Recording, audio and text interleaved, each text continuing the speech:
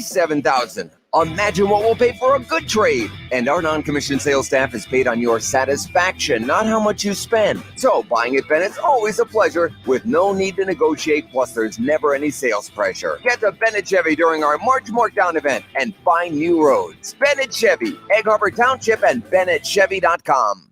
A message from your neighbors and friends at First Bank. We've been serving residents and businesses of Sea Isle City and the surrounding communities for more than 130 years. Today's challenges, while unique, are another opportunity to show our strength and resilience. Our commitment to you remains strong. Whether it's using our drive-through services, bank by phone, the First Bank mobile app, or online banking, we're staying strong with you. Be safe and be secure. First Bank, here for you. Member FDIC, Equal Housing Lender. Welcome to KFC. What can I get? You hear that? That's the sound of someone enjoying a much-needed vacation from the painstaking dinner making. Here you go. Have a good day. That's the common comfort you get with a $20 fill-up from KFC. You deserve a break from cooking, gosh darn it. Order ahead with the KFC app and pick up a $20 fill-up with 8 pieces of chicken or 12 tenders, plus all the fixins. KFC, it's finger-licking good. Limited time only. Prices and participation may vary. $20 fill-up not available with delivery. Tax and substitutions extra. Hey, bro, I don't think I can help you move Saturday. My back is really bugging me. I just don't think I can handle it. Sorry. Hey, dude, it's John. I know I told you I'd be able to help you move. I think Michelle's really mad at me for something. What's that, honey? Oh, dude, I gotta go. Sorry, man. Call Clark's Moving and Storage in South Jersey for your next local or long-distance move. Clark's, dependable and always shows up. Call 609-889-0780. Making popcorn for movie night? Whoa, who are you? This is your wake-up call from Tracfone Wireless. What if every time you tried a new streaming service, you had to buy a new TV? That'd be ridiculous. Yeah, some wireless companies do that when you switch. Make you buy a new phone. Right. But Tracfone Wireless lets you keep your phone and your number and your network and gives you unlimited talk and text starting at $20 a month. Seriously, who are you? This is your wake-up call, people. Tracfone Wireless. Now you're in control. Oh, you're burning it. Oh, no. See terms and conditions at Tracfone.com. I know some of you have never bet on golf before, and that's why I want to tell you about the under par bonus on FanDuel Sportsbook. FanDuel is hooking you up all weekend long during the Players' Championship. And best of all, new and existing users can cash in, whether your golfer wins or loses.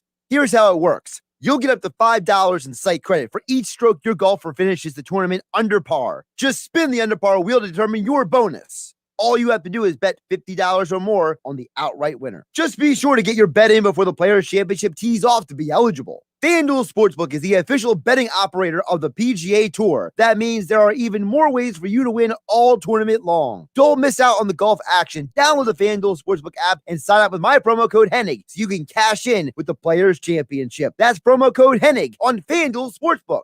Must be 21 or older to play. President NJRPA bonus issued as non-withdrawable site credit expires in 7 days. See full terms and conditions at sportsbook.fanduel.com. Gambling problem? Call 1-800-GAMBLER. As a dentist, I know what my patients are saying. Mm-hmm. She says her gums are irritated. Mm-hmm. Is there anything you can do? You can try new Crest Advanced Gum Restore. It detoxifies below the gum line to restore your gums back to health in just 7 days. South Jersey's play-by-play home for the Eagles, Touchdown! Sixers, and Flyers. He scored!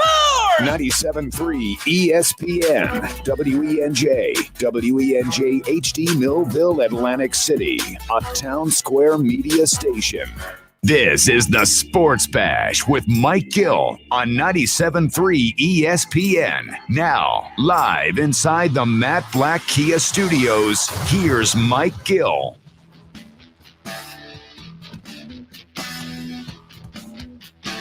Welcome into a Hump Day edition on 97.3 ESPN. I am not Mike Gill. Josh Hennig filling in for Mike Gill. Mike Gill has the day off. Mike Gill's earned a day off. So I'm here holding you down for the next 4 hours here on 97.3 ESPN, the 97.3 ESPN mobile app. We are live on Facebook, YouTube, and Twitter. You can watch the show at 97.3 ESPN. Got a busy slate ahead of us on the show today. We have DraftKings NBA analyst Julian Edlow joining us at 2:20 p.m. Jason Fitz from Spain and Fitz, heard Monday through Fridays at 7 p.m. here on 97.3 ESPN. Our Inside the Sixers segment, Paul Hudrick joins us at 3:20. Sixers back in action tomorrow night. No Embiid, no Simmons. What does that mean? We're going to do all that with Paul coming up at that point on Inside the Sixers Football at 4 with Geoff Mosher. NFL salary cap has been set. It is 8% less than last year. What does that mean for the Eagles? And there is a ton of wide receiver free agents. How's it going to impact the draft? We're going to all that with coming up with Geoff Mosher on Football at 4, powered by the Inside the Birds podcast. All here on 97.3 ESPN. Josh Hudrick hanging out with you. Of course, text board is open as well at 609-403-0973. And, of course, all you watching on Facebook, YouTube, and Twitter at 973 ESPN. Yes, Jeff Bone and Pookie on YouTube. It is hump day for everybody out there trying to get through the work week. I actually had somebody message me this morning. They're like, I don't know how I'm going to get through this week. I'm like, listen, it's already Wednesday. You're already halfway there. Come on. You're already halfway to the weekend. Whether you're someone who goes into work or works from home, doesn't matter. You're halfway there. Yeah, Jeff Bone and Pookie, you're right. It is hump day. You're halfway through the week. 609-403-0973 is the text board. Again, the conversation as well. So we got to start with this situation with the news of the NFL that came out earlier this morning. So for those of you who might have seen it in passing, didn't hear it in real time, whatever the situation may be, but the NFL salary cap has been officially set. And the reason why that's important for the Philadelphia Eagles is because I want to remind you guys what the Eagles are dealing with this offseason. There are two things that are happening right now, today, in the NFL that are going to have a direct impact on your Philadelphia Eagles. The first is the news about the salary cap. And if for those of you watching on Facebook, YouTube, and Twitter, I'm going to pop this Adam Schefter tweet right in on the screen in front of you here. And the reason why I want to bring this up specifically is because this point is incredibly important to keep in mind with everything that happens with the Eagles moving forward. Adam Schefter reporting that the salary cap will be $182.5 million. That is an 8% decrease from last year, which was 198.2. So every team in the NFL is going to have about $16 million less than last year. That is incredibly significant because for teams like the Eagles, the Saints, and other teams who are trying to get under the salary cap, number one, they're giving you $2.5 million than you had before. So when I was running the numbers yesterday after the Eagles cut Trevon Hester and that they cut Blake Countess after restructuring Jason Kelsey and Darius Slay, at the time, they were around $24 million they had to get to. Now they're around $22 million. So you're getting a little bit of relief. But keep in mind, the Eagles and other teams would not be in this tight number predicament if it wasn't for the pandemic. Don't get it twisted. This number of $182.5 million is greatly less. There were a lot of people who were assuming that this number was supposed to be around 205 if all things were normal. If everything was supposed to go as planned, you were supposed to have another $20 million available.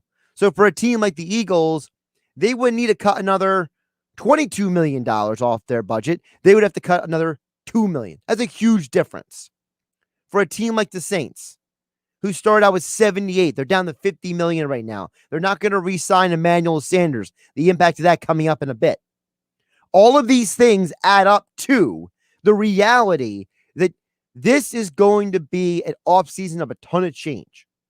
And for a team like the Philadelphia Eagles, do you get a tiny bit of relief with the $2.5 million? Yes, you do. A tiny bit of relief. Not a lot, a tiny bit. But to see that difference of about $16 million between what last year's cap is and what this year's cap is, it really helps you understand that teams around the NFL were not prepared for, they were not expecting this type of cash fall. And even with a new TV contract coming along, we know that NFL teams are in a position where they have to figure out what to do moving forward. Now, there's another news item that happened today. Because for those of you who, like me, are sitting there trying to keep up with all the crazy shuffling and recalibrating and all these teams doing what they can to get ready for the offseason, free agency, the draft. We now have a list of the wide receivers who are going to be available in free agency. And let me tell you something. I got to share this again on the screen. This might give you an idea of what we're dealing with here. Because if all of these receivers are available this offseason, these are a lot of pretty big name receivers. It might make you think, do you draft a receiver or do you get one of these guys? Because once the Eagles get salary cap compliant, then it's all good. As soon as they get cap compliant, they can go out and spend some money. As soon as they get within the range. Now, I'm not saying they can go out and get a huge name. Okay, I don't know if they can get some of these guys at all. But maybe this will impact what they can or can't do, because if every team in the NFL has $16 million less to play with this year, and we know that you have Devonta Smith, Jalen Waddle, Jamar Chase, all available in the NFL draft, the Eagles are probably going to get a receiver, whether it's in the draft at some point, maybe multiple receivers out of the draft, who knows, or in free agency. Here is the list of guys who are going to be available in free agency. Kenny Golladay, Will Fuller, Antonio Brown, Juju Smith-Schuster, Corey Davis, Curtis Samuel, Nelson Aguilar, Marvin Jones, John Brown, Emmanuel Sanders, T.Y. Hilton, Sammy Watkins, Brashard Perryman. I guarantee you that there are teams that were looking at wide receivers in the NFL draft who are now looking at that list and they're saying, you know what? I might be more interested in one of those guys than the draft picks. And that is not a negative against who's in the draft.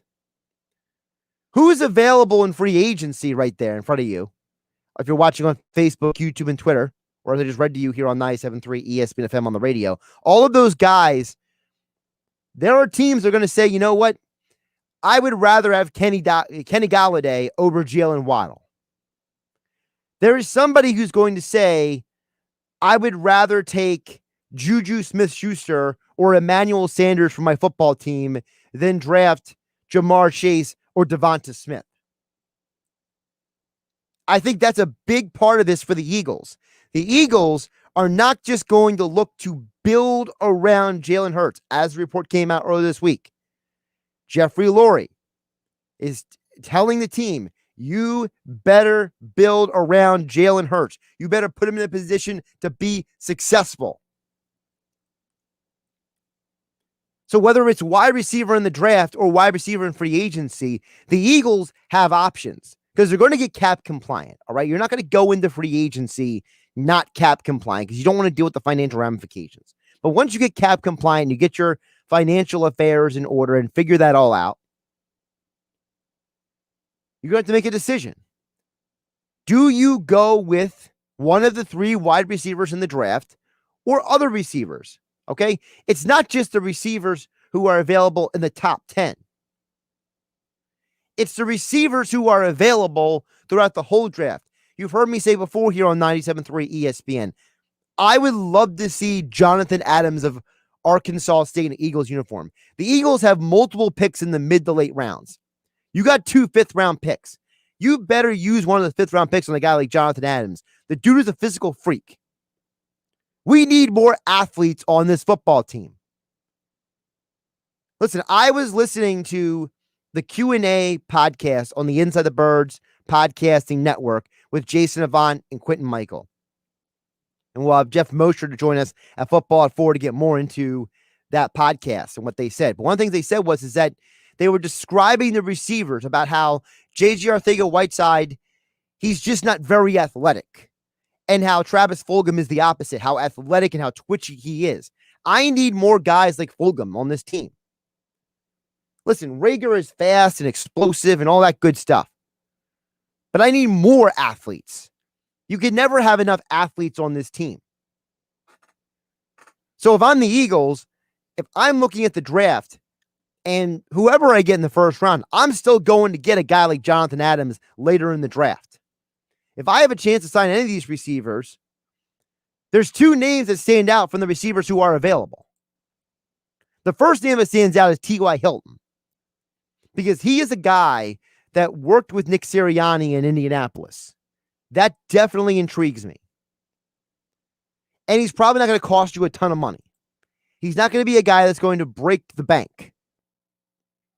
He is a guy that can do the job, not going to cost you a lot of money, be a veteran, help the other young receivers. I'm a big believer in having veterans on a team. The other guy that stands out to me on this list that is intriguing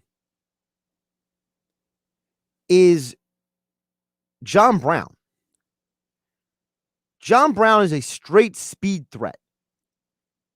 And if we're thinking about bringing back Marquise Goodwin or not, if you're going to cut Marquise Goodwin, Brown's probably going to cost at this point the same amount as him.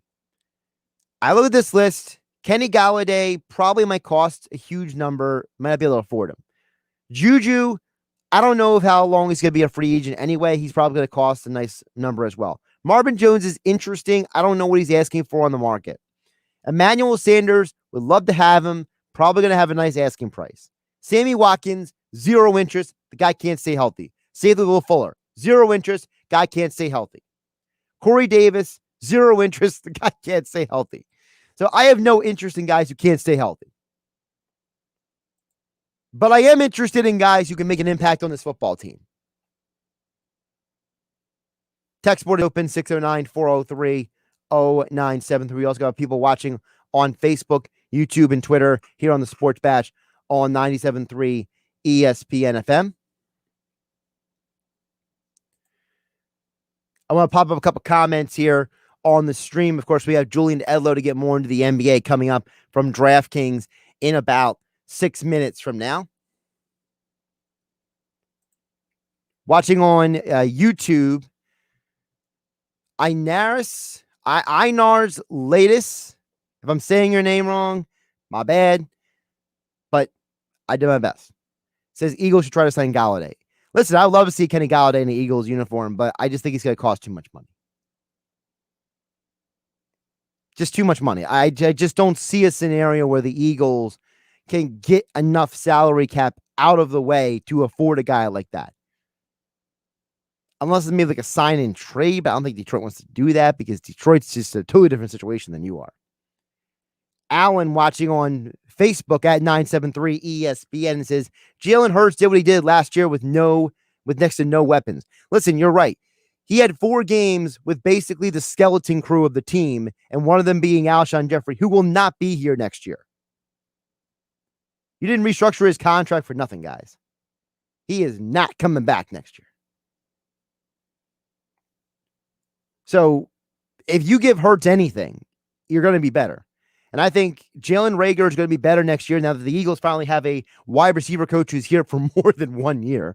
I mean, how about that? You haven't had a wide receiver coach for consecutive years in 5-6 years. Must be nice for the guys to actually have the same coach giving them the same information for 2 straight years. But you got to add to it. And I just don't have a ton of confidence in Watkins and Hightower long term. I don't know what they're going to be. Jay watching on YouTube says Galladay will probably want too much money, though. You're right. He's probably going to be the highest paid guy. He's probably going to end up on a team like, the Colts have a ton of money to spend. I mean, maybe he ends up with them.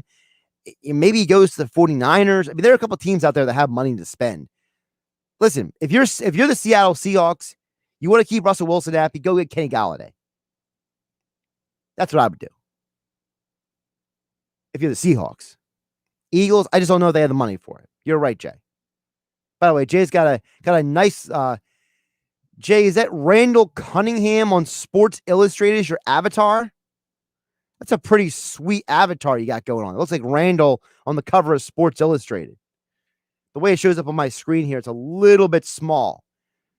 So, Jay, if you could follow up with me there on YouTube to let me know if that's your avatar. That's a pretty cool avatar if that's what your avatar is. All right, we'll get to more of your thoughts throughout the show. Of course, we got a lot of Eagles talk to get to, a lot of NBA, a lot of Sixers. All of your comments at 609-403-0973 and watching live on Facebook, YouTube, and Twitter. With the more of your comments a little bit later this hour. But coming up next, NBA season resumes this week. What does that mean for you wanting to get involved in all the action? You can do so with DraftKings. We'll get with Julian Edlow coming up next here on Sports Bash on 97.3 ESPN. Josh Hennig filling in for Mike Gill. Sports Bash today being brought to you by Matt Black Kia. And Matt Black Kia, they want to get you approved today. That's Matt Black Kia on the Black Horse Pike at Egg Harbor Township, and visit them online at mattblackkia.com. We are live on 97.3 ESPN FM, the 97.3 ESPN mobile app powered by First Bank of Sea Isle City, and of course on Facebook, YouTube, and Twitter, where you can watch the show right here on 97.3 ESPN.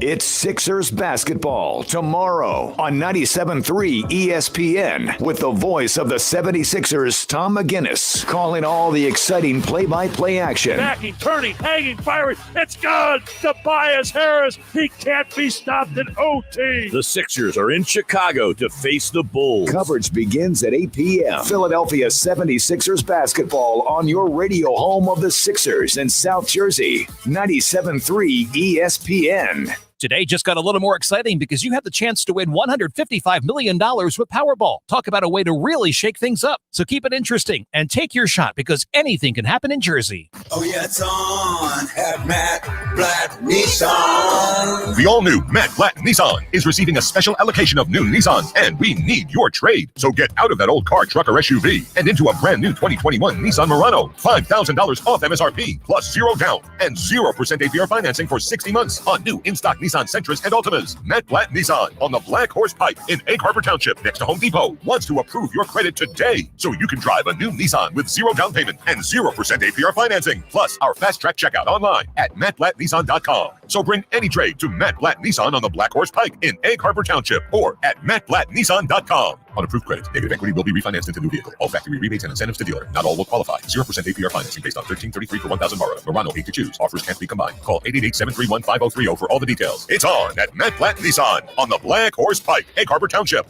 Oh, yeah, it's on at Matt Blatt Nissan. You decided to upgrade your outdoor deck. So you ordered the essentials. A power washer, a set of patio chairs, and a shiny new grill. And you use your Bank of America Cash Rewards credit card, choosing to earn 3% cash back on online shopping and up to 5.25% as a preferred rewards member, which you put towards your most essential deck addition, a bird feeder. Apply for yours at bankofamerica.com/more rewarding. Copyright 2020 Bank of America Corporation.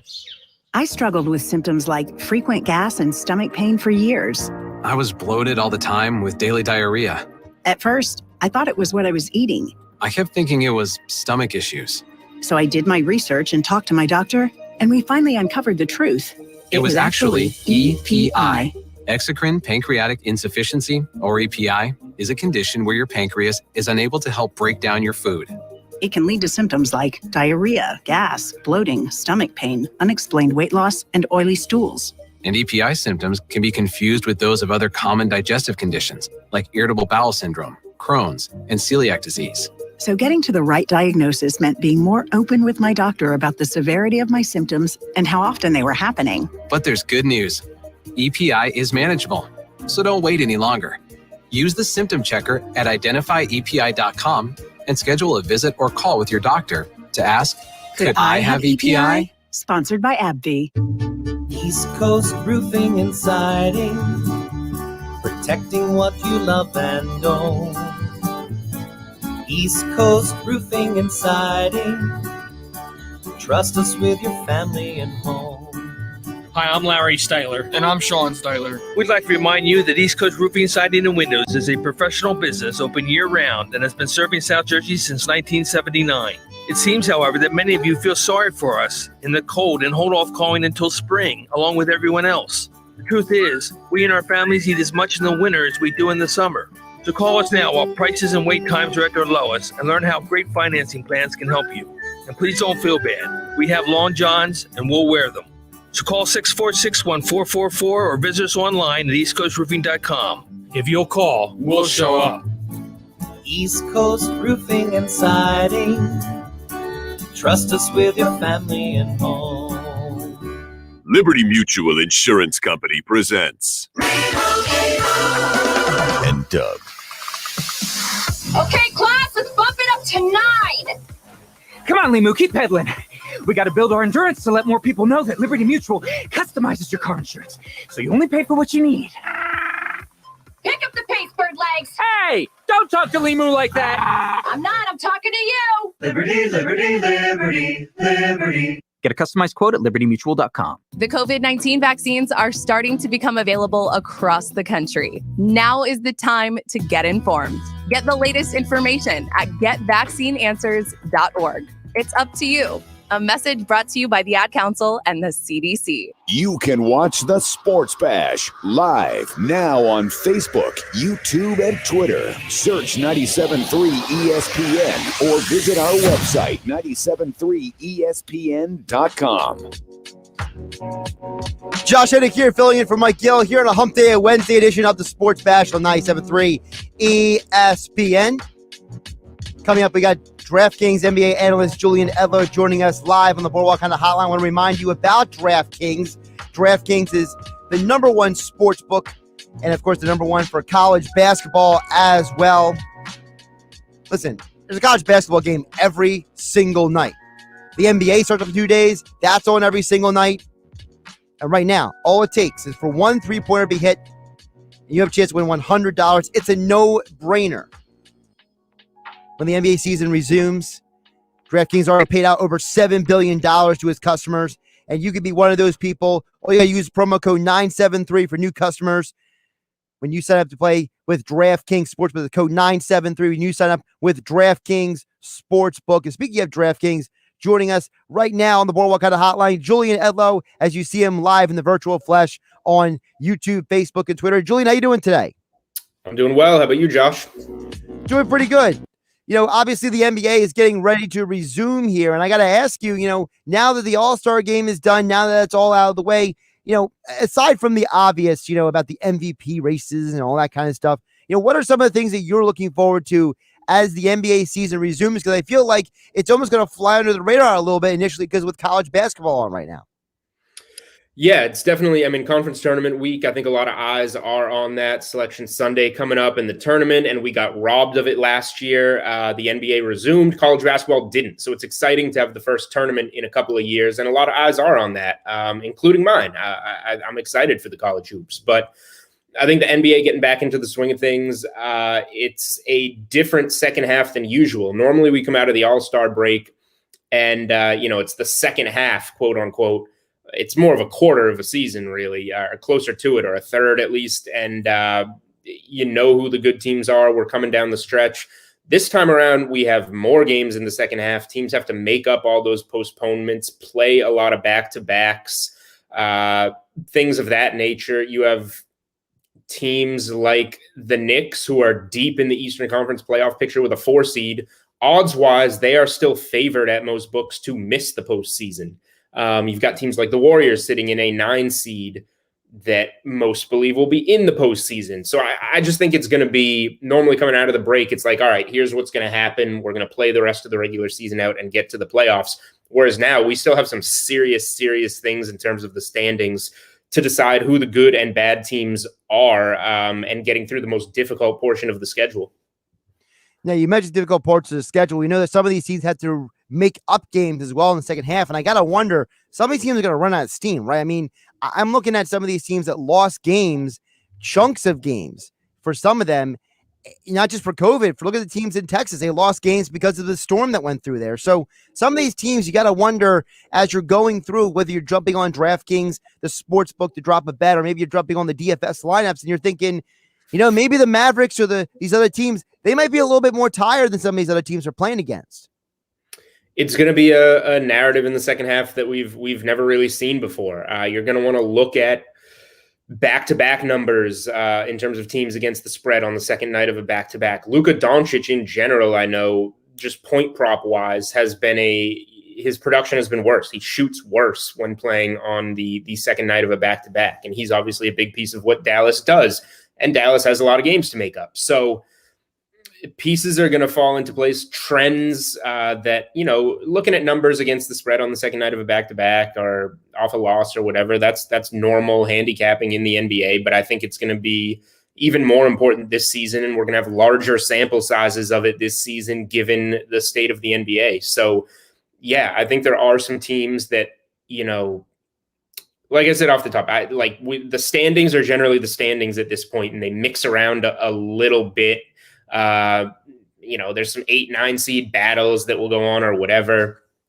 But this year, I think things have some potential for major shakeup, and paying attention, getting in early on trends, identifying those trends of how teams are playing when the schedule gets tough, whatever, 5 games in 7 nights type of deal is going to be pretty valuable information. And especially with teams knowing this year that the top 6 are in, and 7 through 10, you have that play-in round again, is going to make things a little bit different. Julian Edlow joining us here on the Boardwalk kind of hotline here on the Sports Bash on 97.3 ESPN. Josh Hennig filling in for Mike Go. Follow Julian on Twitter at Julian Edlow. DraftKings covers the NBA and more. You can follow all of his content at Julian Edlow on Twitter. You mentioned trends. One of the trends that I've noticed, Julian, a lot is that there's a lot more teams hitting the overs than usual this year. I don't know if that's just because defense is down, but it feels like there's a lot of teams that just constantly keep hitting the over. Like the Kings have a garbage for defense, basically, for example. Some of these teams, they just don't seem to be able to stop anybody when it comes to playing defense. I feel like that's one of the trends I've seen. What are some of the trends as well you've seen? Yeah, I don't bet as much in terms of the over-unders or totals. I'm more picking sides. But yeah, you're right. I mean, the Kings are 25-11 to the over. The best team in the NBA to the over has been the Pelicans at 26-10, and they really picked up steam going into the All-Star break. I think they were on like a 14-2 run to the over or something, and they've been a better bet at home in terms of betting totals. Brooklyn, especially when they have all 3 of those guys in the lineup, especially now integrating Blake Griffin coming out of the break into that lineup, they're the 3rd best over-under team at 25-12 to the over. I think they're a team that shouldn't really slow down. For me, we get one tonight on Wednesday. The Wizards are 8-3 straight up in their last 11 games, 9-2 against the spread. They're playing in Memphis as an underdog. They've been tremendous in this role. They were a team at the start of the season that we maybe thought with getting Westbrook and having Beal healthy in there could be a 7-8 seed in the East, sneak into the playoff picture. They look terrible out of the gates, same old Wizards, and now they're a hot team and they have some talent. So I think they're a team to look at out of the break. And really, I have an NBA Trends article that I put up on the DraftKings playbook. I try to get it up Monday through Friday. It'll be up a little bit less during March Madness just because a lot of my focus will be there. But there is one for tonight's 2-game slate. It just identifies certain trends for teams. None of these ones out of these 4 teams had too strong of first quarter numbers. But you've got a team like the Spurs, 12-1 against the first half spread on the road this season. They're +2 in Dallas. I think one of the things that I find interesting is, you have a spread. Let's call it this Dallas-San Antonio game. The spread's 4. That means that the first half spread is going to be 2, most likely. It could be 2.5. It could be 1.5. That means the first quarter spread is going to be about 1. It's broken down based off the full game spread, but doesn't necessarily take into account, is this a fast starting team? And the Spurs on the road have been a fast starting team. So when you can find, Dallas has been kind of a coin flip, so it's not necessarily strong on the other side. But if you can find that trend against a team that, gets off to slow starts, I like looking at the first half, first quarter rather than the full game and playing some of these trends and, kind of shortening the game based on how teams come out of the gates. Julian, let's dig deeper into some of the teams around the NBA specifically. I know you got some Boston gear behind you, so I want to ask you about Boston first. I feel like every time I watch Boston, people want to say, is Brad Stevens on the hot seat and all that stuff. But to me, if I got to blame anybody for Boston, it's got to be the GM. I mean, when Pritchard is one of your best players on the team outside of Tatum and Brown some nights, I got to blame the GM for not building this roster properly, because I feel like there are nights that Tatum and Brown are having phenomenal games, especially if you're a fantasy guy, you're playing fantasy sports, Tatum and Brown, you're in love, while the rest of the team is doing a lot of nothing at times. Yeah, the Celtics have had, I guess, a tough go, I'll say, at the beginning of the year, with Kemba not being ready for about a month. Then now he can't play the back-to-backs, still can't play the back-to-backs. Marcus Smart goes out with the calf injury. He's been out since the end of January. It actually looks like, according to Shams Charania, Marcus Smart is cleared to go on Thursday against Brooklyn. So that's a start for things for the Celtics. But Brown and Tatum have been doing a lot of the heavy lifting, and they haven't quite adjusted or been ready to quite take on that large of a role, as good as both of them have been and deserving all-stars, I would say. Brad Stevens is at some fault. I think he could do a better job, but I don't think he's had much in front of him to necessarily work with. I don't think there's a better alternative. I don't think firing Brad Stevens makes the Boston Celtics better. Right. So could he be better? Yes. Are you becoming better by firing him? No. I do place the larger portion of the blame, I would say, on the general manager, Danny Ainge. Every year, the Celtics are loaded with assets. It's a big topic of discussion here in Boston, and a trade never really comes through. Now, could the Kyrie Irving trade have worked out better? Certainly. That didn't go as expected.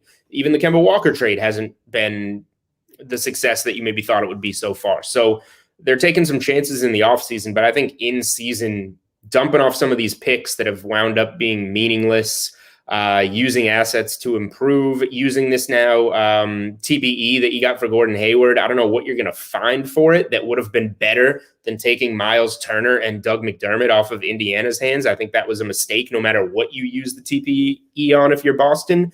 But you better get something for it, because you passed on a good starting center and a good bench scorer to get this exception for Gordon Hayward. So you better get something for it. Otherwise, that's a very poor move. The other couple teams that are in the Eastern Conference that also people have a lot of eyes on. Everyone wants to talk about the Sixers. Everyone talks about the Nets. From your perspective, I know that everyone believes, and the betting odds are that the Nets are the favorite in the Eastern Conference. But how close or how much of a gap is there from the Nets to the Sixers, or the Nets to the Bucks, and so on and so forth? Once things get kicked up to playoff time, I think that we're going to learn, assuming Brooklyn is healthy, that it's a pretty large gap. I really feel that way. I think that this is pretty much Warriors or better type talent that the Nets have. Kevin Durant is Kevin Durant. He was the main piece in Golden State. He's the main piece here. But when healthy, he doesn't look like he's really lost much. The key is going to be playing the games. In the regular season, they're resting these guys, giving them as much time as they need to get back from injuries. Kyrie's taken personal days for 2 weeks and not coming back. That's not going to happen in the playoffs. I just think when those three guys work it in together, and Blake Griffin, by the numbers, has been one of the most inefficient players in the NBA. That's on the Detroit Pistons. I think given 20 to 25 minutes with his buddy DeAndre Jordan on the floor and those three wings, I think it's going to look a lot different. Blake Griffin doesn't have to be the above the rim player. He's a good passer. He can still do things that's gonna help you. Maybe Andre Drummond winds up in Brooklyn, I think, which would be a nice boost. There's just too much talent there. They'll figure it out on defense. On nights they don't figure it out on defense, they'll hang 135 on you and you'll lose that way. I just don't see one of these other teams being able to get 4 wins off of them when it really matters most. Do you give any value to the rumors out there of the Sixers potentially getting a guy like a Kyle Lowry? How much would that shift or not shift your perspective on the Eastern Conference? I don't necessarily know why or if Toronto would be ready to give up on a Kyle Lowry.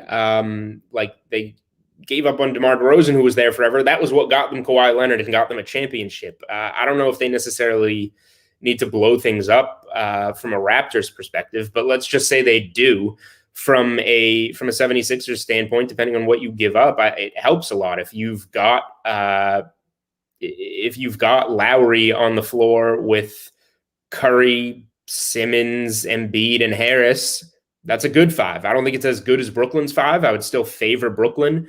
And I still think Philly deserves to be probably second in the conference right now in terms of odds as things stand. So if they got Lowry, I guess it doesn't move them in terms of ranking 1, 2, 3. I think they're 2 now. I think they'd be 2 with Lowry, but I think the price would become a little bit different, tighten things up with Brooklyn, but Brooklyn still would be a relatively heavy favorite for me. I just think that type of talent, if it locks in the postseason, is not going to lose to anyone. DraftKings Julian Edlow joining us here on the Boardwalk on the hotline on 97.3 ESPN. Follow him on Twitter at Julian Edlow on Twitter for all of his picks and analysis. You mentioned the college basketball scene. Before I let you go, I got to ask you about that. Listen, I was at Boardwalk Hall last night. It was a crazy game. I never thought that I would be excited about Fairfield versus Manhattan, but the game went to overtime, and it was a blast. It was amazing to watch college basketball in its purest form.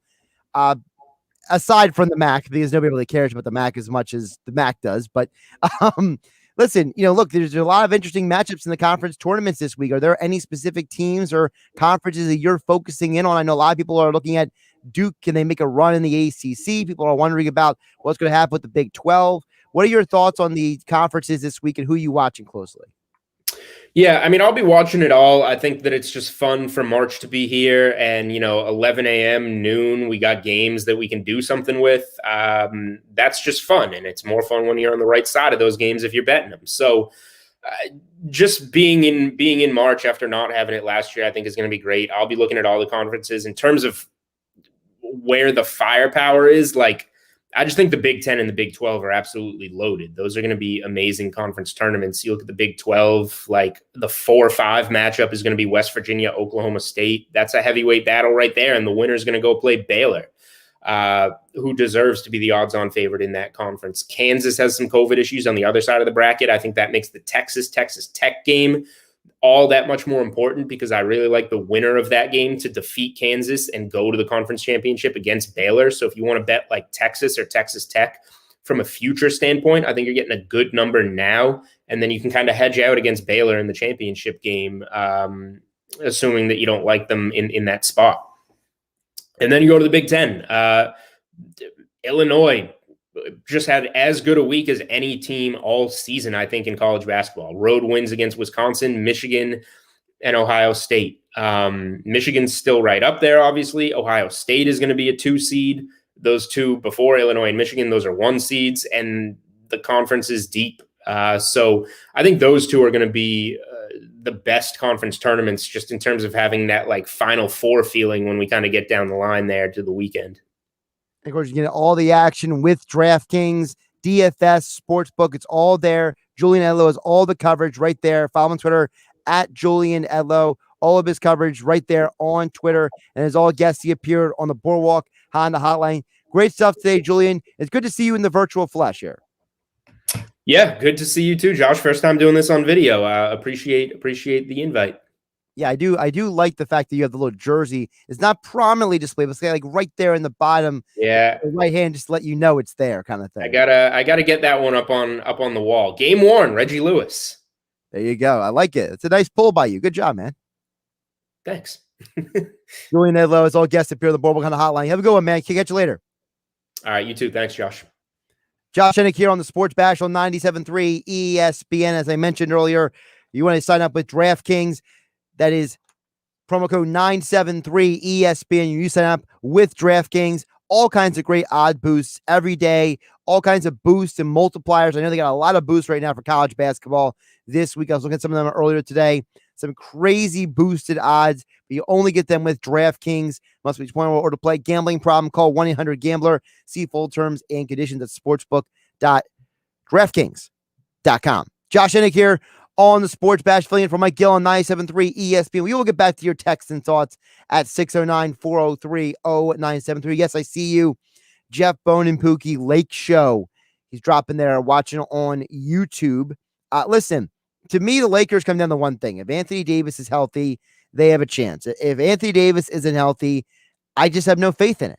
I have no faith in that guy at all. So, to me, I'm looking at that, and listen, I think LeBron is still LeBron. He can still get you deep in the postseason, but you need that second guy. And without Anthony Davis, there's no way they're going to go deep again. Well, let's get to your text. We got Cole on the text board, a couple others as well to get to here on the Sports Bash on 97.3 ESPN FM, 97.3 ESPN mobile app powered by First Bank of Seattle City. Don't forget 97.3 ESPN.com, my latest article. I mentioned at Boardwalk Hall last night. You felt the energy in the building last night. It's official. March Madness is back in Atlantic City. All the details at 97.3 ESPN.com. The 2021 New York Life ACC Tournament. Round 2 today. The college basketball season continues only on 97.3 ESPN. Coverage begins at 6 p.m. Today just got a little more exciting because you have the chance to win $155 million with Powerball. Talk about a way to really shake things up. So keep it interesting and take your shot because anything can happen in Jersey. On some models, excludes Corvette with GMF financing, excludes prior sales. See dealer for details. If you've been waiting for the best deal you can find on a brand new Chevy, then your wait has paid off big time.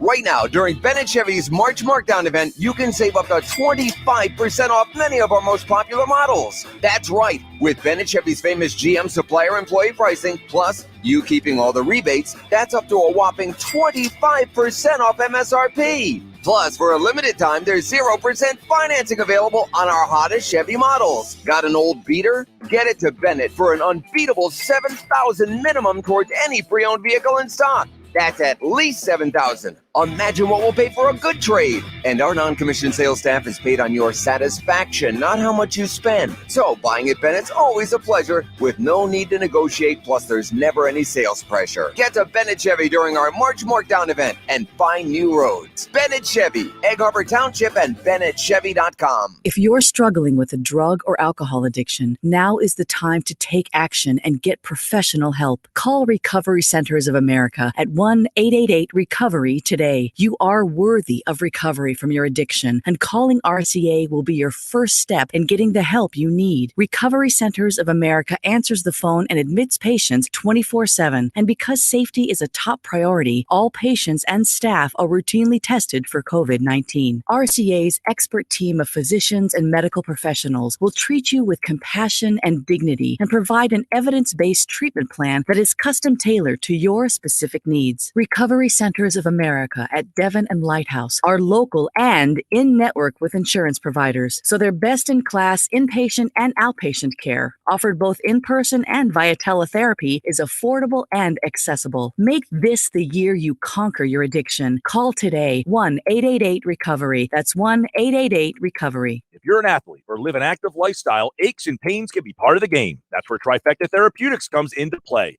Trifecta Therapeutics is a premier sports rehabilitation physical therapy center located centrally for anyone in South Jersey, right in Glassboro. Their team of the highest skilled docs takes a unique approach to physical therapy and rehab. Whether you're a weekend warrior or a finely tuned athlete, they treat the pros and the Joes. To find out more about Trifecta Therapeutics and how they can help you, check out trifectatherapeutics.com. If you own a small business, you know how hard it can be to find new customers. Town Square has new tools that can help your business stand out and grow. Go to getlocalcustomersnow.com for a free competitive analysis that will show you what other businesses are doing to find new customers and how you can do it too with Town Square. Be one of the first businesses to sign up and receive $500 in free advertising on this station. Start growing your business today. Visit getlocalcustomersnow.com. That's getlocalcustomersnow.com. Spring is on its way. Almost time to roll out the green carpet. Start planning now with innovative help from the Home Depot. Use our project calculators to figure how much grass seed you'll need, or just the right amount of mulch. Our online workshops and how-to videos will get you up to speed fast, from outdoor fire pits to planter projects. If you're ready to roll, so are we. Download our mobile app to get started. Bring on spring with help from the Home Depot. How doers get more done.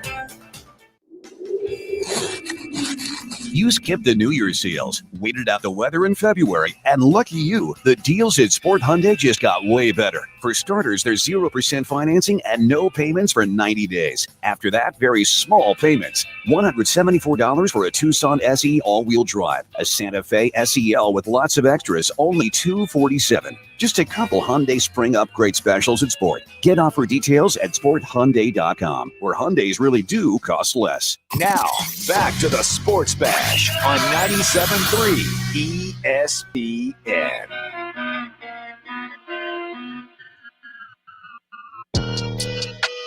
Josh Hudrick here, filling in for Mike Gill here on the Sports Bash on a hump day Wednesday on 97.3 ESPN. Still to come, ESPN radio host Jason Fitz at 3 p.m. Inside the Sixers with 97.3 ESPN.com Sixers insider Paul Hudrick at 3:20. Football at 4 with Eagles insider Geoff Mosher at 4 p.m. And it's a Weinberg Wednesday. Dave Weinberg will join the show coming up at 5:20 this evening as well. Jam-packed show. And all of you guys out there watching the show as well. 609-403-0973 is the text, and all your comments on Facebook, YouTube, and Twitter. I gotta get to Dominic, I gotta get to Cole, I gotta get to a couple of you guys, so we'll get to all you right here, this segment here on the Sports Bash on 97.3 ESPN. Don't forget, tonight on 97.3 ESPN FM, ACC college basketball tournament coverage starts at 6 p.m. Duke, can they make a run? North Carolina, can they make a run? You can hear it all right here on 97.3 ESPN tonight. And again, don't forget my latest article over at 97.3 ESPN.com. I was at Boardwalk Hall last night. I did see Fairfield versus Manhattan go to overtime.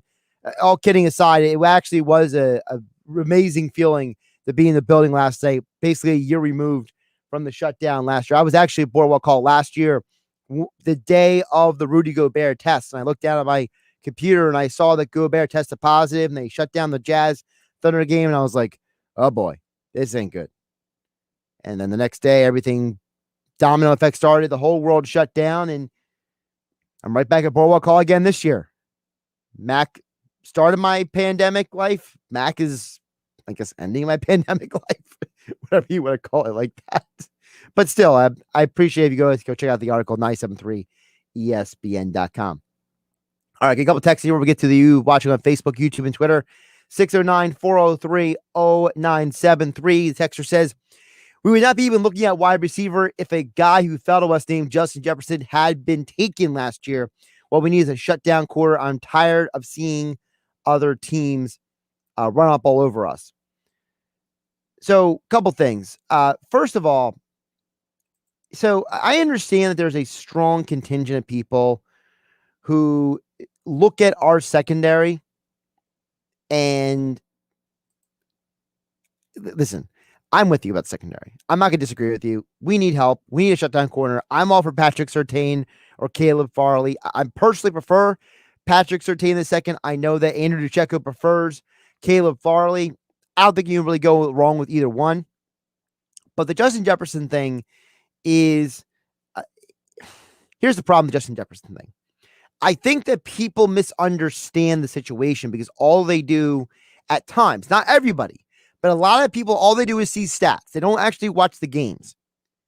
Justin Jefferson was drafted into the ideal situation. You go back and watch him at LSU. He was the guy who was the number 2 receiver. He had a lot of opportunities at LSU because Jamar Chase was the number 1 receiver. So someone had to catch all those passes. So he put up gaudy stats playing in the slot and playing on the outside. So he was getting all these targets because they were moving around the formation. Similar to what Florida did with Kyle Pitts this past year. Now, with Justin Jefferson, he got drafted by a team in the Vikings who traded away Stephon Diggs. So you have basically 100+ targets that have to go somewhere, right? And it's automatically going to go to Jefferson. So he was going to succeed or fail no matter what. And you could argue that Kirk Cousins played a lot better last year than Carson Wentz did. So how do we really know that Justin Jefferson, if he gets drafted by the Eagles, if he doesn't fall on his face here? I mean, think about what happens in Philadelphia. Athlete gets drafted, doesn't live up to the expectation. Sound familiar? Sounds familiar to me. I think that we We think that just because a guy did well somewhere else means he automatically do well here. It's not always apples to apples. The Vikings offense is run differently. They ran the ball more than the Eagles did last year, so they had less people, focusing on the receivers in the secondary at times. Justin Jefferson had a lot of opportunities because of the situation he was in, not because he is 100% this great receiver. I'm not saying he's bad. He's an incredible route runner. He's got good hands. He's a good receiver. But don't tell me that if Justin Jefferson gets drafted by the Eagles, that all of a sudden Carson Wentz is throwing fewer interceptions, or that the Eagles are automatically scoring more points. There's no way Jefferson has the numbers that he put up in Minnesota with the Eagles. I'll look up exactly how, because what I want to know is how many targets. I believe he had over 100 targets this year. Yeah, he was throwing the ball at him 125 times. He caught 88 of those balls. You're telling me that Jefferson is getting 125 targets with the Eagles last year? I highly doubt it. Let me tell you the guys who had the most targets on the Eagles last year. Okay, so if Justin Jefferson had 125 balls thrown at him, what about the Eagles? All right, who was the guy with the most targets last year? Greg Ward. Greg Ward was targeted 79 times. 79 targets is a huge difference from 124. Zach Ertz was targeted 72 times. Travis Fulgham, 67 times. In total, there were 561 pass attempts last year for the Philadelphia Eagles. There's no way mathematically or logically or logistically or anything that Jefferson would have the same impact on the Eagles that he did in Minnesota. It's just not happening. So for as much as people are frustrated about the Eagles passing on Justin Jefferson, there's no guarantee he was going to be that receiver in Philadelphia. 609-403-0973 is text. We'll get back to the text board in just a minute. We do have a message from Dominic over on Facebook. He says the Eagles need to find a way to trade into the late first round and draft Xavier Collins from Tulsa. They haven't had a Pro Bowl level linebacker since Trotter. A couple things, Dominic. First of all, I think Collins is a good player. I don't love him. I think he's a good, solid, high caliber linebacker. I'm not going to sit here and act like he's going to change the team because I don't even know what the defense is going to look like next year. But I do like the idea. I think you're thinking outside the box. I think the Eagles, do they have the ammunition to get back in the first round? Maybe. I can't guarantee that would happen because they have 2 third-round picks and 2 fifth-round picks. I don't know if that's enough ammunition to get back into the first round. You might have to trade like a player or something to get back into the first round. But I like the way you're thinking.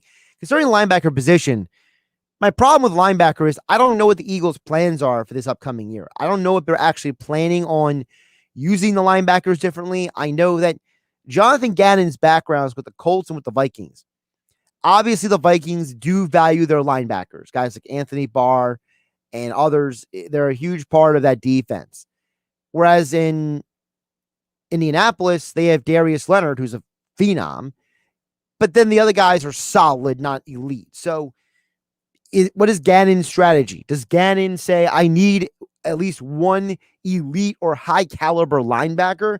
Does he turn around and say, Alex Singleton is one of my starters, I need one more starter? I think the interesting question with Gannon is, what is his defensive strategy? If it's closer to Mike Zimmer with the Vikings, then yes, Dominic, they're probably going to go find another linebacker, whether in free agency or the draft. If it's closer to Indianapolis, I'm not as sure that they're going to go heavy on linebacker like a Xavier Collins. But I like the way you think. It's a nice way to think outside the box. Real quick, Cole on the text board at 609-403-0973. We'll get to your text a little bit later in the next hour. But coming up next, we will talk more with Jason Fitz, ESPN radio host, co-host of Spain and Fitz here on 97.3 ESPN Sixers Talk with Paul Hudrick. And, of course, we will get to your thoughts as well. 609-403-0973 at 973 ESPN on Facebook, YouTube, and Twitter. And don't forget the 973 ESPN mobile app powered by First Bank of Seattle City. Josh Hennig filling in for Mike Gill on a Wednesday. Sign up now for this year's $1 Million Bracket Challenge. Registration is underway now at 973ESPN.com and the free mobile app until the tournament begins. The listener whose bracket has the most correct will win a $500 golden getaway in Atlantic City.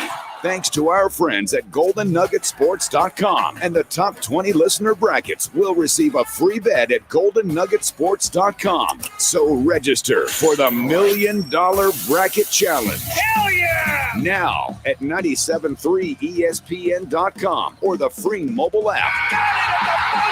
Must be 21 plus to place a bet. Only available in New Jersey. Free bets are for online sportsbook only. Please see website for terms and conditions. A national championship. So head to 973ESPN.com or the free mobile app and register for the $1 Million Bracket. Get the credit you deserve during Matt Blatt Kia's Madness in March sales event with 0 down and 0% APR financing for 75 months. Get to Matt Blatt Kia in Toms River and Egg Harbor Township, because at Matt Blatt Kia, we want to get you approved today. And you can't make a mistake with our 4-day love it or leave it return policy. Plus, we want your trade, even if you owe thousands more than it's worth. So get out of that old car you hate. Come in today or visit us online and get the credit you deserve. Put 0 down and get 0% APR financing available for up to 75 months on every new 2021 Kia Sportage, or take $2,500 off MSRP, because it's gotta be a Matt Blatt Kia. Offers with approved Tier 1 or 2 credit through Kia Motors Finance. Not all will qualify. 0% based on $1,333 for $1,000 borrowed. All Kia Motors factory rebates to dealer. Go to MattBlattKiaNJ.com for complete details. Expires 4/5/2021. Matt Blatt Kia, 6211 Black Horse Pike, Egg Harbor Township, and now on Route 37 in Toms River.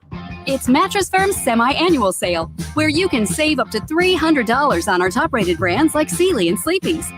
Plus, get a free adjustable base when you spend $6.99 on Sealy. Or buy Tempur-Pedic and get a $300 instant gift good towards sleep accessories. Shop Tempur-Pedic, Stearns & Foster, and more with our sleep experts today to find your best sleep. Only at Mattress Firm. Offer valid with qualifying purchase. Restrictions apply. Valid at participating locations only. For offer details, visit mattressfirm.com/sale. Me, but also you. The Pharaoh fast forwards his favorite foreign film, Powder Donut.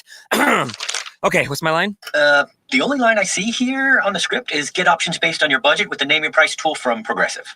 Oh man, that's a tongue twister, huh? I'm sorry, I'm gonna need a few more minutes.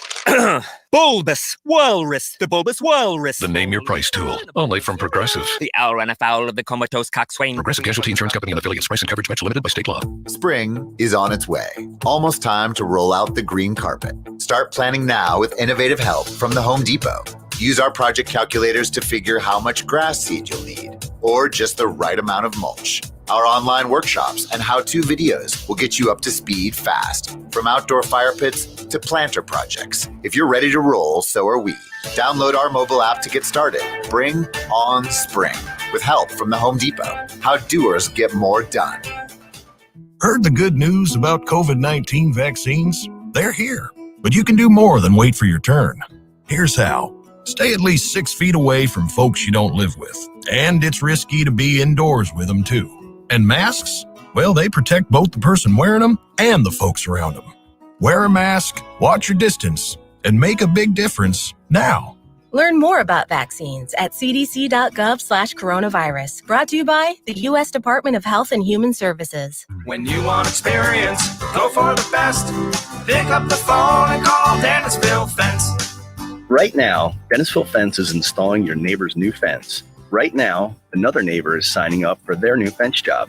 Right now is the best time to get started on your new fence or railing project, because right now, the pandemic is causing major supply chain delays. What used to take days can now take weeks or months. So the earlier you start on your new fence or railing project, the more likely you'll finish your project on time, and the sooner you'll enjoy more privacy, safety, security, and style. Don't delay your new fence or railing project. Get started today. Dennisville Fence is open, and we are now scheduling new estimates for spring installations and also offering material sales for DIY and new construction projects. Go with experience, go for the best. Pick up the phone and call Dennisville Fence. 1-800-499-FENCE. Visit DennisvilleFence.com. The the radio home for Philadelphia Flyers hockey. Big save by Carter Hart. WENJ HD Millville, Atlantic City, 97.3 ESPN. This is the Sports Bash with Mike Gill on 97.3 ESPN. Now, live inside the Matt Black Kia Studios, here's Mike Gill. Josh Hennig filling in for Mike Gill on a hump day Wednesday here on 97.3 ESPN, the 97.3 ESPN mobile app, and we are live on Facebook, YouTube, and Twitter where you can watch the show. We are live here in the Matt Black Kia Studios on 97.3 ESPN. Matt Black Kia, they want to get you approved today. It's Matt Black Kia on the Black Horse Pike in Egg Harbor Township. Visit them online at mattblackkia.com. He joins us each and every Wednesday at 3 o'clock on the Sports Bash. Jason Fitz joins us now live in the virtual flesh here on 97.3 ESPN. Jason, how you doing today? Man, I'm doing great. This is awesome. Like, this is a fancy setup. I feel all swanky that we get to actually see each other while we talk too. For the radio audience, I know that. But still, for those of us online, this is kind of cool. Yeah, it is kind of cool. It's nice to have like, oh, I can see you, but you have to be near you. Socially distanced. Yay, we're all happy, right? Yeah, that's the key in today's world. Everything we can do to stay, engaged but apart all at once. So, listen, I got to start with this Dak Prescott stuff. I mean, literally, Dak Prescott kicked Rachel Nichols off the television for a few minutes to start the jump here because they were going so long with that press conference. Obviously, a big deal. Prescott, 4 years, $160 million. On one hand, it's like, hey, great, the guy got paid, Jason. But on the other hand, it's like, man, Jerry, it took you forever to pay the guy. Yeah, this is such a weird situation. And I'm going to go back to last year, even 2 years ago when we were starting these conversations. The smartest insiders I knew kept saying that, look, what Dallas really wanted was 5 years and Dak wanted 4. Now we saw how it turned out. Dak got what he wanted.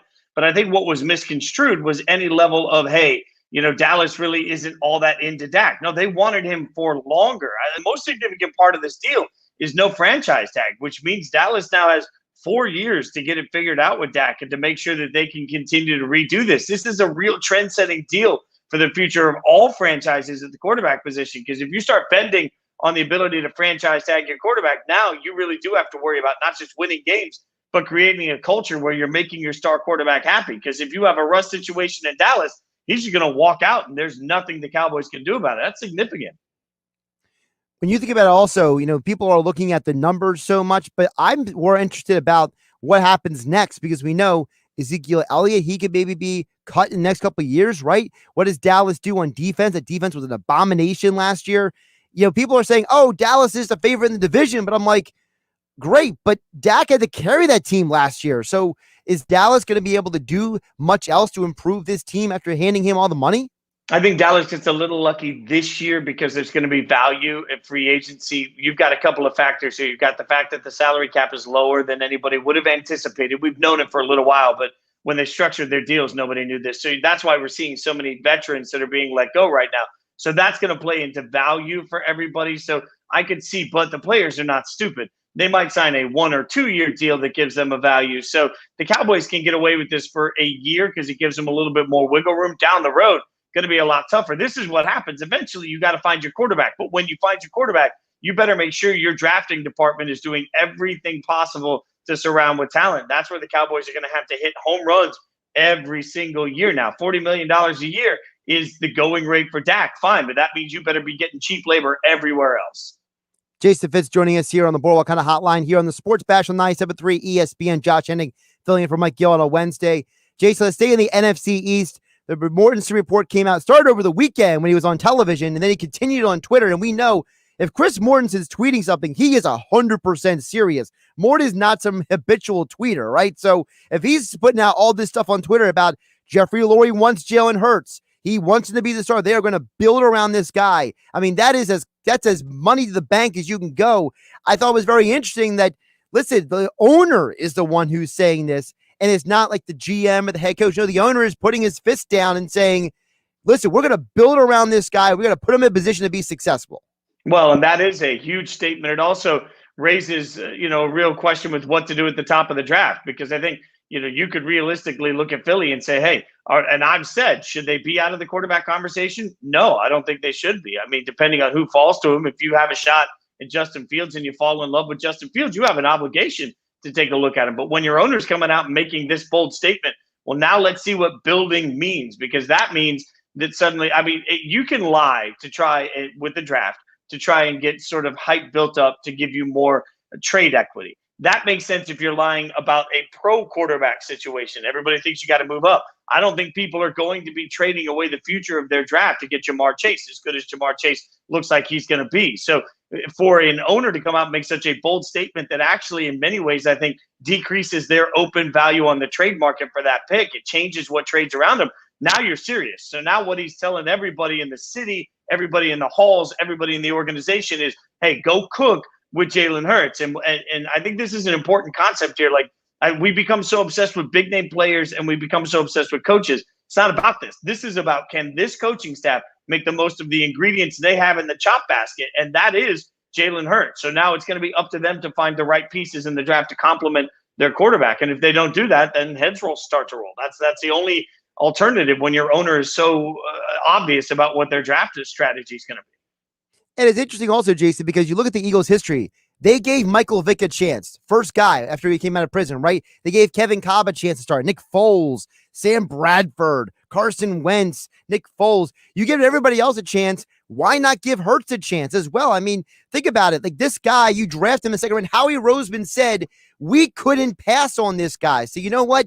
Let's see what happens. That's kind of my position on it. Let's see what happens. Give him the reins, give him 16 games, and let's find out who this guy really is. Well, and anybody that has spent all of 10 seconds around Jalen Hurts figures out why everybody loves him. I mean, the kid's just got that thing that you want to be around more. He's got that vibrant energy. People love playing for him. I covered him a lot when I was watching Alabama go through what they went through. And, Jalen Hurts is the type of kid that you root for. And right now, I have a hard time seeing how much difference we'll see between Philadelphia and Miami next year. Like, everybody wants to give benefit of the doubt to Tua and coming back and being healthy for Miami. And that's the reason that they're going to be a playoff contender. Well, if you're going to apply benefit of the doubt in the offseason, you have to apply it, in my mind, levelly to every team.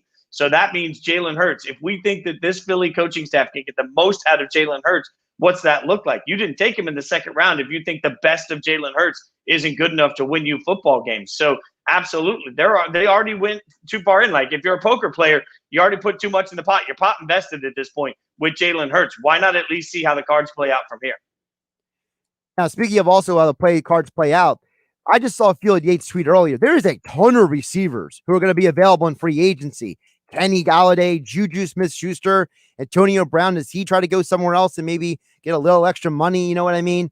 Listen, there's a lot of guys out there. How could that impact the draft as well? Because the Eagles, other teams, people are always saying Kyle Pitts, Jamar Chase, but is there maybe a team or two that's in the drafts that'd be like, do I want Devonta Smith or do I want Kenny Galladay? Like, there might be a team that goes out there and says that, Jason. I think the future of the wide receiver position, I'm the only person that thinks this, but I think the future of the wide receiver position is about to be met by the same future that we see for the running back position. Because for the last 3 years covering the draft and working it for ESPN, every year we've been talking about this is an unreal draft class. Well, guess what? We're seeing it again. And it's not just an unreal draft class at the top. You can get contributors in the third and fourth round that can come in and absolutely be spectacular players. I mean, you got to look at the way that offense has evolved in the NFL, the way they've changed things to make young quarterbacks more successful. That also benefits wide receivers. So right now there is a real conversation. As good as Jamar Chase looks like he's going to be, let's remember a year ago how good we all thought Jerry Jeudy, CeeDee Lamb, Henry Ruggs were all going to be. They were your top three wide receivers off the board. And while all three of them still have the potential to be great, we saw other receivers drafted come out and have better rookie years. So right now, if I'm a team that needs wide receiver, I'm looking across the board and saying there's going to be value in free agency. There's value in the second and third rounds. Man, I don't know that I'm jumping on a receiver in the top 10 of the draft, no matter how good I think they're going to be. And I personally love Jonathan Adams from Arkansas State. Maybe like you get him in the 5th round. I mean, that guy's a physical freak. I mean, big beast of a player. Absolutely. Yeah. So, I mean, you can get guys later in the draft. You're 100% right. Jason Fitz joining us here on the Boardwalk kind of hotline on 97.3 ESPN. Now, I'm going to drag you in to a little controversy here. Okay. It has been a huge debated topic in the last couple of weeks here about Kyle Pitts. We have a handful of people who are like, you can't draft another tight end. We already have tight ends. Yeah, another group of people who are like, you can't pass on this guy. Dylan Jeremiah thinks that this guy could be a future Hall of Famer. That's how he's grading him for his draft. And I heard that we have one NFL insider who told us here on 97.3 ESPN, he told us that a NFL scout said he is not a tight end. He is an offensive weapon. So Jason Fitz, you're a guy who covers college football. Where do you stand on Kyle Pitts as an NFL prospect? And do you like him potentially in an Eagles uniform? Yes, and I would take Pitts over any of the wide receivers that are available. And a couple of things here. I'm a Biletnikoff Award voter this first year, but in the college football landscape, the best wide receiver of the year is the Biletnikoff Award. And I gave Kyle Pitts the vote there too. So, I gave him one of my votes because as much as he lines up as tight end, go back and watch that team. He lines up everywhere. And I know that Philly has tight ends. And I've looked at the same thing. Like, I've had this discussion with multiple fans that looks there and say, even as a Raiders fan, we have Darren Waller. Like, why do we need another tight end? Why? Because at some point you can make yourself virtually uncoverable. And that's what Kyle Pitts is. Kyle Pitts is the sort of guy that when they rolled coverage and they said, hey, we are going to stop Kyle Pitts, they still couldn't do it. And if you can do that, if you can put yourself in a situation where two tight ends on the field, doesn't mean that you're going to run the ball. It also means that they've got to keep the right people on the field to defend those tight ends in passing situations. Now you've just opened up running lanes also. If I was a GM that had a good tight end room, I would still take Kyle Pitts all day, every day, because versatility in formation is everything. If you can disguise what you're running and you get to the line of scrimmage, defense doesn't know what's coming, you are better for it. Kyle Pitts lets you do that because no matter where you put him, he can motion out. He can do whatever you ask him to do. He is a absolute star and is going to be, I think, a day one impact player. So I'd take him above any of the wide receivers available.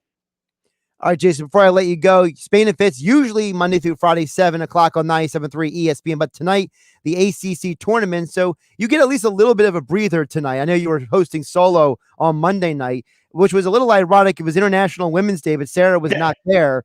I mean, how does that work? I mean, I feel like Sarah should be like the spokesman for International Women's Day. I mean, she's done so much to promote women's everything in sports, and it's like, where was Sarah? Like, I was disappointed on Monday night, but anyway, bro, you were probably disappointed too.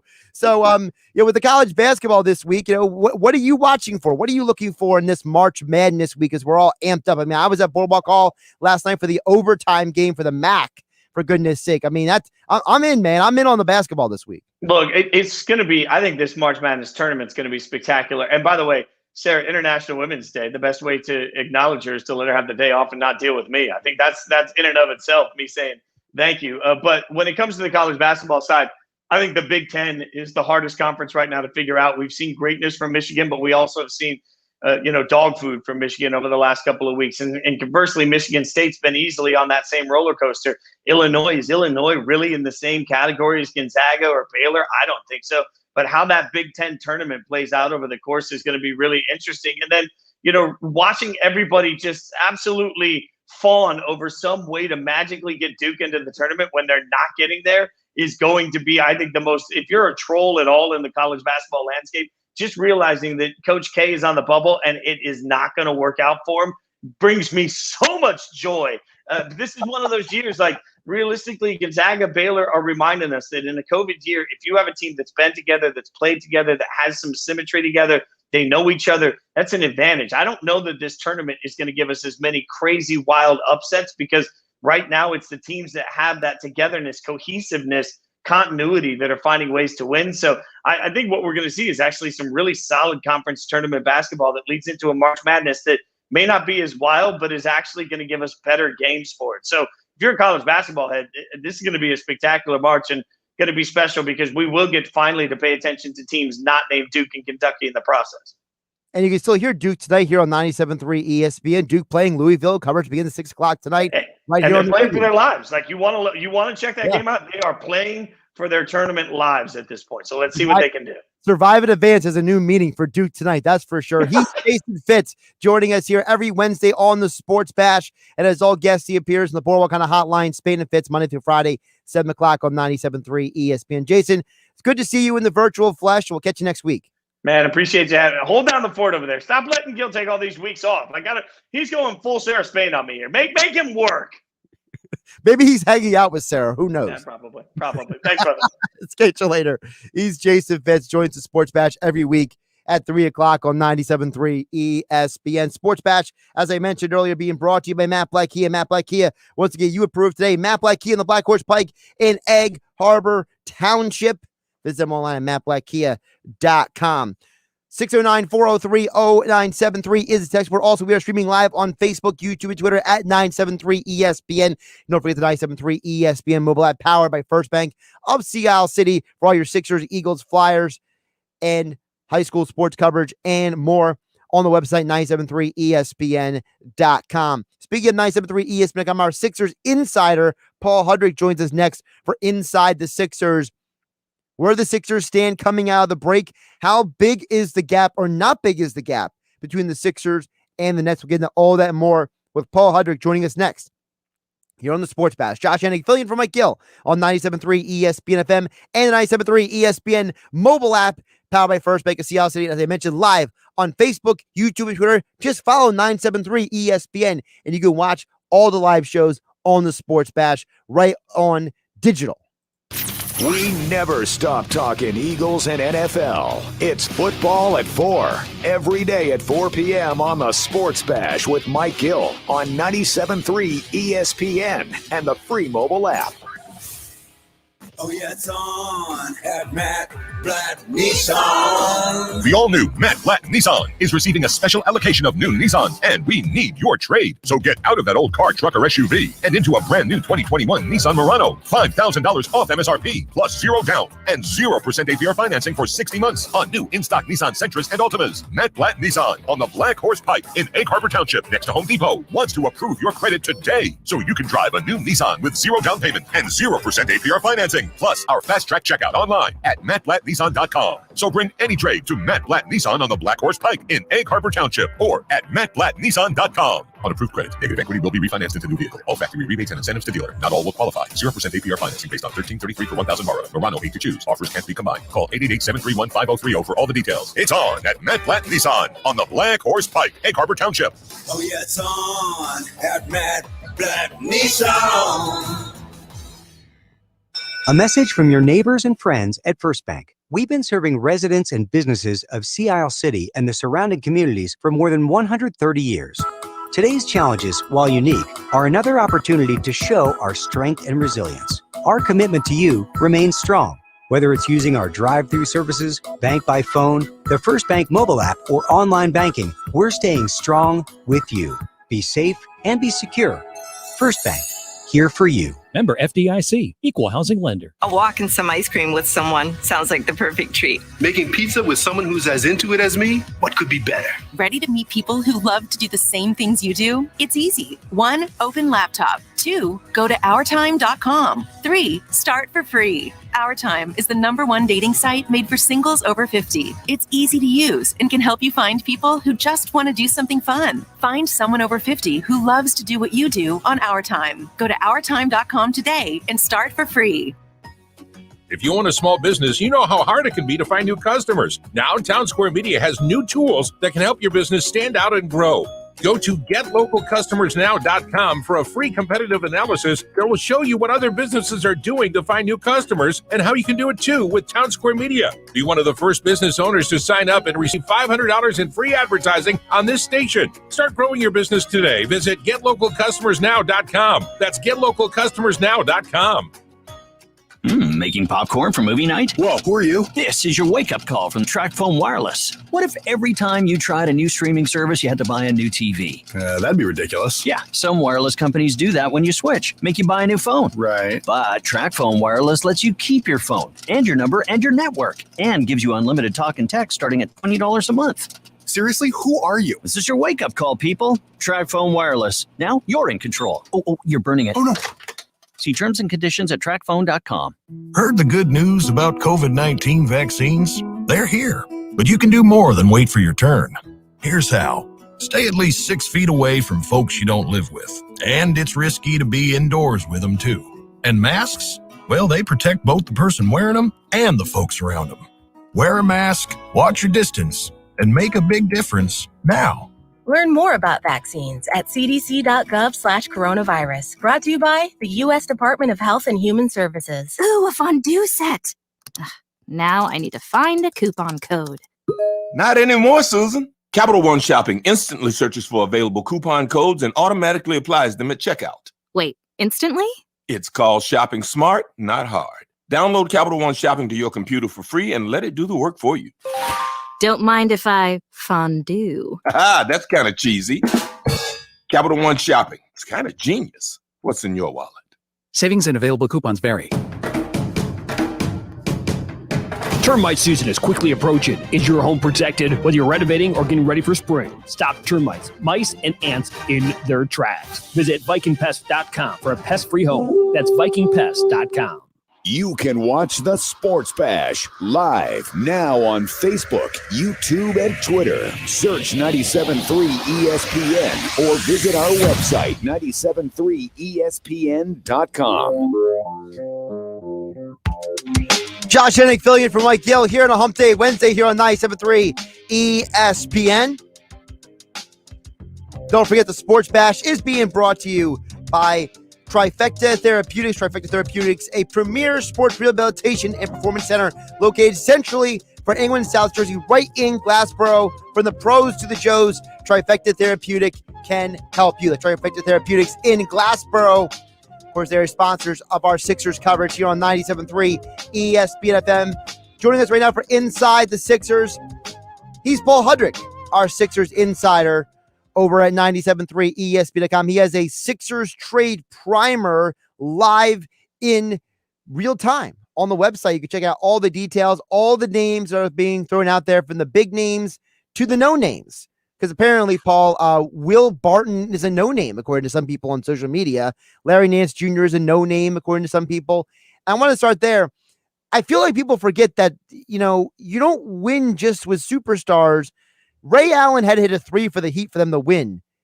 Remember, like, people have to hit other shots for teams. Jordan did pass the ball to Kerr and to Paxson. So people forget that if you don't have a good supporting cast, what's the point of having a superstar? Well, and the reality is they have 2 superstars already, which is better than what a lot of other teams have. The Lakers only have 2 superstars, and it worked out pretty well for them last year. The Miami Heat have 1, and they went pretty far last year as well. So it's about surrounding those guys with the right type of player. To call Will Barton a no-name, to me, that shows you don't watch basketball. I get it. The Denver Nuggets, you don't see them a lot because they're, playing in Denver, but Will Barton is a good basketball player. Not only is he a good basketball player, he fits exactly what the Sixers need. He can score the basketball. He wants to shoot the basketball, which I question sometimes whether some of these surrounding the supporting cast wants to shoot the ball. Will Barton has no trouble. He wants to shoot the basketball. He wants to score. And it's funny, Josh, because I look at it like this. The way I've been describing Will Barton is as a taller and younger Lou Williams. Now, if I told Sixers fans they were getting Lou Williams, you would be excited. I say Will Barton doesn't do much for you, but realistically, it's a lot of the same skill set. Again, just a taller and younger player. So to call a guy like a Will Barton or even a Larry Nance, they're not no names. These guys can play. They can play ball, and they're upgrades over what some of the Sixers have in some other spots. So, yeah, they're not superstars, but they're damn good basketball players. Now, that being said, no matter who they add, because we all assume they're going to add somebody, right, Paul? I think let's start there. It's fair to assume that Daryl Morey is not going to sit on his hands before the trade line. This guy does not have a history of being a guy who just sits on his hands. 100%. When you look at what he did in Houston, he was always looking for ways. When he was there, it was all about how do I build this best around James Harden. He's been up front since he's gotten here. It's how do I build this best around Joel Embiid and Ben Simmons. Now he's kind of thrown Tobias, since Tobias Harris has played so well, kind of throw his name in that ring of those 3 guys. How do I build the rest? How do I build best around those 3 players? So yeah, I absolutely expect Daryl Morey, whether it's swinging big for a Kyle Lowry or a Victor Oladipo, or whether it's just shoring up that bench. Because look at the Sixers starting 5; they've been one of the best 5-man units in the NBA this season. So to me, the bigger issue is that bench. You need to upgrade that bench so that when some of the better players come out, the players you're inserting you're not having that big dramatic drop off. So the Sixers are the best team in the Eastern Conference right now by their record, and their starting lineup has been one of the best in the league. So really, realistically, if you add to the bench and make the bench better, and make the depth better, then you can play with anybody. I really do truly strongly believe that. Now, if there's an opportunity to get a Kyle Lowry, absolutely you need to explore it and maybe do it if the offer is right. But I don't think that is a make or break thing for them. I think if they do have the opportunity to get Lowry, that's great, but they can still really improve this basketball team without doing that. Now, you have 10 names on your primer over at 97.3 ESPN.com. I want to give them all away, but people actually go and read it because you have a lot of great details in there. If I had to tell you, Paul, you could only get one of those 10 names. If the Sixers walked away with only one of those 10 guys, and you are the person who could pick one, who would it be and why? Well, Lowry would be the obvious one, just because he just ticks so many boxes for them as an extra ball handler, an extra shot creator, which they sorely need. He's not afraid to take big shots. He makes big shots. His toughness, the championship. We all know what Kyle Lowry is all about. The dude just wants to win. He has that bulldog mentality. He's 6 feet tall, but he plays a hell of a lot bigger than 6 foot tall. And so that, to me, he's the guy that would just make the most sense, because I think he would just elevate them to another level. And then I think about the idea, if we're just talking about that matchup against the Nets, if they bring in a Kyle Lowry, then maybe you put Matisse Thybulle in the starting five instead of Seth Curry. Then you're matching up right off the bat. Kyrie has to deal with Kyle Lowry. James Harden has to deal with Matisse, and Durant has to deal with Ben Simmons. I'm not saying they're going to shut them down or anything, but if you look around the league, that gives the Sixers as good of a shot of anybody to match up against the Nets than I would say any other team in the NBA. So Lowry, from a two-way standpoint, I think would just elevate them to such a level, and to me would make them and the Nets would be neck and neck at that point for me as far as favorites to come out of the East if they were to get Kyle Lowry. Paul Hudrick joining us here for Inside the Sixers here on 97.3 ESPN, at Paul Hudrick on Twitter. Of course, the Sixers NBA trade primer right now at 97.3 ESPN.com and 97.3 ESPN mobile app. Now, you mentioned the Nets. This is my question for the day, and I'm really curious what you think about this. What is the gap between the Nets and the other teams? Because I feel like I get it. Durant, Harden, Irving, but it's like after those three, there's a huge drop-off. I mentioned earlier, you need a supporting cast to be successful. And part of me wonders, man, if one of those guys goes down, it's a 7-game series, are the Nets beating a really good team if that team is at least close to them? So what is the realistic gap between the Nets and the Sixers, or the Nets and the other top teams in the Eastern Conference? I don't think it's that dramatic. I mean, don't get me wrong. Right now, I think it's fair to say that the Nets are the favorite in the East. I don't think that's out of line to say. But to think that there is this significant gap between them and even the Milwaukee Bucks, who I think people are kind of forgetting about. I mean, I get it. They haven't had as good of a start as maybe some would have hoped, but they also were missing Drew Holiday, their big offseason acquisition. They were missing him for a pretty good chunk there.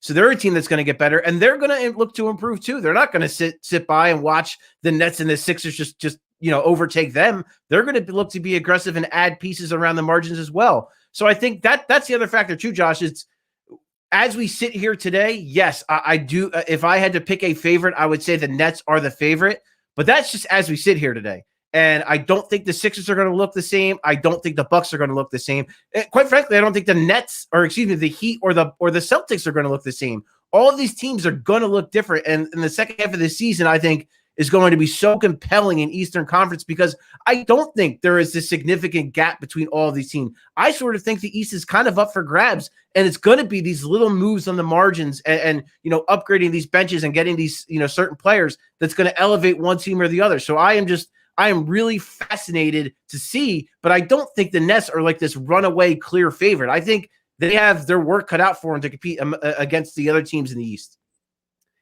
I want to get back to what you said about Thybulle earlier. I think it's a very fascinating concept of putting Thybulle in the starting lineup if you get Lowry, because it kind of, and it's not the same. I'm not saying he is this guy, but there's a part of me that remembers Bruce Bowen with the Spurs, a guy who's literally only out there for defense and spot up shooting, right? And Thybulle, he's more athletic than Bowen was. He's a guy who, listen, he can go out there, he can get a dunk for you on his fast break. I feel like that he can kind of play that role where it's like, hey, Matisse, we're not asking you to be a scorer. We're literally asking you to just look at that guy and say, bring it. Yeah, I mean, when you look, so in that theoretical scenario where they get a Lowry, I mean, you get scoring from four different guys who are capable of giving you, 20 to 30 on a given night. And Ben Simmons and Lowry are both excellent passers. They could give you double-digit assists on any given night. So to have those four guys, you don't need all five guys to score. So you can put them at T-Stable in the starting lineup. And then not only that strengthens because then you're coming out with Shake Milton and Seth Curry in your second unit, and that makes the bench stronger. So I think there's certainly room for that. You use the Bruce Bowen comparison, a guy like Andre Robertson and what he did for the Thunder when they went to the finals. I mean, there are plenty of examples of guys who that was their job. When you look at what Tony Allen did, even with Memphis during those years when they had Connolly and Gasol and Randolph and those guys. Tony Allen was not a good offensive player, but he was just so good defensively that they had to find a spot for him. So yeah, I absolutely think if you're that loaded with your other four players offensively, you could absolutely insert a guy like Matisse Thybulle and he could play a huge role.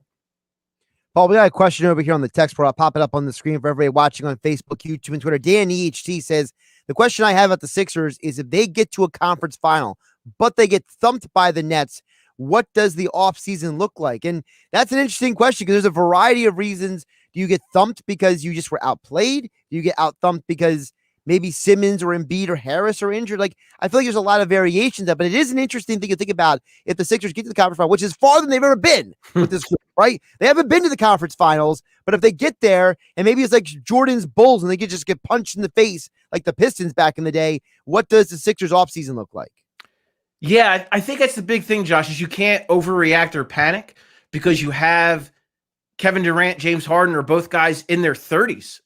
So, of course, like the Nets are going to be like maybe a little bit further along, like from a maturation standpoint, from an experience standpoint, because they have guys who through that and who are, I don't want to say on their last legs, but they're not in the same place that a Joel Embiid and Ben Simmons or even a Tobias Harris are. Those guys are all under 30 and are just kind of scratching the surface of their primes. Harden and Durant, as great as they are right now, they're not in their primes right now. So I don't think if you're the Sixers, you're Daryl Morey, you can't overreact if that happens. And like you said, Josh, there are facts. It's going to matter how it happens. It's not necessarily the if, it's the how and why it happens. So like if Ben Simmons continues to, struggle in the playoffs and the Nets have a good strategy for him, that makes you maybe reevaluate some things there. Not saying you move Ben Simmons, but just reevaluate how you build the roster around him.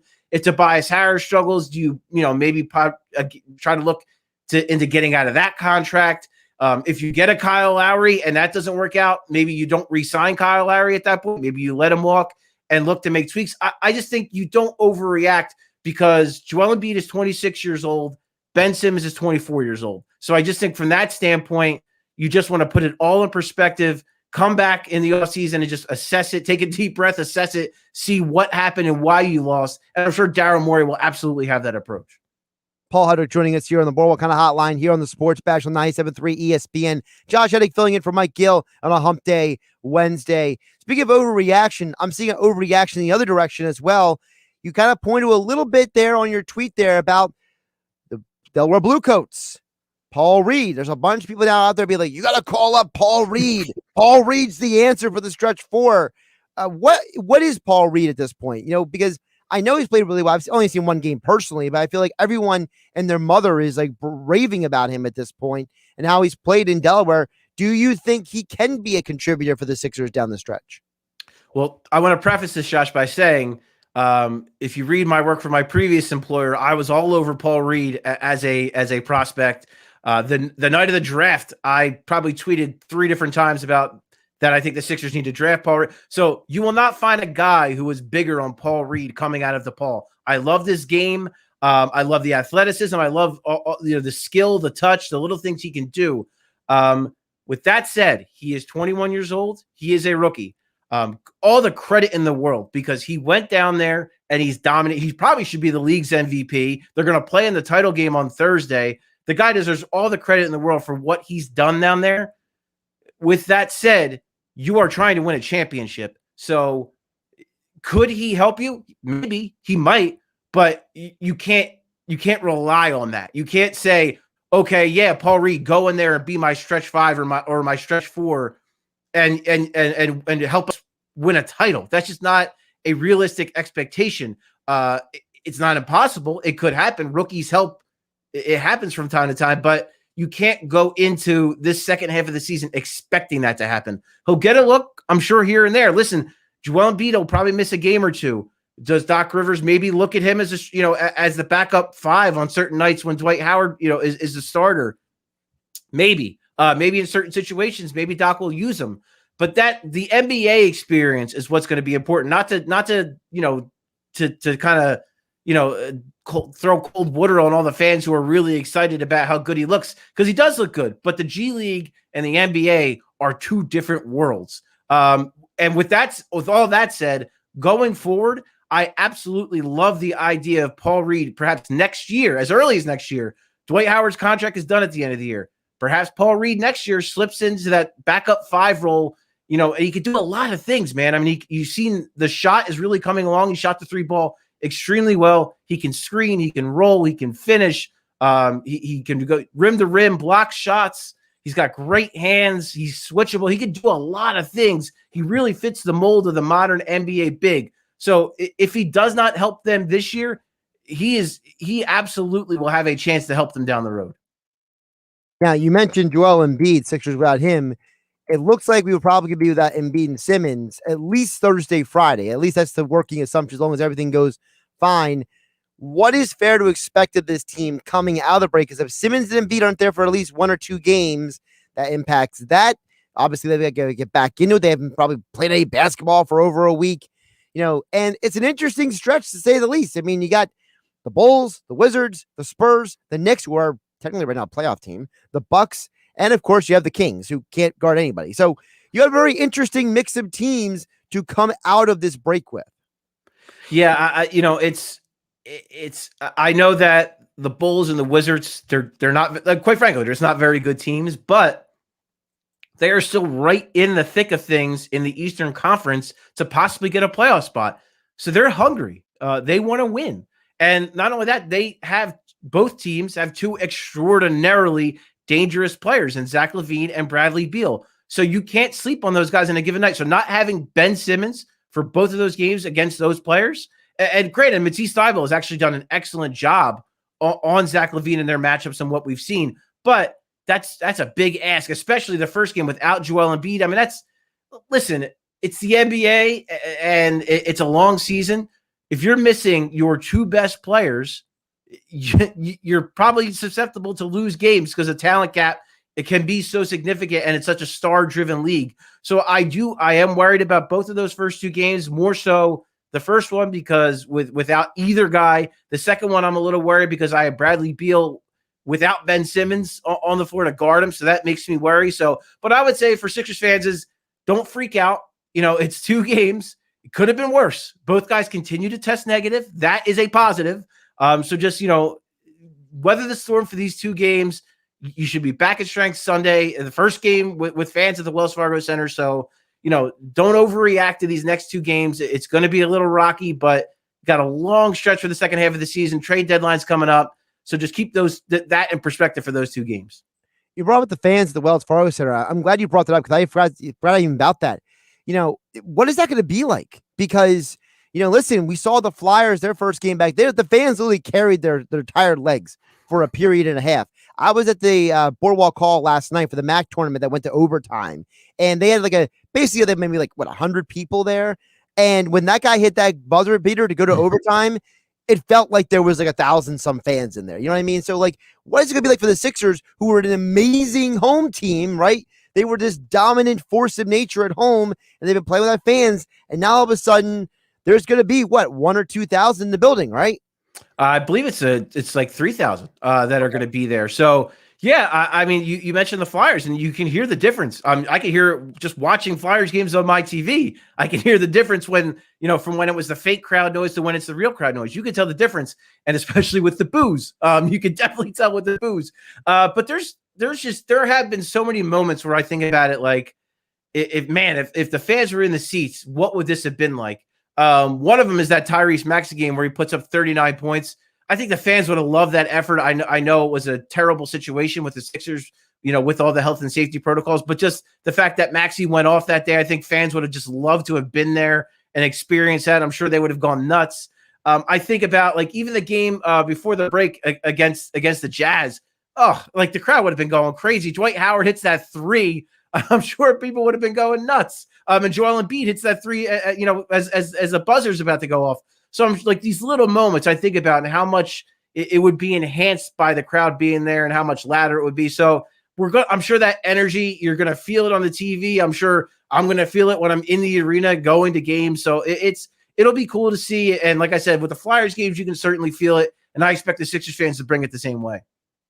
He is Paul Hudrick, our Sixers insider for 97.3 ESPN.com. Follow him on Twitter at Paul Hudrick. Check out his latest NBA trade primer. All the details. He's got 10 names on there you want to check out. Also information on the trade exceptions, players who might be traded, and more. It's all in there in one article at 97.3 ESPN.com and the 97.3 ESPN mobile. And don't forget the podcast coming in for a landing, and as all guests, he appeared on the Boardwalk Honda Hotline. Paul, I think we covered a lot of ground today. I think we did, Josh. It's good stuff, man. Great stuff from Paul there on the Boardwalk Honda Hotline here on Sports Bash on 97.3 ESPN. Josh Hennig hanging out with you, filling in for Mike Gill here on the Sports Bash on 97.3 ESPN. Again, Sports Bash being brought to you by Trifecta Therapeutics, located essentially for anybody in South Jersey, right there in Glassboro. The team at Trifecta Therapeutics has the only sports manual therapy fellowship trained doctor staff in all of South Jersey, and their team always has a unique approach to physical therapy and rehab with each of their clients using treatment plans to get you feeling better. From the pros to the Joes, that's Trifecta Therapeutics there in Glassboro. To find out more about the incredible team at Trifecta Therapeutics, visit them online at trifectatherapeutics.com. All right. Still to come here on the Sports Bash on 97.3 ESPN. We have Geoff Mosher for football at 4. We'll get into more with him about the Philadelphia Eagles. What is going on with the NFL salary cap? How could it impact the Eagles for better or for worse? 182.5. That's $2.5 million more than the original reports were for the cap, which is still 8% less than last year's cap. Also, there is a plethora of wide receivers who are going to be available this offseason. How could that impact the NFL draft? Who is available for the Eagles at 6 overall? So we got a lot to get to with Geoff Mosher football. For also Dave Weinberg of Weinberg Wednesday. You hear him usually with me on game night on 97.3 ESPN. Well, he's moving up an hour to join us for the Sports Bash for a Weinberg Wednesday. We'll talk Eagles with him and more. So a lot to get to. And your text messages at 609-403-0973. Your comments on Facebook, YouTube, and Twitter as you watch the show. I am Josh Hennig, live here on 97.3 ESPN FM, 97.3 ESPN mobile app, and again, streaming live. You can follow at 973 ESPN, Facebook, YouTube, and Twitter. You can watch the show every day on 97.3 ESPN. It's Sixers basketball tomorrow on 97.3 ESPN with the voice of the 76ers, Tom McGinnis, calling all the exciting play-by-play action. Backing, turning, hanging, firing. It's good. Tobias Harris. He can't be stopped in OT. The Sixers are in Chicago to face the Bulls. Coverage begins at 8 p.m. Philadelphia 76ers basketball on your radio home of the Sixers in South Jersey. 97.3 ESPN. Today just got a little more exciting because you have the chance to win $155 million with Powerball. Talk about a way to really shake things up. So keep it interesting and take your shot because anything can happen in Jersey. On some models, excludes Corvette with GMF financing, excludes prior sales. See dealer for details. If you've been waiting for the best deal you can find on a brand new Chevy, then your wait has paid off big time. Right now, during Bennett Chevy's March Markdown event, you can save up to 25% off many of our most popular models. That's right. With Bennett Chevy's famous GM supplier employee pricing, plus you keeping all the rebates, that's up to a whopping 25% off MSRP. Plus, for a limited time, there's 0% financing available on our hottest Chevy models. Got an old beater? Get it to Bennett for an unbeatable $7,000 minimum towards any pre-owned vehicle in stock. That's at least $7,000. Imagine what we'll pay for a good trade. And our non-commissioned sales staff is paid on your satisfaction, not how much you spend. So buying at Bennett's always a pleasure with no need to negotiate, plus there's never any sales pressure. Get to Bennett Chevy during our March Markdown event and find new roads. Bennett Chevy, Egg Harbor Township, and BennettChevy.com. If you're struggling with a drug or alcohol addiction, now is the time to take action and get professional help. Call Recovery Centers of America at 1-888-RECOVERY today. You are worthy of recovery from your addiction, and calling RCA will be your first step in getting the help you need. Recovery Centers of America answers the phone and admits patients 24/7. And because safety is a top priority, all patients and staff are routinely tested for COVID-19. RCA's expert team of physicians and medical professionals will treat you with compassion and dignity and provide an evidence-based treatment plan that is custom-tailored to your specific needs. Recovery Centers of America at Devon and Lighthouse are local and in-network with insurance providers, so they're best-in-class inpatient and outpatient care, offered both in-person and via teletherapy, is affordable and accessible. Make this the year you conquer your addiction. Call today, 1-888-RECOVERY. That's 1-888-RECOVERY. Making popcorn for movie night? Whoa, who are you? This is your wake-up call from Tracfone Wireless. What if every time you tried a new streaming service, you had to buy a new TV? That'd be ridiculous. Yeah, some wireless companies do that when you switch, make you buy a new phone. Right. But Tracfone Wireless lets you keep your phone and your number and your network, and gives you unlimited talk and text starting at $20 a month. Seriously, who are you? This is your wake-up call, people. Tracfone Wireless. Now you're in control. Oh, you're burning it. Oh, no. See terms and conditions at Tracfone.com. Hey, bro. I don't think I can help you move Saturday. My back is really bugging me. I just don't think I can handle it. Sorry. Hey, dude, it's John. I know I told you I'd be able to help you move. I think Michelle's really mad at me for something. What's that, honey? Oh, dude, I gotta go. Sorry, man. Call Clark's Moving and Storage in South Jersey for your next local or long-distance move. Clark's, dependable and always shows up. Call 609-889-0780. Liberty Mutual Insurance Company customizes your home insurance so you only pay for what you need. As a minimalist, paying less for insurance is more. Nice place. Is your house a bubble? It's a dome. I find corners unnecessary. At Liberty Mutual, that's how we feel about overpaying for insurance. But I do miss having shelves. What would you put on them? Nothing, obviously. Only pay for what you need at libertymutual.com. Liberty, liberty, liberty, liberty. The COVID-19 vaccines are starting to become available across the country. Now is the time to get informed. Get the latest information at getvaccineanswers.org. It's up to you. A message brought to you by the Ad Council and the CDC. Now, back to the Sports Bash on 97.3 ESPN. Josh Hudrick here on the Sports Bash on 97.3 ESPN. We are live on your radio at 97.3 ESPN FM and online at 97.3 ESPN.com, the 97.3 ESPN mobile app powered by First Bank in Sea Isle City. Check out again Paul Hudrick's latest article, the whole NBA trade primers. Got 10 players the Sixers could go out there and potentially get over at 97.3 ESPN.com. Also, my latest article at 97.3 ESPN.com, the 97.3 ESPN mobile app, where I talk about being back at Boardwalk Hall last night. I mentioned this a little bit earlier in the show. I was at Boardwalk Hall the night of the Jazz and the Nuggets, Rudy Gobert testing positive. I was at the MAC tournament last year. And at the time, I don't think I fully comprehended what was going to happen. Like the way everything just snowballed crazy, the domino effect of the pandemic just really was crazy. And so I was there basically a year ago, and I was there last night. And it was it kind of felt like my whole situation came full circle. So I write all about that as a Fairfield versus Manhattan in the MAC tournament went to overtime on a last-second three-point shot.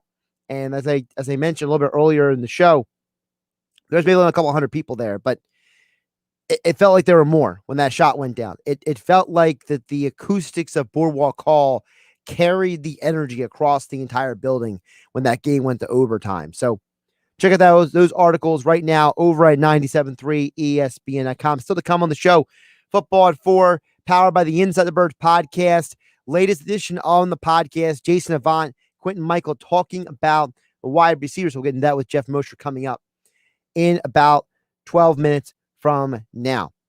And of course, right now we're going to get to your thoughts and comments. 609-403-0973 on the text board.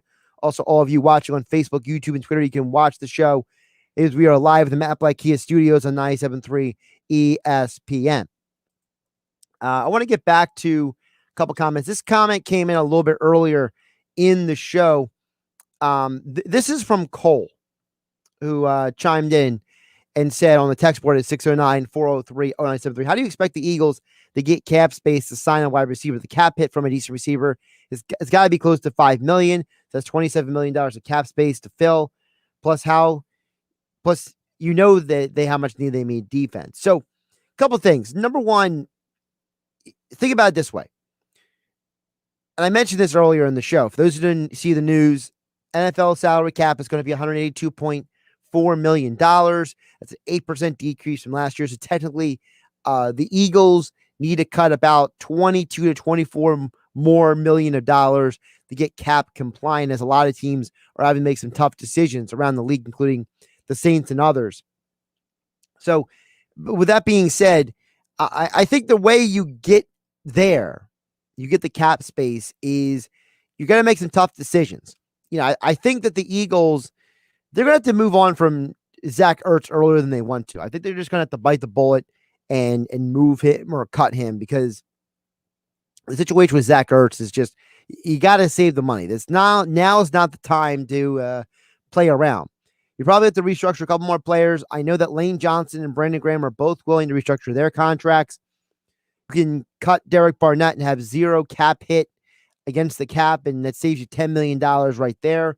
Restructuring Lane and Brandon's probably going to get you, I would estimate, I would double check the numbers, but I believe it was somewhere between $8 and $10 million of cap savings. So there it is right there.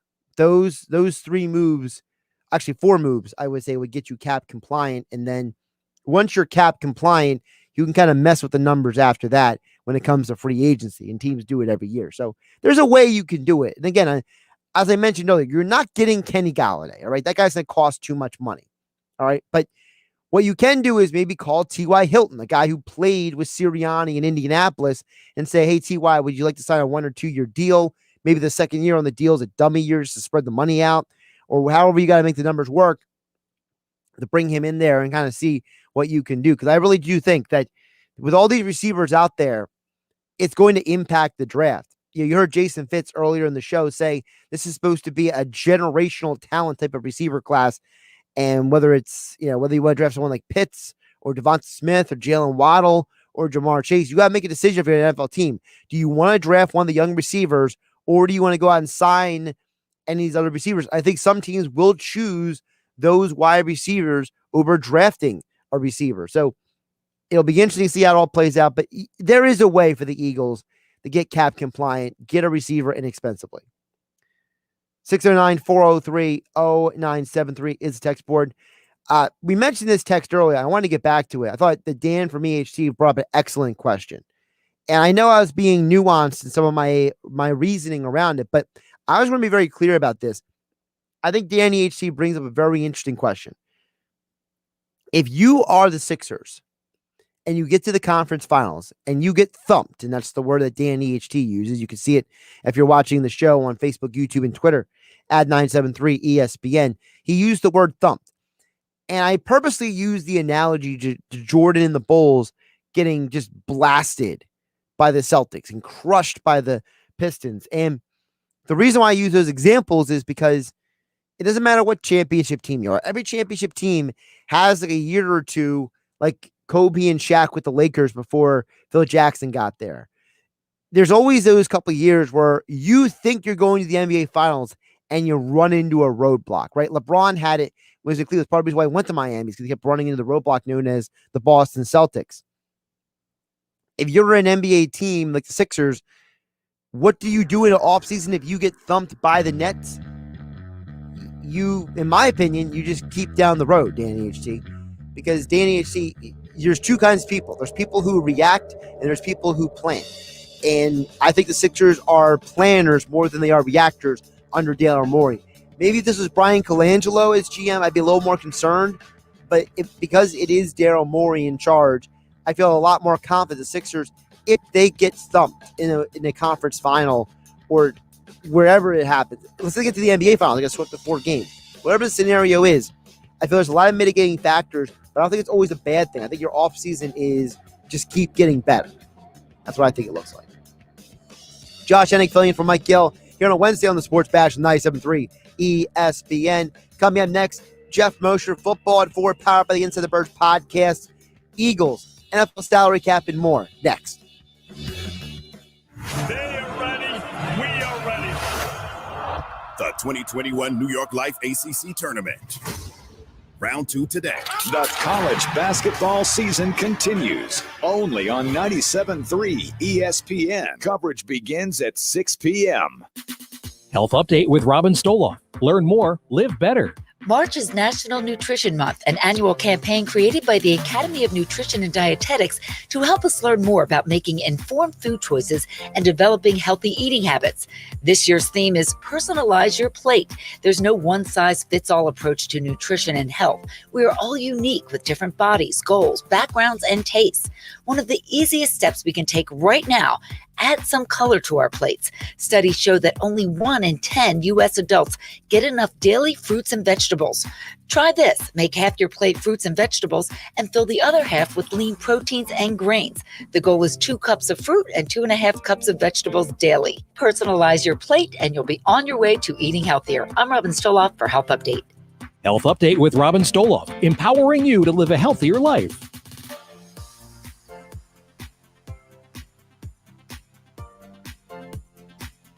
Get the credit you deserve during Matt Blatt Kia's Madness in March sales event with 0 down and 0% APR financing for 75 months. Get to Matt Blatt Kia in Toms River and Egg Harbor Township, because at Matt Blatt Kia, we want to get you approved today. And you can't make a mistake with our 4-day love it or leave it return policy. Plus, we want your trade, even if you owe thousands more than it's worth. So get out of that old car you hate. Come in today or visit us online and get the credit you deserve. Put 0 down and get 0% APR financing available for up to 75 months on every new 2021 Kia Sportage, or take $2,500 off MSRP, because it's gotta be a Matt Blatt Kia. Offers with approved Tier 1 or 2 credit through Kia Motors Finance. Not all will qualify. 0% based on $1,333 for $1,000 borrowed. All Kia Motors factory rebates to dealer. Go to mattblattkianj.com for complete details. Expires 4/5/2021. Matt Blatt Kia, 6211 Black Horse Pike, Egg Harbor Township, and now on Route 37 in Toms River. Hey guys, are you afraid of taking off your shirt in public? Don't be embarrassed. Just say, I love Lyle back instead with male breast reduction. Many men develop a fullness in their chest as boys that persists and even worsens as they get older. This condition is called gynecomastia, and with simple liposuction, most cases can be effectively treated. Call 856-MAKEOVER today to schedule your private consultation with Dr. Lyle and Back. That's 856-MAKEOVER, or visit iloveLyleback.com. A walk and some ice cream with someone sounds like the perfect treat. Making pizza with someone who's as into it as me? What could be better? Ready to meet people who love to do the same things you do? It's easy. 1, open laptop. 2, go to OurTime.com. 3, start for free. OurTime is the #1 dating site made for singles over 50. It's easy to use and can help you find people who just want to do something fun. Find someone over 50 who loves to do what you do on OurTime. Go to OurTime.com today and start for free. If you own a small business, you know how hard it can be to find new customers. Now, Town Square Media has new tools that can help your business stand out and grow. Go to GetLocalCustomersNow.com for a free competitive analysis that will show you what other businesses are doing to find new customers and how you can do it too with Town Square Media. Be one of the first business owners to sign up and receive $500 in free advertising on this station. Start growing your business today. Visit GetLocalCustomersNow.com. That's GetLocalCustomersNow.com. So you think you have unlimited data? Recalculating. Recalculating. Think again. If you have unlimited data on a network you can't trust, your data is limited, and so are you. Set your smartphone free with the unlimited plans from Total Wireless. Get 4 lines with unlimited data on the nation's best network now with 5G, with 100 gigabytes at high speed, then 2G for just $25 a month per line. You have arrived at your destination. Get unlimited and save. Total Wireless. Do amazing. Available at Best Buy. See terms and conditions at TotalWireless.com. The thing about the Home and Auto Bundle from Progressive is that by now you've heard a lot of ads about the Home and Auto Bundle from Progressive. We don't even need the words the Home and Auto Bundle anymore to tell you that you could save big with the ring-tailed lemur from Progressive, or that every hot peach cobbler comes with round-the-clock service and protection. And that's the thing about the goat with magic powers. You've heard a lot of ads about the sushi in Vancouver. See how much you could save with the Home and Auto with the Shaman in the Jungle from Progressive. Progressive Casualty Insurance Company, affiliates, and other insurers. Bundle discount not available in all states or situations. The COVID-19 vaccines are starting to become available across the country. Now is the time to get informed. Get the latest information at getvaccineanswers.org. It's up to you. A message brought to you by the Ad Council and the CDC. A town square media station serving all of South Jersey. This is 97.3 ESPN, home of the Philadelphia Eagles. He is hit. He stumbles. He's down. WENJ HD Millville, Atlantic City. 97.3 ESPN presents the Sports Bash with Mike Gill. It's time for Football at 4 with Geoff Mosher. My personality is I want to win badly. I want to win more Lombardis for Philadelphia and our fans. We got the greatest fans around, and I will do everything possible. Powered by the Inside the Birds podcast. Now, live from inside the Matt Black Kia Studios. This is Football at 4. Football at 4, powered by the Inside the Birds podcast. The latest podcast came out this morning. Q&A, Jason Avant, Quentin Michael, they're talking wide receivers, which is very convenient because this is a very interesting week for wide receivers. Talked about it earlier on the show. There's a lot of receivers in free agency who are available. We'll talk about that with Geoff Mosher coming up here in just a second here on Football at 4 here on 97.3 ESPN, being brought to you by Dr. Lyle M. Back. For everything from skincare to cosmetic surgery, go to iloveLyleBack.com or call 856-MAKEOVER for Dr. Lyle M. Back, proud sponsor of Football at 4. And here he is, live in virtual color. It is Geoff Mosher here on the screen, here on the Boardwalk kind of hotline, here on 97.3 ESPN. Geoff, how you doing on this Hump Day Wednesday? I'm great, Josh. How are you? I'm doing pretty good, and I feel like, you know, what Avant and Michael were talking about on the pod that dropped this morning, I mean, they had so much good stuff in there, and I don't want to give it all away because I want people to actually go there and listen to it because I don't think I can do some of it justice, but I find it very interesting that the day that came out, that pod comes down. What else comes out? Well, look at all these wide receivers who are free agents who didn't get tagged, guys like Kenny Golladay and Juju Smith-Schuster, and I want to know from you, Geoff, what do you think the wide receiver world is going to look like? Because we are living in a world right now where you have a bunch of studs available in the drafts, but you have some interesting names out there. Could some of the teams who might be interested in receivers go and get some guys in free agency, leaving some guys available in the draft? And how could that impact the Eagles at 6?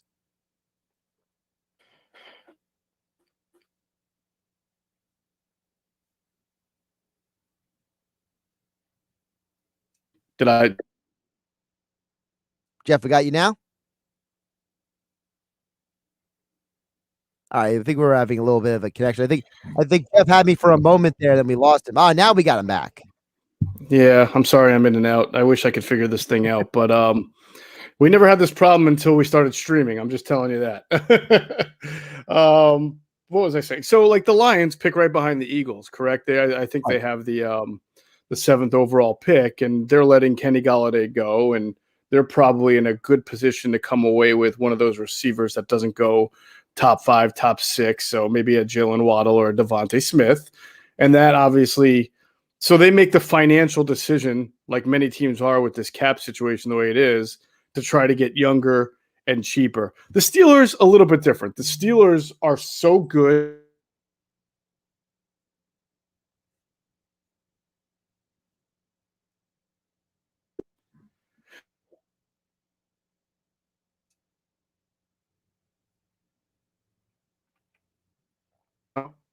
All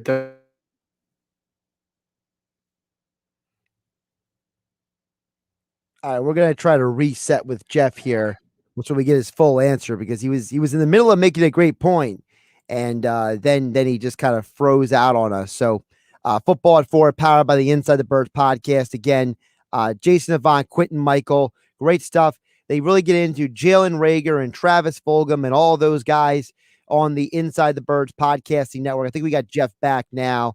Actually, Geoff's looking like he's going to reset his connection and then come back in here. Here on 97.3 ESPN Sports Bash. Josh Hennick filling in for Mike Gill. Again, obviously a lot of receivers who are available in free agency, available via the draft.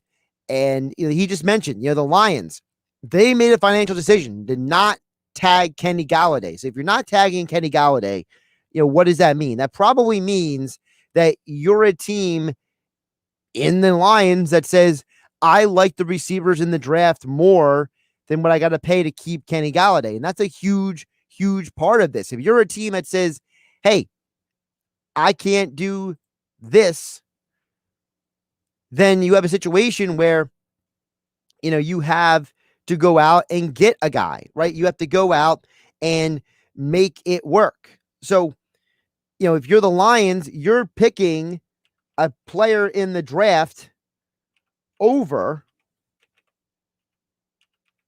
Kenny Golladay. And I think that says something. I think it says a huge thing when it comes to this situation, that you are willing to go with a guy in the draft over Kenny Golladay. And then we got Geoff back on the line, I believe, now on the phone. Geoff, can you hear me? Yes, Josh, I can hear you. Can you hear me? Yes, I can hear you loud and clear. So I want you to pick up. You were talking about the Lions, right? You were talking about the Lions and them picking basically to draft a wide receiver, it looks like, over paying Kenny Golladay. That's correct. And so that's what the Lions are choosing to do in this salary cap controlled world where the cap went down. So they have a chance to get probably a more explosive wide receiver. Kenny Golladay has been a big play wide receiver, but he doesn't run like a Jalen Waddle or Devontae Smith. So they have a chance to open it up there a little bit by getting one of those players, if that's the direction they go. The Steelers, what they do, Josh, is different, and I think what they do should be modeled by a lot of teams. And maybe some teams do and try and just don't do it as well as the Steelers, but nobody drafts wide receivers better than them.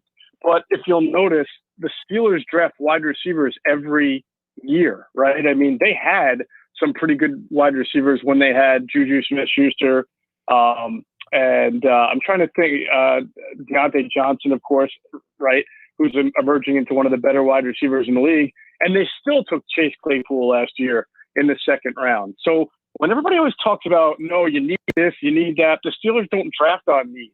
They draft the best football players that fit the identity that they're looking for. That's why I always kind of yell at people and snipe at people when you say, oh, the Eagles shouldn't draft this guy, they don't need it. It's not what the draft is about. The draft is about finding the best collection of football players every year, because when you do that and take best players instead of need players, you wind up having a team that can compensate for your holes by having Pro Bowlers and really good players in other areas. So obviously they're not going to pay Schuster. I bet you they'll be fine with Claypool, Deontay Johnson, the other kid from Oklahoma State whose name is James Washington, and Claypool. And I'm sure they'll probably wind up drafting some guy in the third, fourth, or fifth round that becomes pretty good too. Now, with all that being said, look, if you have two teams that are saying we're going to move on from receivers, I'm assuming there's going to be teams who do the opposite as well. Emmanuel Sanders is out there. Eagle fans, they're saying, like, can the Eagles get any of these guys? And realistically, it's going to come down to how much can they get under the cap before the start of the year, right, Geoff? A lot of this has to do with how far do they get under the cap determines what they can do in free agency. Yes, it's funny, Josh, because I've been asked today a couple of times, will the Eagles get under the cap? As if they have a choice. They have no choice. They will get under the cap because it's mandatory. You're not allowed to be over the cap. So they will be under the cap by hook or crook. And of course, Josh, they'll not only be under the cap by compliance, but they'll also be under the cap enough so that they can bring in some free agents. They have to. They can't not bring in a free agent. They have one quarterback right now on the on the team, on the entire 53, who's under contract, and that's Jalen Hurts. So they're going to need a veteran backup at the quarterback position. I think that they'd be wise to try to sign a 1-year veteran linebacker like they tried to do last year with Jatavis Brown, who then retired on them and left them in a tough spot. I mean, outside cornerback, if Avonte Maddox is going to play the slot, I don't know what their plans are right now. I mean, they can certainly draft corners in this draft, but you still need someone with a little bit of veteran presence there to play that position. So they're going to have to shave off more money than just the whatever they are away from being compliant right now to be able to make some moves. But those are the kind of moves that they're going to make. 1-year deals, nothing spectacular, the B and C level free agent stuff, not the A level. So, like, for example, does a guy like T.Y. Hilton, who was in Indianapolis with Nick Sirianni, does he fit into maybe that category? But I just don't see how. I mean, T.Y. Hilton to me is a guy who's good enough to probably get a multi-year deal. Now, I know he's battled a lot of injuries, and he's not 22 anymore. So it's very possible that a team is going to give him a multi-year deal, but it's really a 1-year deal that has some money on it in year 2 and year 3 if he lives up, doesn't get cut after year 1. But there's going to be teams that have more money to play around with. It's funny because the Colts are one of those teams, but they're deciding to move on, and they do have to give some money to Darius Leonard and some other other in-house guys within this year and next year. So I think T.Y. Hilton will still get a decent contract on the free agent market that will be better than what the Eagles can offer. But we'll see. Geoff Mosher joining us here at Football at 4, powered by the Inside the Birds podcast, the latest edition. Jason Avant, Quentin Michael, Q&A on the Inside the Birds podcasting network. Big part of what you guys are doing now is bringing in these guys. You guys had the offensive linemen during the season, Trey Thomas, Todd Herremans, and Jamal Jackson during the season. Now you got, Avant and Michael, and they made some amazing points about these wide receivers. And I want to give it all away, but first of all, if anybody hasn't listened to the podcast yet, just the story about Jeremy Maclin is a must listen. Okay. If you have listened for nothing else, it's the Maclin story. But aside from that, I love what they were saying about Jalen Reagor because, Geoff, you're on social media. There's still the Eagle fan out there who screams and yells about Justin Jefferson. And one of the things that they mentioned about Reagor is Reagor has that dog in him, and he hates being compared.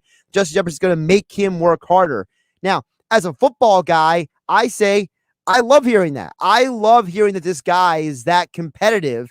And I think that what Avant said on the podcast about Reagor are all a lot of positives that basically make people understand this guy has a ton of potential. And even though people love Justin Jefferson now, then maybe 10 years from now, they're going to love Jalen Reagor even more potentially. Yeah. I mean, things obviously have to go right with the offense, with the protection, with the quarterback. But what Jason Avant was trying to convey mostly was that Jalen Reagor is wired correctly from a competitive standpoint. I mean, look at how he came back from the injuries. Look at how he got injured in the first place in training camp, the first injury. He was making a tackle after the quarterback got intercepted. So he's wired right. And more importantly, what Jason was saying was that Jalen Reagor has the speed, the twitchiness, the explosion. Everything is there. Everything is on the table for Jalen Reagor to be a successful wide receiver.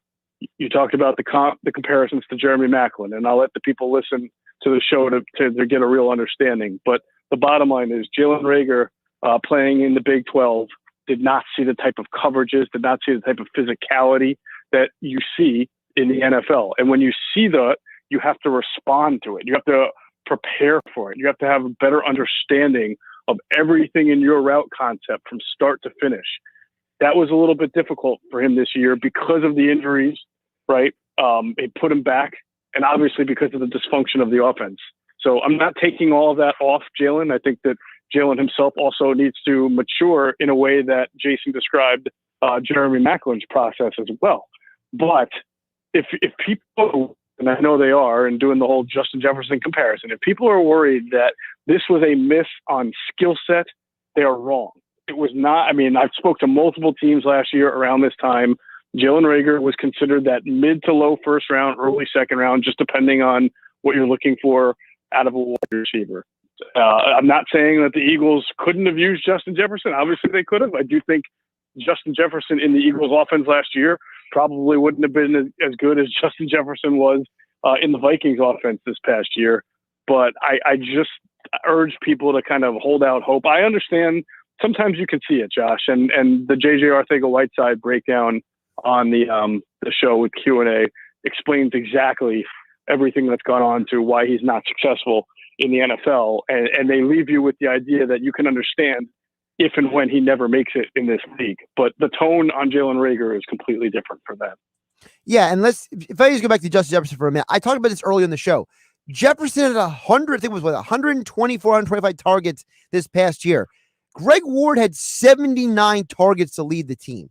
There is no mathematical, conceptual, logistical way that Jefferson's having the same impact on the Eagles that he had on the Vikings team, where literally they just took Jefferson and said, hey, Stephon Diggs used to be here. You're basically taking his targets. I feel like people don't want to accept that reality that the Eagles offense just didn't play well last year, Geoff. Yeah, so I will not say, because we'll never know, that if you flipped positions, would Jalen Reagor had gone to Minnesota, if he had gone there, would he have had a 1,400-yard year, broken records, been as amazing as Justin Jefferson? I have no idea. Can't tell you that. But I can tell you that you're absolutely right to say that one person was in a way better scenario, environment, stable offense, and saw a whole lot more targets, whereas the other guy was hurt twice, so missed a lot of time. And as you just mentioned, came into a very dysfunctional offense, was not even the number one or number two target. So it's really very, very difficult to compare their seasons because the context just is not anywhere the same. Geoff, the other guy I wanted to get to touch with you about was they mentioned on the pod about Fulgham, and they said something that you and Adam talked about during the season, and Avant and Michael drove home in this podcast, which is that Fulgham, he was having a good year, and that the Eagles basically stunted his development in forcing Jeffrey back into the lineup. And I felt that the way they described it was very interesting because they were saying, look, if you're a young guy and you're getting these opportunities and all of a sudden it's been taken away from you, how would you react? And I felt like that's a very poignant way to put it, which is it's not just on the Eagles offense, it's on the player. This is a young player and you really just pulled the rug out from under him because of Alshon. Right. And that was what Adam and I felt during the season was a mistake. Still feel it's a mistake. Not only is it a mistake because you took the momentum away from a young wide receiver, but it was a mistake in kind of understanding exactly who Travis Fulgham is and how he's wired a little bit. If they had done their homework, they would have known, because Adam reported it during the year, that one of the reasons that the Lions kind of moved on from him wasn't because that, they were just so stocked at wide receiver, which they were, but also that they felt that Travis had some growing up to do. He's certainly not a bad kid. He's a really good kid, but he is a kid from a different kind of background. As most people know his story now, he grew up overseas. He played other sports. I mean, he was traveling to different countries, Africa and other areas. And, it's not like a kid who grows up in, Texas, right, or California or Ohio and is ingrained in that football culture and Pop Warner from the day he was born. So Travis is just kind of a little bit newer to football and what it's like to just devote your entire being and existence to football the way some kids are from a very early age. And the Lions, recognize that a little bit. He had a little cup of coffee there with the Packers, and then he came here and he clearly, a light came on for him.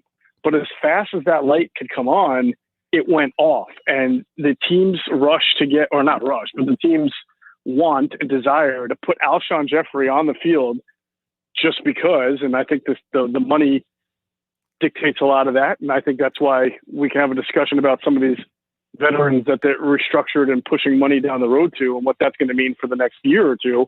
But once Alshon came back and Travis then had a little bit of adversity because teams were, game planning him for him now, they kind of lost him. So that's on the coaches. That's also on Travis. So I'm not going to say that, he doesn't need to get a little bit mentally tougher and really understand that this is a hobby. This is a lifestyle. and you got to devote every single second of your practice to getting better. But the Eagles should have recognized that a little bit. And I think that Jason's absolutely right. I mean, it's something that you're right, Josh. Adam and I questioned it this season, and having Jason, who was with the team all year, say that makes me feel like we were correct on that assessment. Geoff Mosher, Football at 4, powered by the Inside the Birds podcast. Q&A is the new pod that dropped this morning. Adam Kaplan, Geoff Mosher dropping tomorrow morning on the Inside the Birds podcasting network. Football at 4 here every day on the Sports Bash on 97.3 ESPN. Geoff, you mentioned the contracts. I want to get into that with you as well. Obviously, the news came out this morning that the salary cap is going to be just over $182 million. It's still a roughly $16 million decrease from what it was last year. And I got to say, if we add up all the numbers between the release of Hester and Countess and the restructure of Kelsey and Darius Slay and the expected restructure of other guys and the release of Zach Ertz, once you start adding up those numbers, Geoff, it really sounds like the Eagles are really not that far off in their budget than they would have been if the league didn't have the windfall of money that they did due to a pandemic, because $16 million is a lot of money in the grand scheme of things. It is in the grand scheme of things. Yeah, absolutely. So, I'm sorry, your point was if the cap had been normal, then they'd be in an all right position? They would have been in a better position. $16 million is a huge swing there. It's a big swing. I would say it'd been a big part of helping them become compliant. And maybe you would get to keep a guy like Malik Jackson. Maybe you wouldn't feel as pressured to get rid of Zach Ertz, or you might even be willing to kind of have a second chance at a new deal or money with him like that. But now it just becomes untenable. So you are a little bit weaker at some of these positions now because you have to move on from these guys where normally you might have kept it. And then of course you had to do all these restructures. So, you look at like Darius Slay, who's coming off an okay year. He's pretty good. I mean, and he obviously struggled against Metcalf, and he obviously struggled against Devontae Adams and Claypool. But he's also going to be 31, not this year, but the following year. And he's going to be, because of the restructure, over $20 million on the cap. So what if he gets hurt this year, like Alshon did at the end of 2019? If he gets hurt, starting to get 30, you're going to probably want to move on, especially if you draft corner, but you can't because all the money that you've kicked down the road is going to drain into your cap. And everybody says, but the cap's going up, Okay, well, it's still not a great idea to have to take that sizable of a cap hit. And I'm just talking about one guy. They've had 4 other guys, whether, that they've restructured, like Brandon Graham, who you never know. Father Time could catch up with them, and injury could catch up with them. And the worst case scenario would be all these guys kind of have rough years or get hurt, and it's tough to trade or move on with. It's tough to move on with them because of the cap hit you would take by getting rid of 1 or 2 or 3 of these guys in the same year. Now, with all that being said, Geoff, how much money do you think, maybe not a specific number, but maybe conceptually, what is reasonable to think that the Eagles are going to have after they get cap compliant? Because obviously they're not going to have a ton of money, like, for example, the Colts do, but they're obviously going to have some money to make moves because you have to have some money to do things. Yeah, I mean, I don't, it's hard to say, it doesn't have to, it depends on how they want to structure the contract for certain people. They can certainly do a deal where there's very little money in year 1, right? And then year 2 and year 3, the numbers are a lot bigger. Say they bring in a back. Although, I still think that they're going to be more in the market for one-year veterans than they are going to be anybody for long term. But even if you want a 1-year veteran, if you want to be able to pay him, you may have to sign him to a 3-year deal just to spread that money out. And the year 2 and year 3 are basically like almost dummy years, Listen, you guys talk a lot about those dummy years on the Inside the Birds podcast about how that affects the budgeting, basically. I mean, look at Dak Prescott's deal. It's technically a 6-year deal, but the final 2 years are completely dummy years. And I think that gets overlooked sometimes at these contracts, Geoff. Mm-hmm. There's a lot of financial gymnastics that goes into this stuff that, no offense to someone like me, I'm not sitting there reading the contract. So it's not that I see these numbers and I'm like, wait, what? How? And you got to go back and reread the information 200 times. Yeah, I've gotten a kick out of some of the responses I've gotten from some Eagles fans about how I'd much rather be the Eagles than the Cowboys have to pay $40 million a year to Dak Prescott and then have that back end stuff. And yet they're the same fans who are saying it's okay to have all these old guys restructured because the cap's getting bigger. So the cap's getting bigger for the Eagles. It's also getting bigger for the Cowboys, right? And every other team. So the $40 million that sounds so cringeworthy for people is, theoretically, quote unquote, not so bad because the cap's going to go crazy and go up. So I don't understand how you can look at one thing and use the cap as an example of why it's good and the other as a cap why it's bad.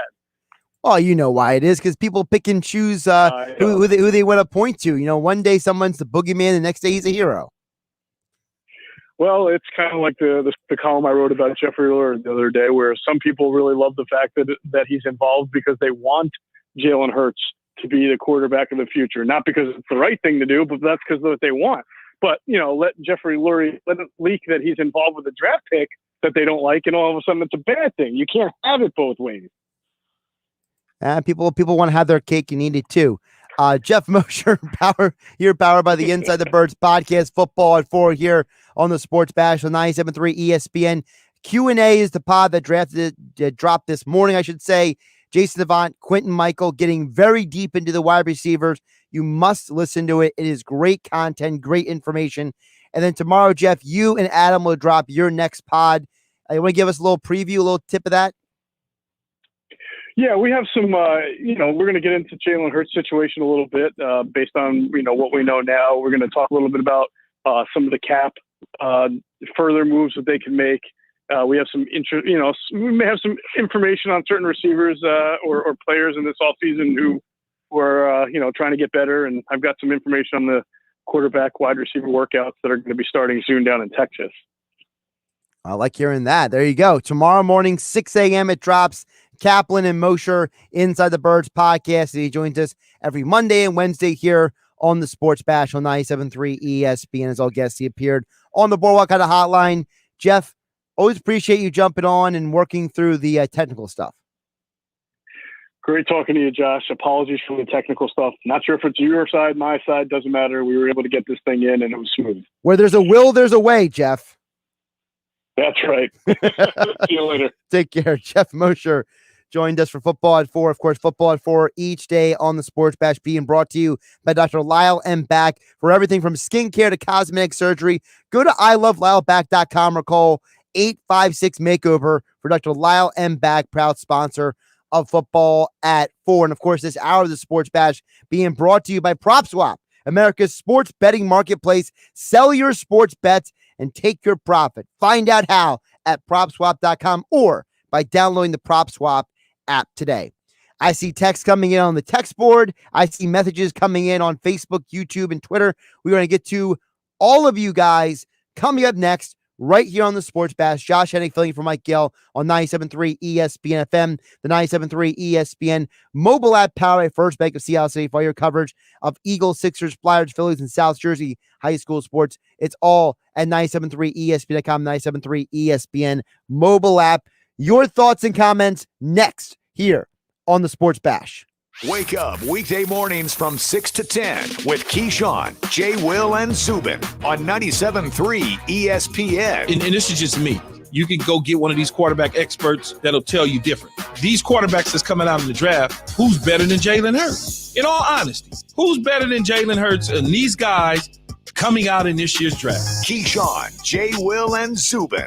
Weekday mornings at 6 on 97.3 ESPN and the free mobile app. On some models, excludes Corvette with GMF financing, excludes prior sales. See dealer for details. If you've been waiting for the best deal you can find on a brand new Chevy, then your wait has paid off big time. Right now, during Bennett Chevy's March Markdown event, you can save up to 25% off many of our most popular models. That's right. With Bennett Chevy's famous GM supplier employee pricing, plus you keeping all the rebates, that's up to a whopping 25% off MSRP. Plus, for a limited time, there's 0% financing available on our hottest Chevy models. Got an old beater? Get it to Bennett for an unbeatable $7,000 minimum towards any pre-owned vehicle in stock. That's at least $7,000. Imagine what we'll pay for a good trade. And our non-commissioned sales staff is paid on your satisfaction, not how much you spend. So buying at Bennett's always a pleasure with no need to negotiate, plus there's never any sales pressure. Get to Bennett Chevy during our March Markdown event and find new roads. Bennett Chevy, Egg Harbor Township, and BennettChevy.com.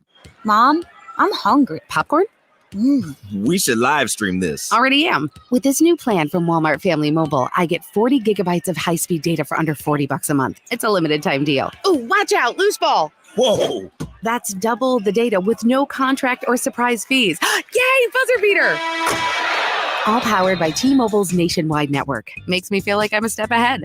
Available at Walmart. Double data ends July 31st, 2021. Hotspot does not double. See terms at myfamilymobile.com. Walmart Family Mobile. If you're struggling with a drug or alcohol addiction, now is the time to take action and get professional help. Call Recovery Centers of America at 1-888-RECOVERY today. You are worthy of recovery from your addiction, and calling RCA will be your first step in getting the help you need. Recovery Centers of America answers the phone and admits patients 24/7. And because safety is a top priority, all patients and staff are routinely tested for COVID-19. RCA's expert team of physicians and medical professionals will treat you with compassion and dignity and provide an evidence-based treatment plan that is custom-tailored to your specific needs. Recovery Centers of America at Devon and Lighthouse are local and in-network with insurance providers, so they're best-in-class inpatient and outpatient care, offered both in-person and via teletherapy, is affordable and accessible. Make this the year you conquer your addiction. Call today, 1-888-RECOVERY. That's 1-888-RECOVERY.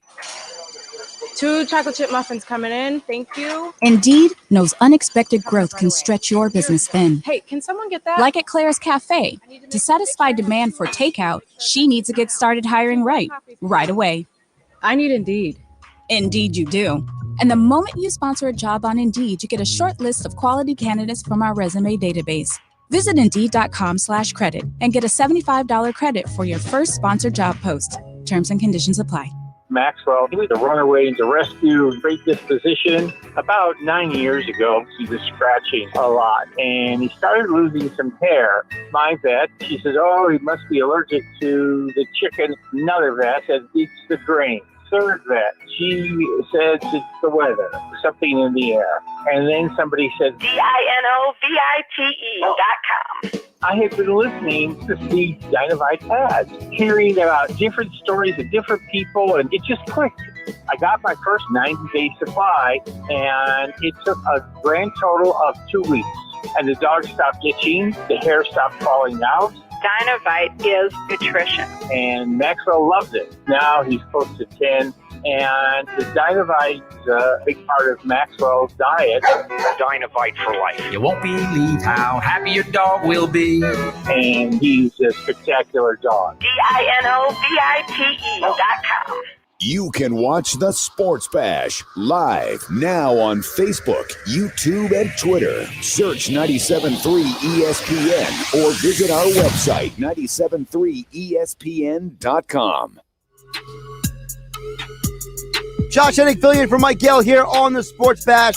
We are live in the Matt Black Kia studios on 97.3 ESPN. Of course, 4 o'clock hour of the Sports Bash being brought to you by PropSwap, America's sports betting marketplace. Sell your sports bet and take your profit.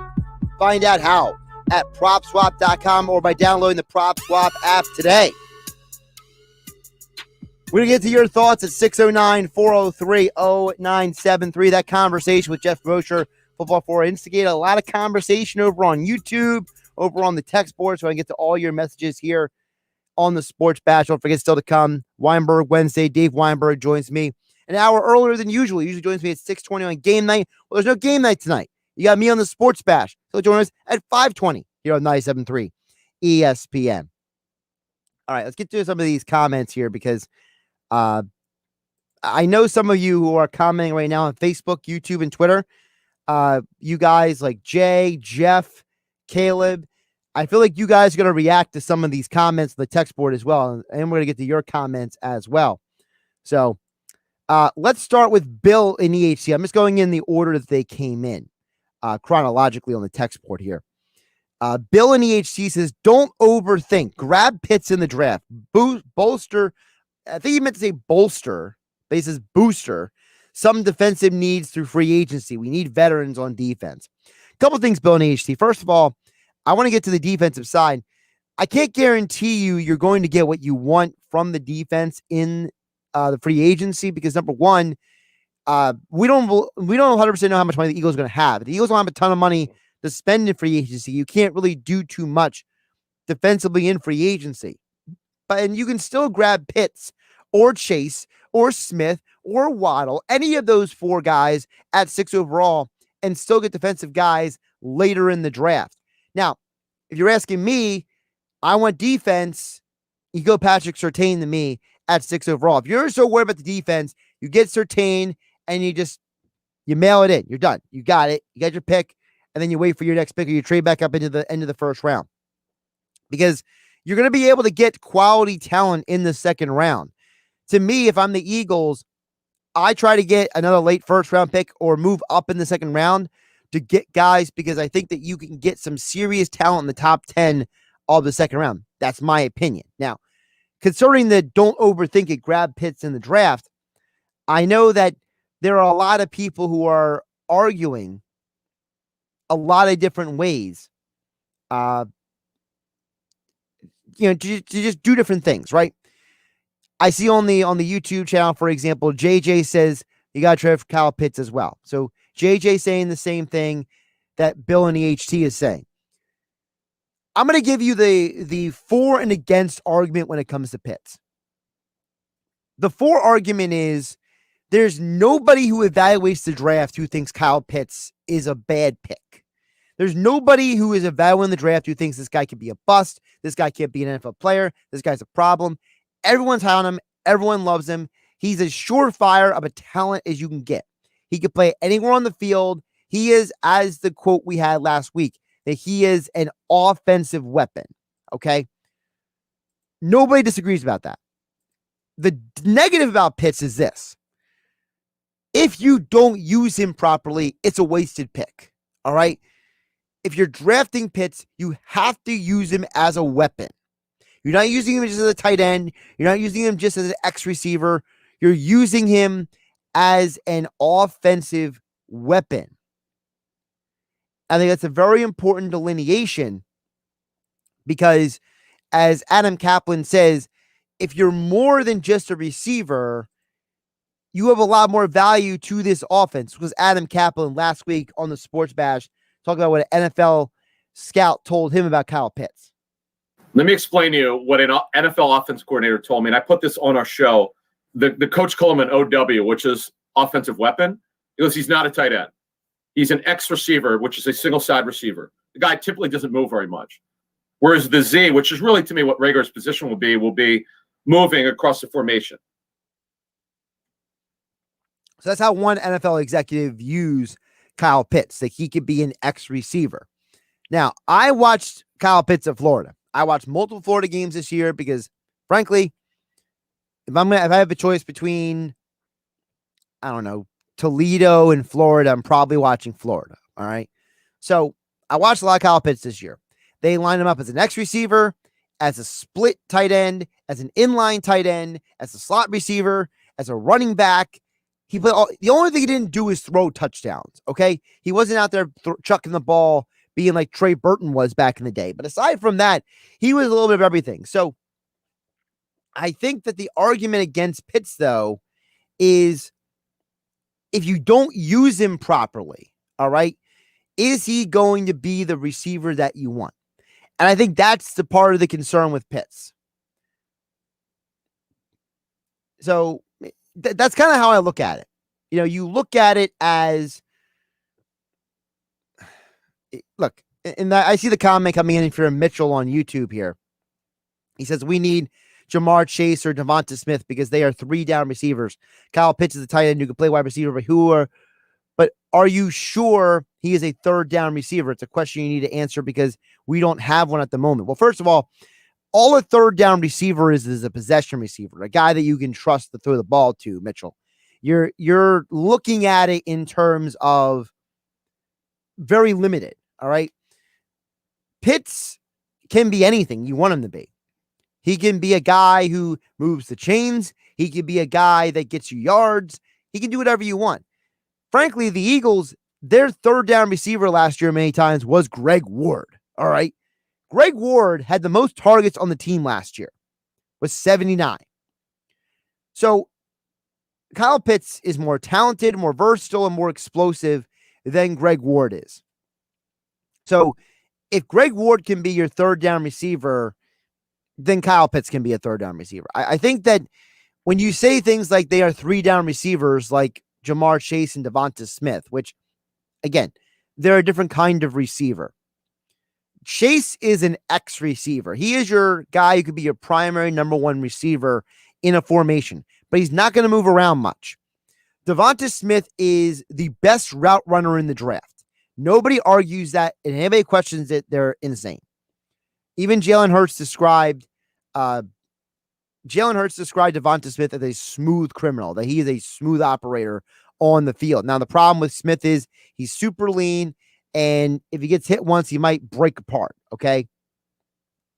And let's be realistic. If you're the Eagles and you're looking for a receiver, I'm personally not going for Smith, all right? I already have enough small guys who can run.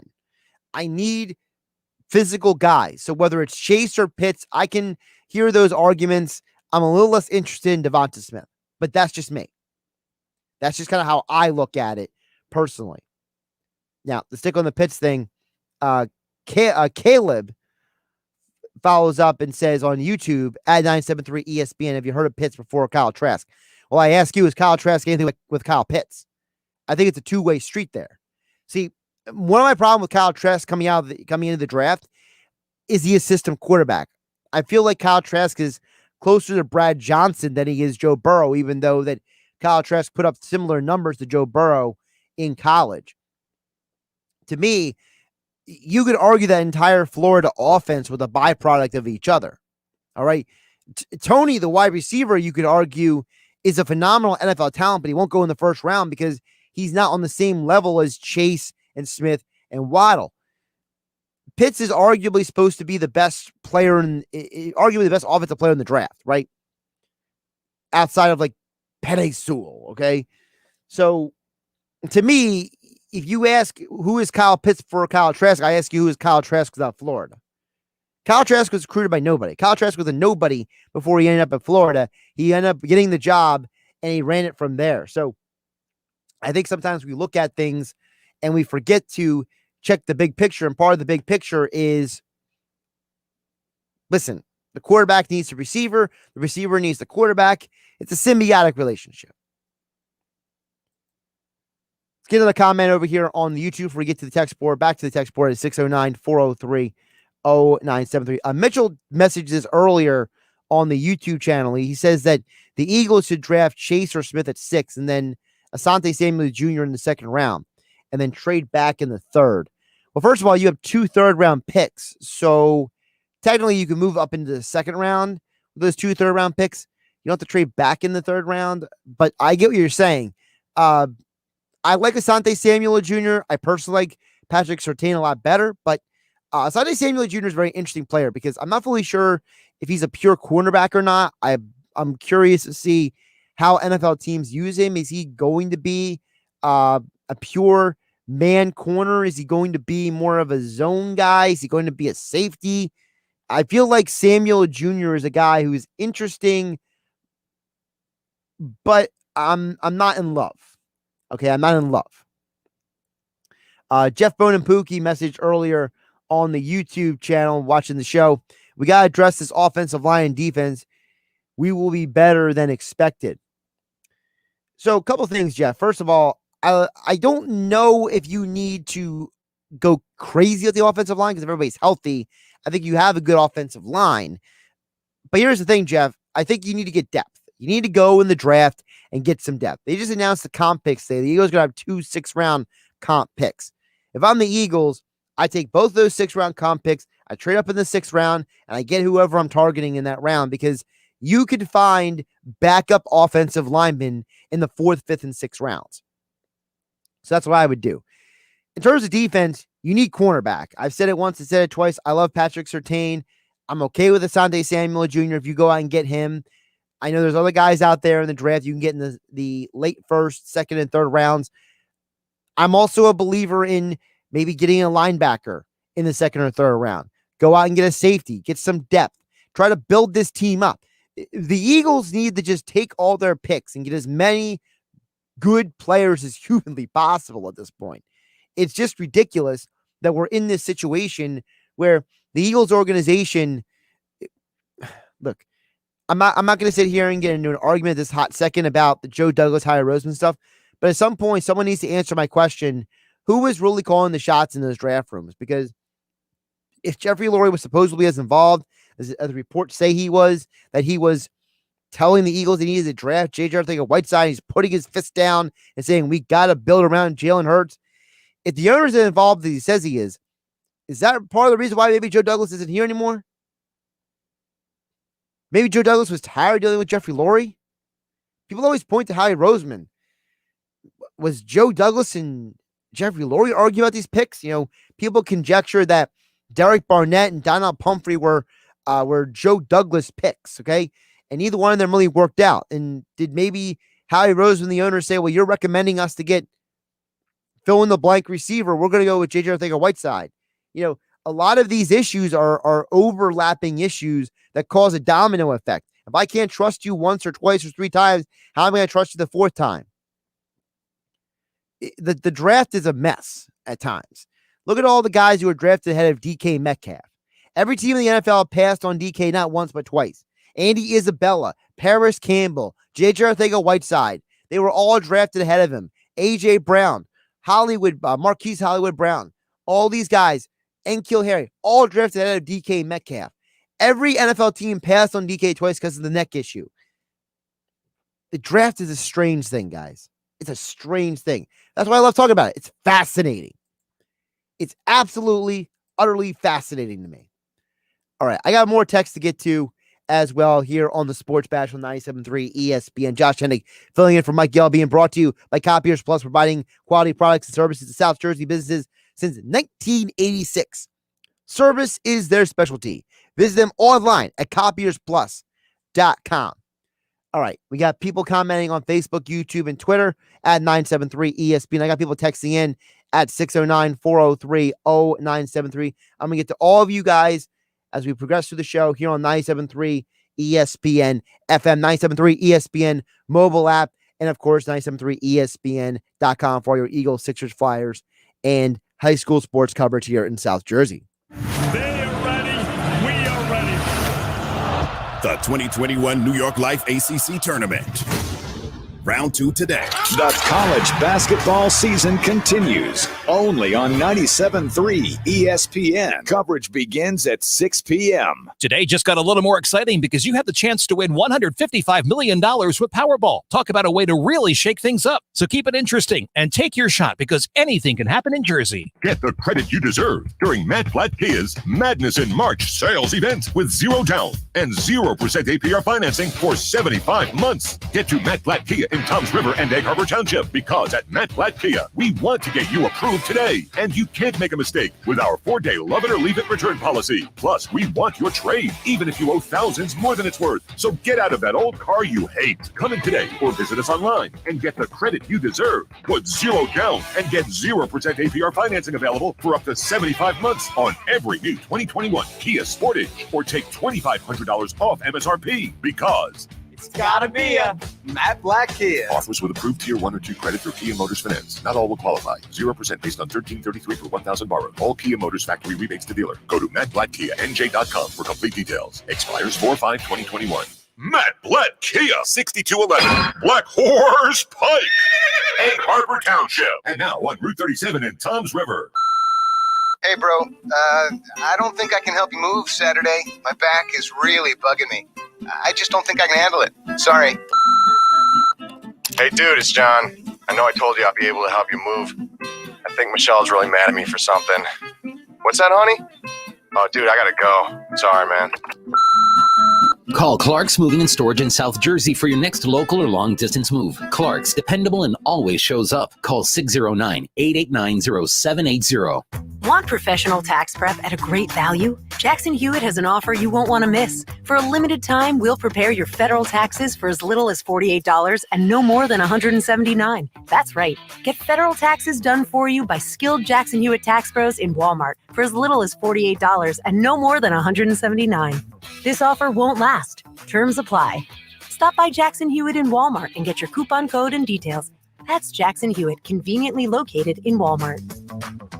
If you own a small business, you know how hard it can be to find new customers. Town Square has new tools that can help your business stand out and grow. Go to GetLocalCustomersNow.com for a free competitive analysis that will show you what other businesses are doing to find new customers and how you can do it too with Town Square. Be one of the first businesses to sign up and receive $500 in free advertising on this station. Start growing your business today. Visit GetLocalCustomersNow.com. That's GetLocalCustomersNow.com. Making popcorn for movie night? Whoa, who are you? This is your wake-up call from Tracfone Wireless. What if every time you tried a new streaming service, you had to buy a new TV? That'd be ridiculous. Yeah, some wireless companies do that when you switch, make you buy a new phone. Right. But Tracfone Wireless lets you keep your phone and your number and your network and gives you unlimited talk and text starting at $20 a month. Seriously, who are you? This is your wake-up call, people. Tracfone Wireless. Now you're in control. Oh, you're burning it. Oh, no. See terms and conditions at Tracfone.com. This is Cape May County Commissioner Len Desiderio. We are making progress in the fight against COVID. Please get tested and quarantine if you are positive to prevent the spread. Testing remains very important to our efforts. Everyone is frustrated by the slow supply of vaccine, but we are working with the state to get more doses to Cape May County. And we thank you for your patience.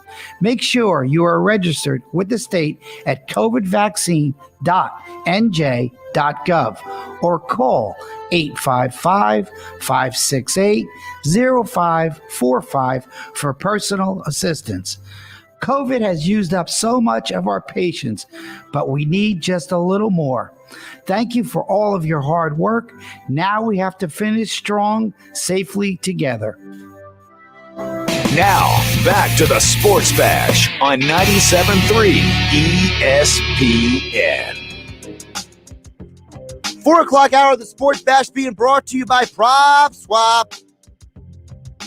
America's sports betting marketplace. Sell your sports bet and take your profit. Find out how at PropSwap.com or by downloading the Prop Swap app today.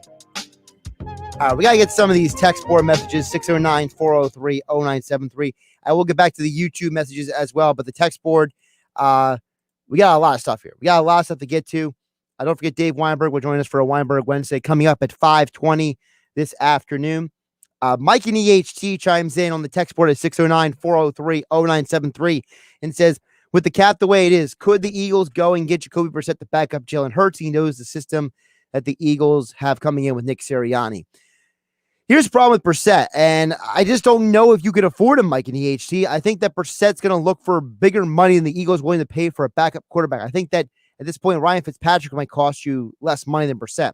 I think Brissett's looking for a job that he can compete for the starting job, and I think that if you went and got maybe like a Tyrod Taylor or Ryan Fitzpatrick, those guys might be less expensive than Brissett, who I think whether it's New England to bring him back or maybe a team like Denver is looking for competition with Drew Lock, or maybe even the Colts bring Brissett back for all intents and purposes. Listen, I think he's going to get more money than the Eagles can offer. I think it would be an ideal situation if you brought him in, but I just don't know if you can afford him. That's from Mike in EHT. Texter chimes in at 609-403-0973.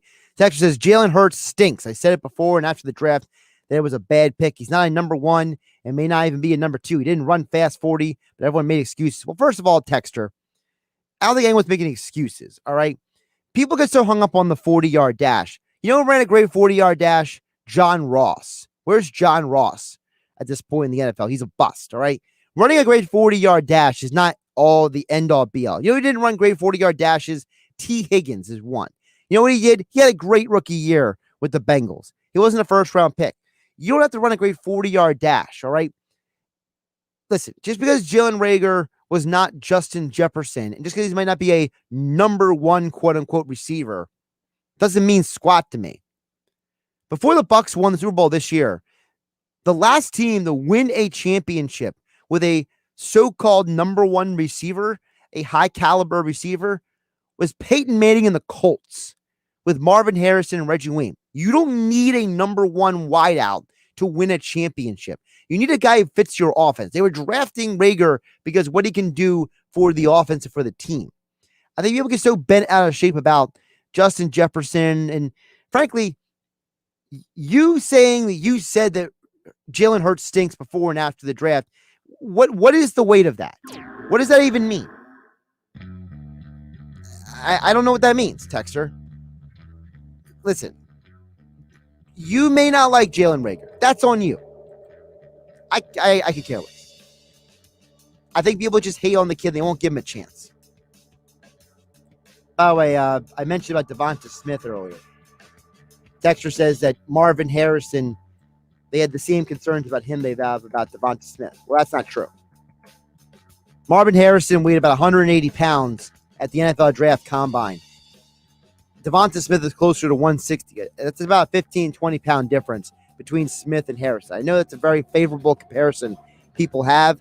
Marvin Harrison was a thicker human being than Devonta Smith is right now. So keep that in mind when you talk about him. All right, we'll get more of your thoughts and comments coming next on the Sports Bash. Josh Hennig, filling for Mike Gill, 97.3 ESPN. It's Sixers basketball tomorrow on 97.3 ESPN with the voice of the 76ers, Tom McGinnis, calling all the exciting play-by-play action. Backing, turning, hanging, firing. It's good. Tobias Harris. He can't be stopped in OT. The Sixers are in Chicago to face the Bulls. Coverage begins at 8 p.m. Philadelphia 76ers basketball on your radio home of the Sixers in South Jersey. 97.3 ESPN. Oh, yeah, it's on at Matt Blatt Nissan. The all-new Matt Blatt Nissan is receiving a special allocation of new Nissans, and we need your trade. So get out of that old car, truck, or SUV and into a brand new 2021 Nissan Murano. $5,000 off MSRP, plus 0 down and 0% APR financing for 60 months on new in-stock Nissan Sentras and Altimas. Matt Blatt Nissan on the Black Horse Pike in Egg Harbor Township next to Home Depot wants to approve your credit today so you can drive a new Nissan with 0 down payment and 0% APR financing. Plus our fast track checkout online at mattblattnissan.com. So bring any trade to Matt Blatt Nissan on the Black Horse Pike in Egg Harbor Township or at mattblattnissan.com. On approved credit, negative equity will be refinanced into new vehicle. All factory rebates and incentives to dealer. Not all will qualify. 0% APR financing based on $1,333 per 1,000 borrowed. Murano 8 to choose. Offers can't be combined. Call 888-731-5030 for all the details. It's on at Matt Blatt Nissan on the Black Horse Pike, Egg Harbor Township. Oh, yeah, it's on at Matt Blatt Nissan. Switch to T-Mobile for Business and get up to 90 days of service free via virtual rebate on your business plan. You get a great deal, the largest 5G network, and first-class benefits like Microsoft 365 on us. It's better for business and only with T-Mobile for Business. Limited time offer. Stop in-store for details. Plus taxes and fees for some plans. Virtual Express MasterCard within 8 weeks of receipt of valid submission. Complete port within 60 days. See T-Mobile.com for 5G devices, coverage, and plan details. Liberty Mutual Insurance Company presents and Doug. Breathe out and repeat after me. Liberty Mutual customizes your car insurance so you only pay for what you need. Liberty Mutual customizes your car insurance so you only pay for what you need. Your bird is eating my candles. Your bird is eating my candles. No, seriously, he's making a mess. No, seriously. Liberty, liberty, liberty, liberty. Get a customized quote at libertymutual.com. Dell's semi-annual sale is the perfect opportunity for a significant business upgrade. Save up to 45% on Dell computers built for business and powered by Intel Core processors. Plus, enjoy special pricing on Dell docks, monitors, servers, and more. All with easy financing options through Dell Financial Services. Speak to a Dell Technologies advisor today to find the right tech for your business with fast, free shipping. Call 877-ASK-DELL. Again, that's 877-ASK-DELL. Manipulated odds, identity theft, fraud. If you wager on an illegal website, you risk your security and winnings. Luckily, you can avoid these headaches. If you want to place a bet, New Jersey now offers legal online betting. Legal websites will keep you protected, ensure fair play, support responsible gaming, and boost the state's economy. Visit bettersafe.org/NJ for information. That's BETTOR safe.org/NJ to learn more. Don't be sorry. Be better safe. What's in store this week at Staples? A big deal on ink. That's kind of a big deal. Staples has the technology, furniture, and supplies you need for a totally productive workspace. And right now, you can earn 25% back in Staples Rewards when you spend $75 on ink or $175 on toner. Shop in-store or get same-day delivery powered by Instacart. Ends 3/13/21. Limit 4 in-store and on Instacart only. Visit staplesconnect.com/ink rewards for details. Instacart delivery subject to availability. Additional fees may apply. You ever lie awake at night, can't sleep, not wanting to see what time it is because that's just going to keep you up? Tonight, try ZzzQuil Pure Z's all night. Unlike other sleep aids, our extended release melatonin helps you fall asleep naturally and then slowly releases so you stay asleep longer through the night. It's non-habit forming with no next day grogginess. ZzzQuil Pure Z's all night so you can fall asleep and stay asleep. Available at retailers near you. So you think you have unlimited data? Recalculating.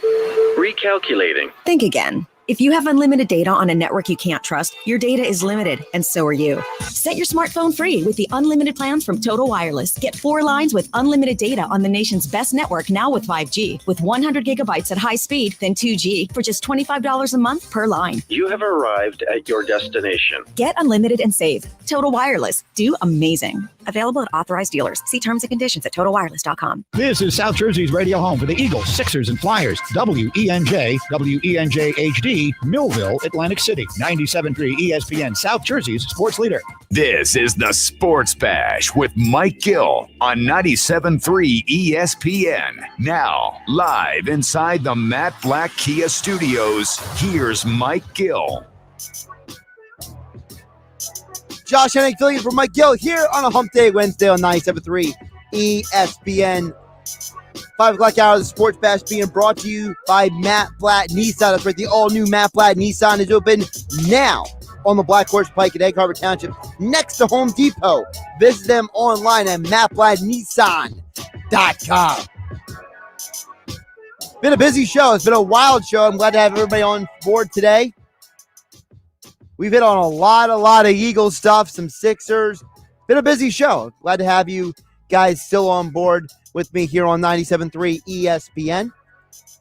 I promised I would get to more texts here at 609-403-0973. Really quick, I want to just kind of reset the table for everyone. Still to come here this hour. About 20 minutes from now, we will talk with Dave Weinberg for a Weinberg Wednesday. Veteran Eagles writer. Get into the Eagles a little bit more with him and some other sports topics as we do each week here on 97.3 ESPN as well. His extra point columns are over at 97.3ESPN.com. Also, coming up tonight at 6 o'clock, remember, no game night for the next few nights. Mike Gill is off, so I'll be covering on the Sports Bash. We have college basketball every single night on 97.3 ESPN. Tonight, we got the ACC college basketball tournament coverage starts at 6 p.m. So top of the next hour, we have Duke versus Louisville on the slate. Part of a doubleheader of ACC college basketball action. Then tomorrow, we have a ton of more college basketball action. We get the Big Ten tournament. We have the ACC tournament tomorrow. On Friday, we will be having a Big Ten tournament. We will have, that's right, Big East, a little Villanova for you on Friday. So we got a lot of college basketball for you all week long right here on 97.3 ESPN. And don't forget about signing up for the $1 Million Bracket Challenge right now on 97.3 ESPN.com. The bracket with the most correct will win $500 golden cash getaway in Atlantic City thanks to our friends at GoldenNuggetSports.com. And the top 20 brackets will receive a free bet at GoldenNuggetSports.com. Must be 21 or to play or place a bet and only in available in New Jersey. Free bets are for online sportsbook only. See website for full terms and conditions. Again, that's a $1 Million Bracket Challenge at 97.3 ESPN.com. So give you a little reset there. I want to remind everybody also keep in mind, all right, Mitchell, you just made me laugh a little bit with something you said on there. But I'll get to Mitchell's comment in a minute on YouTube. So keep in mind also the Eagles, they're working their salary cap down. They cut $2 million yesterday. The restructures will cost them another $9 million. The NFL salary cap is $182.5 million. That's $2.5 million than previously thought, which is still $16 million less than last year. So a couple of items for you all to keep an eye on in the news cycle. Also, a very cool news item. We'll get to this a little bit later in this hour. The NHL is back on ESPN. Yeah, that's right. Disney and the NHL have come to a 7-year agreement. And part of that agreement will have Stanley Cup Finals on ABC for 4 of 7 years. Half of the Stanley Cup playoffs will be on ABC and ESPN each year, along with 25 exclusive national regular season games on ABC and ESPN, along with 75 national regional season games will stream exclusively on ESPN Plus and Hulu. So, holy Toledo.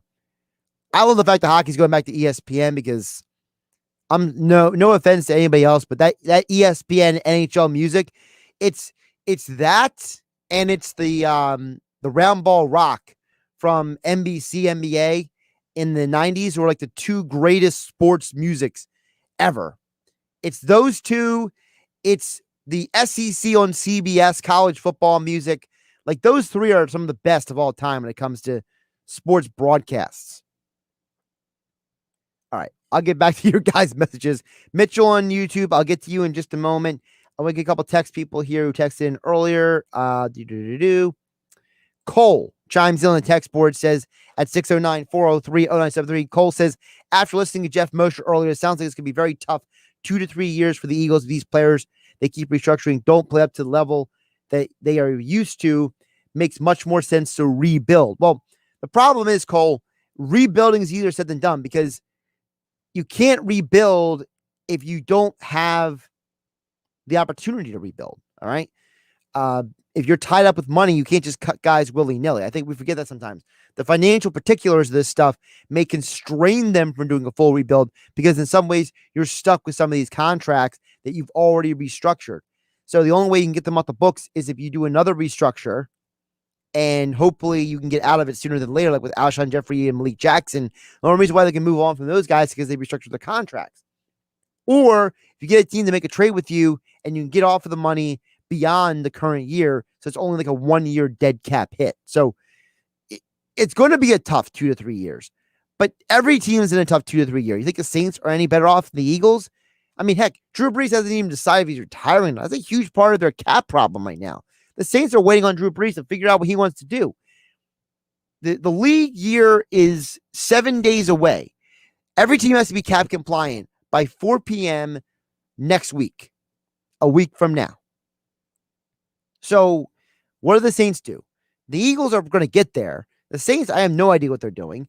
There are other teams that are having trouble as well. There's a reason why the Lions didn't bring back Kenny Galladay is because they couldn't afford him. All right. You have a lot of stuff going on. So you're right. It would make more sense to do a rebuild, but you might not be able to because of the contract you're stuck with. Now, we have two people asking the same question. All right. Mitchell on YouTube, the reason why I was laughing was because you're asking a similar question to Tom from the Villas on the text board. So, but Tom from the Villas' question is only about the receivers.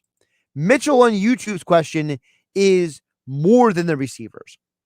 So I'm going to go to Tom and the Villas' question first because it's a little bit simpler. And then I'm going to get to Mitchell. All right.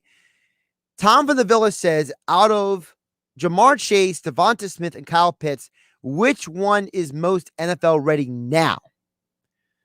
So my answer would be Kyle Pitts for the sole reason that he actually played last year and Jamar Chase didn't. I think that Devonta Smith, he might not be all he can be year one. I think Devonta Smith is one of those guys where he's going to grow into being a star level receiver.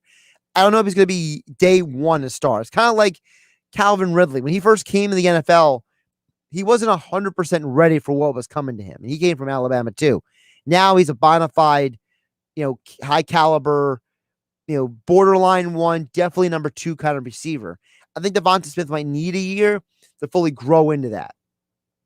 Aside from the fact that Smith's body is small, I think Smith also may need a little bit of time to adjust to the NFL offense because if he doesn't get on an offense that's like Alabama's, where he flourished in, he may have a little trouble with the concepts. For example, Alabama's offense is distinctly different than what for someone like Andy Reid runs in Kansas City.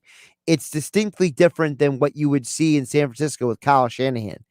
And those offenses, those types of offenses, I should say, those, for example, Kyle Shanahan with the running offense, with the schemes that they run, the movement, the formations, Andy Reid with his variation, the West Coast offense, those might be offenses that DeVonta Smith might not be 100% ready for day one. The reason why I have Pitts ahead of Jamar Chase is because I think that Chase being off for an entire year, he may not be 100% ready for the speed of the NFL game week one. It may take him a couple of weeks to get adjusted to the speed of the game.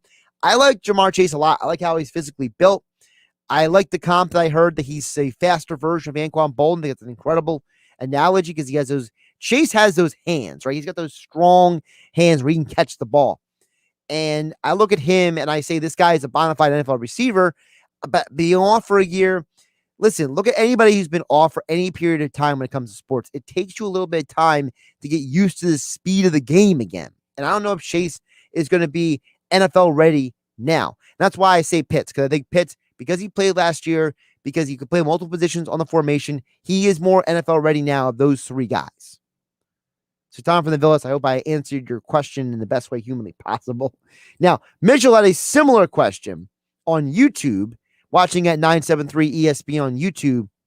First of all, Mitchell, I'm Josh, filling in for Mike Gill, but Mike is usually the host. So, but you ask, rank these players available at 6.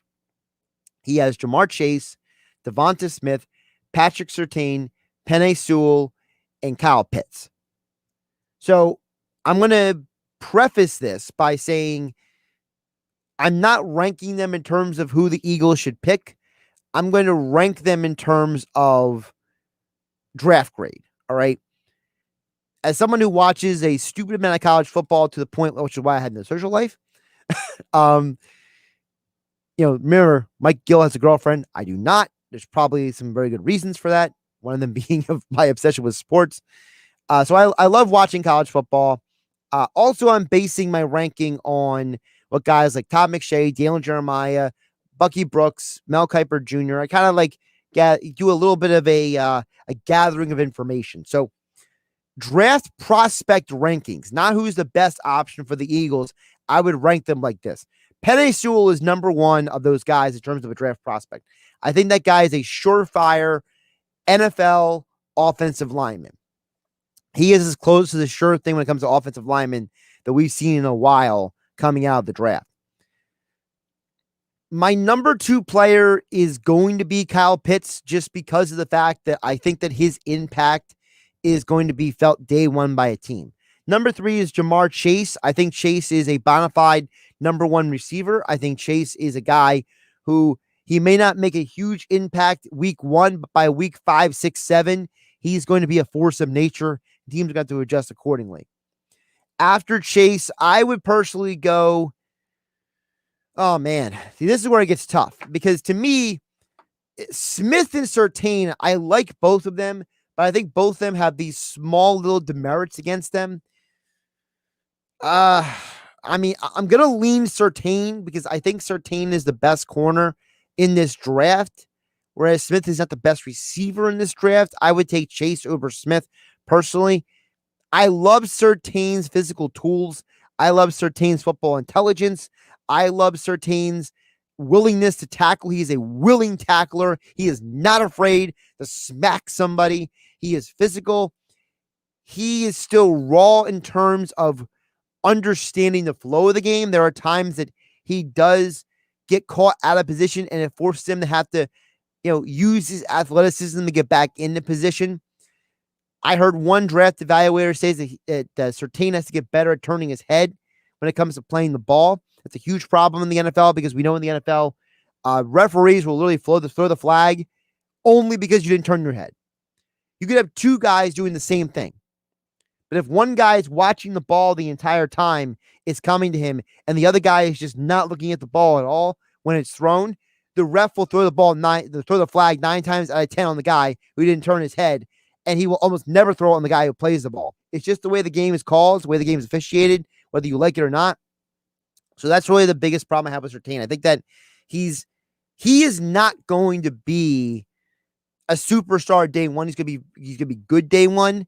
Day two, he's gonna be very good. Day three, he's gonna be great. Day four, he could be a all-pro cornerback. So you have to be a little patient with him. And then again, as I said, I have Devonta Smith at the bottom of all of those guys because to me, Devonta Smith, I think he needs to put on a little weight. I think that his physical body needs a little bit more oomph to it. Listen, not that look, I'm not an NFL player, obviously. All right. I have too many beat up injuries for that at this point. But if I, at my age, when I was his age, was able to have more muscle on my body physically than Devonta Smith does, I don't think Smith has an excuse. If Smith can show us that between the end of the college football season and the NFL draft, he's able to put on some weight, I feel much more comfortable with him as an NFL prospect. And again, I know somebody said to me earlier on the show, they texted in, I got to find it real quick so I can pop it up on the screen here, that people had the same reservations about Marvin Harrison they had about Devonta Smith. And I understand what you're saying. I remember those reservations when it came out of Syracuse, but it's not the same because Marvin Harrison weighed in about 180 pounds coming out of college. When he was weighing at the combine, he was 180 pounds. Okay.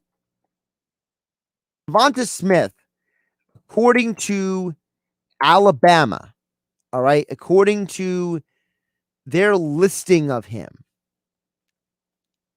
and remember, he wouldn't weigh at the Senior Bowl, all right? He would not get measured at the Senior Bowl for anything, for his height, his weight, nothing. Alabama lists him at 175 pounds. But there are a lot of people who say it's 175 pounds with equipment on. All right. You don't weigh somebody with equipment on. You weigh them without the equipment. Okay. That'd be like going to the gym and saying, I didn't lose weight. But then you realize that you weighed it on the scale one day with your sneakers and another day without your sneakers. Or one day you weighed yourself before eating, another day after eating. So I think that there's a problem with Smith when it comes to his weight. There's a lot of people who say that he weighs a lot less than 175 pounds who cover college football. I had, Tony Pauline from Pro Football Network tell me about a month ago that he was very concerned with Devonta Smith not willing to weigh in, not willing to measure, and that there's a huge concern with that. So, maybe it's one of those deals where Devonta Smith actually weighs closer to like 165 than 175. You know how sports works. Listen, when I played sports, they said I was about 5'9", 5'10". I am not 5'10". I can guarantee you that. I've never been 5'10" in my life. Maybe with some very super high cleats and stretching it, I was 5'10". That's the way sports works. We all exaggerate some of those numbers. So Devonta Smith is not 175. Marvin Harrison weighed in at officially 181 at the NFL Combine. So I think there's a little difference between Harrison and Smith, but I understand that the reservations are similar. All right. We got a lot to get to here on 97.3 ESPN. Coming up next, we have Dave Weinberg joining the show. Dave Weinberg's covered the Eagles for a very long time. We're getting some football conversation with him, along with some other thoughts on the sports world. And, of course, with some more of your messages before the end of the show. 609-403-0973 is the text board. Also, all of you watching on Facebook, YouTube, and Twitter at 973 ESPN FM on Facebook, YouTube, and Twitter, where you can watch the show. And, of course, we are live on the 973 ESPN mobile app. You can download on your phone. It's free. Thanks to First Bank of Seattle City. Don't forget all of the Eagles, Phillies, Sixers, Flyers, and high school sports coverage over at 973 ESPN.com. I'm Josh Hennig, filling in for Mike Gill here on Hump Day Wednesday here on 973 ESPN FM on the Sports Bash. They are ready. We are ready.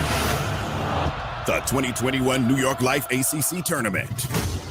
Round 2 today. The college basketball season continues only on 97.3 ESPN. Coverage begins at 6 p.m. Get the credit you deserve during Matt Blatt Kia's Madness in March sales event with 0 down and 0% APR financing for 75 months. Get to Matt Blatt Kia in Toms River and Egg Harbor Township, because at Matt Blatt Kia, we want to get you approved today. And you can't make a mistake with our 4-day love it or leave it return policy. Plus, we want your trade, even if you owe thousands more than it's worth. So get out of that old car you hate. Come in today or visit us online and get the credit you deserve. Put 0 down and get 0% APR financing available for up to 75 months on every new 2021 Kia Sportage, or take $2,500 off MSRP, because it's gotta be a Matt Blatt Kia. Offers with approved Tier 1 or 2 credit through Kia Motors Finance. Not all will qualify. 0% based on $1,333 for $1,000 borrowed. All Kia Motors factory rebates to dealer. Go to mattblattkianj.com for complete details. Expires 4/5/2021. Matt Blatt Kia, 6211 Black Horse Pike, Egg Harbor Township, and now on Route 37 in Toms River. Hey, I'm Andy. If you don't know me, it's probably because I'm not famous. But I did start a men's grooming company called Harry's. The idea for Harry's came out of a frustrating experience I had buying razor blades. Most brands were overpriced, overdesigned, and out of touch. At Harry's, our approach is simple. Here's our secret. We make sharp, durable blades and sell them at honest prices for as low as $2 each. We care about quality so much that we do some crazy things, like buy a world-class German blade factory. Obsessing over every detail means we're confident in offering a 100% quality guarantee. Millions of guys have already made the switch to Harry's, so thank you if you're one of them. And if you're not, we hope you give us a try with this special offer. Get a Harry's starter set with a 5-blade razor, weighted handle, shave gel, and a travel cover. All for just $3 plus free shipping.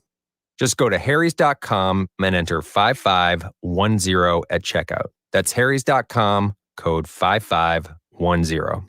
Enjoy. A message from your neighbors and friends at First Bank. We've been serving residents and businesses of Sea Isle City and the surrounding communities for more than 130 years.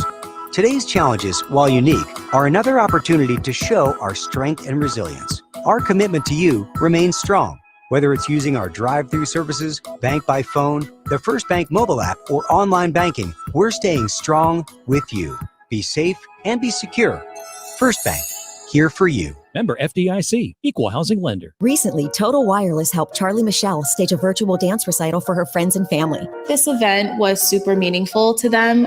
Because when you move to Total Wireless, you can get amazing devices on nationwide 5G. And with unlimited plans starting at $25 a month, you could save up to $1,200 a year. Thank you, Total Wireless, for helping me pull this off. Total Wireless. Do amazing. Compatible 5G device required. 5G network in limited areas. Month equals 30 days. Savings claim made when compared to 4-line postpaid plans of leading carriers 10-20-20. See terms and conditions at totalwireless.com. Better sleep means a better you. That's why Mattress Firm came up with the Rest Assured promise, featuring the best mattresses from America's best mattress brands. Like the Tempur-Breeze collection, available now, with a $300 instant gift good towards your choice of sleep accessories. Visit with our sleep experts in-store, online, or by phone to find the right bed for you. Only at Mattress Firm, America's #1 Tempur-Pedic retailer. Offer valid with qualifying purchase. Restrictions apply. Valid at participating locations only. For offer details, visit mattressfirm.com/sale. Termite season is quickly approaching. Is your home protected? Whether you're renovating or getting ready for spring, stop termites, mice, and ants in their tracks. Visit VikingPest.com for a pest-free home. That's VikingPest.com. You can watch the Sports Bash live now on Facebook, YouTube, and Twitter. Search 97.3 ESPN or visit our website, 973ESPN.com.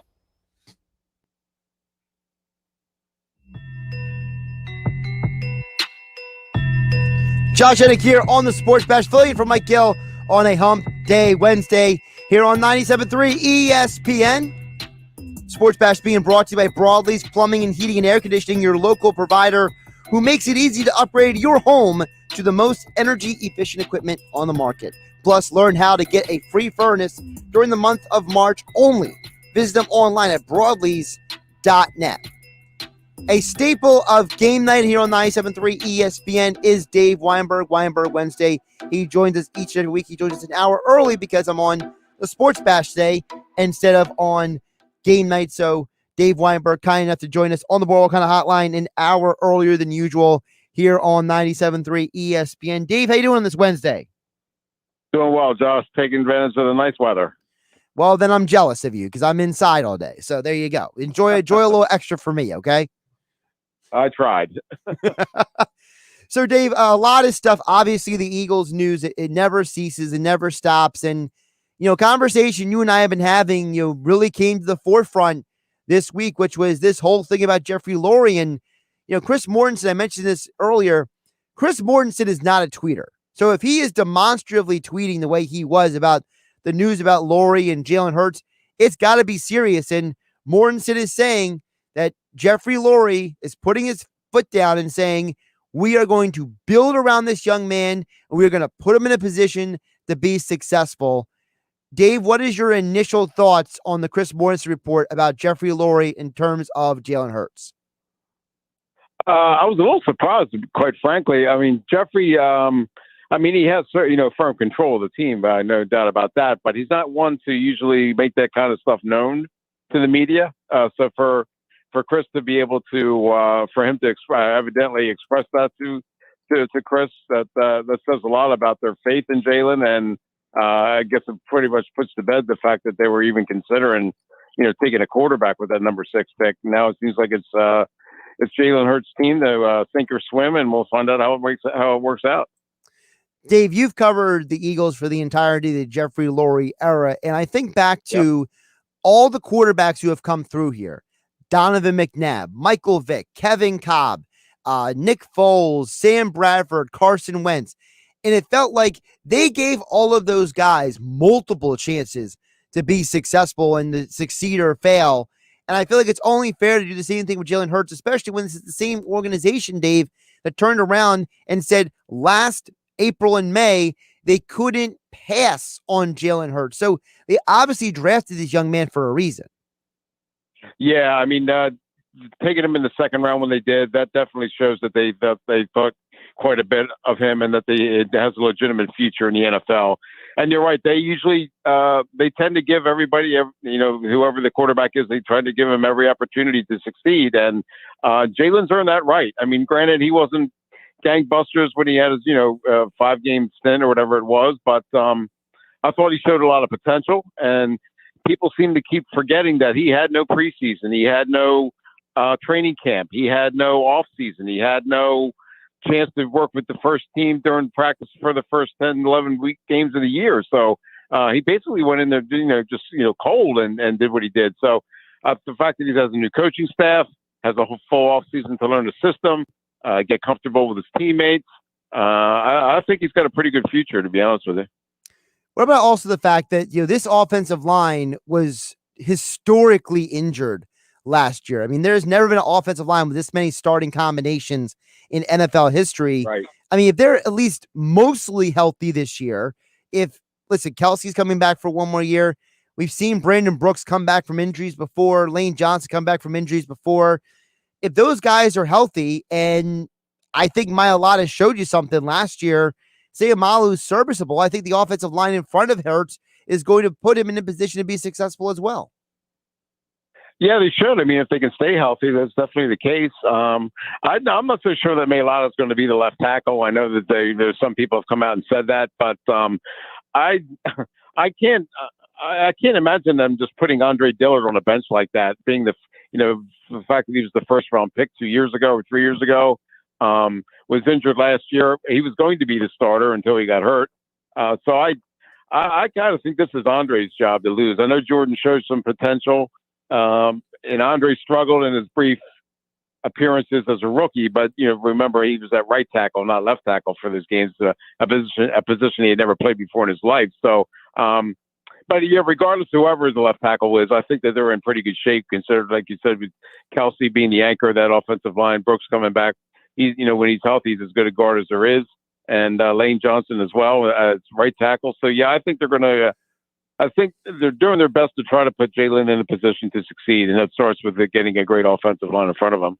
Speaking of Kelsey, he's not just coming back, but he's restructuring his contract as part of him coming back, getting a nice, chunk of money up front as that signing bonus for the restructure instead of some of it going against the cap. And I got to ask you, Dave, what is your perspective on all these guys who are restructuring contracts? We heard last week from Adam Kaplan, for example. He said that not every NFL player wants to restructure their contract, that there are a lot of player agents who tell players don't restructure your contract. Is there something to be said with the fact that so many Eagle players are willing to restructure, or is this just part of the way the Eagles do business? A little bit of both. I think it speaks a lot to Jason Kelsey's character.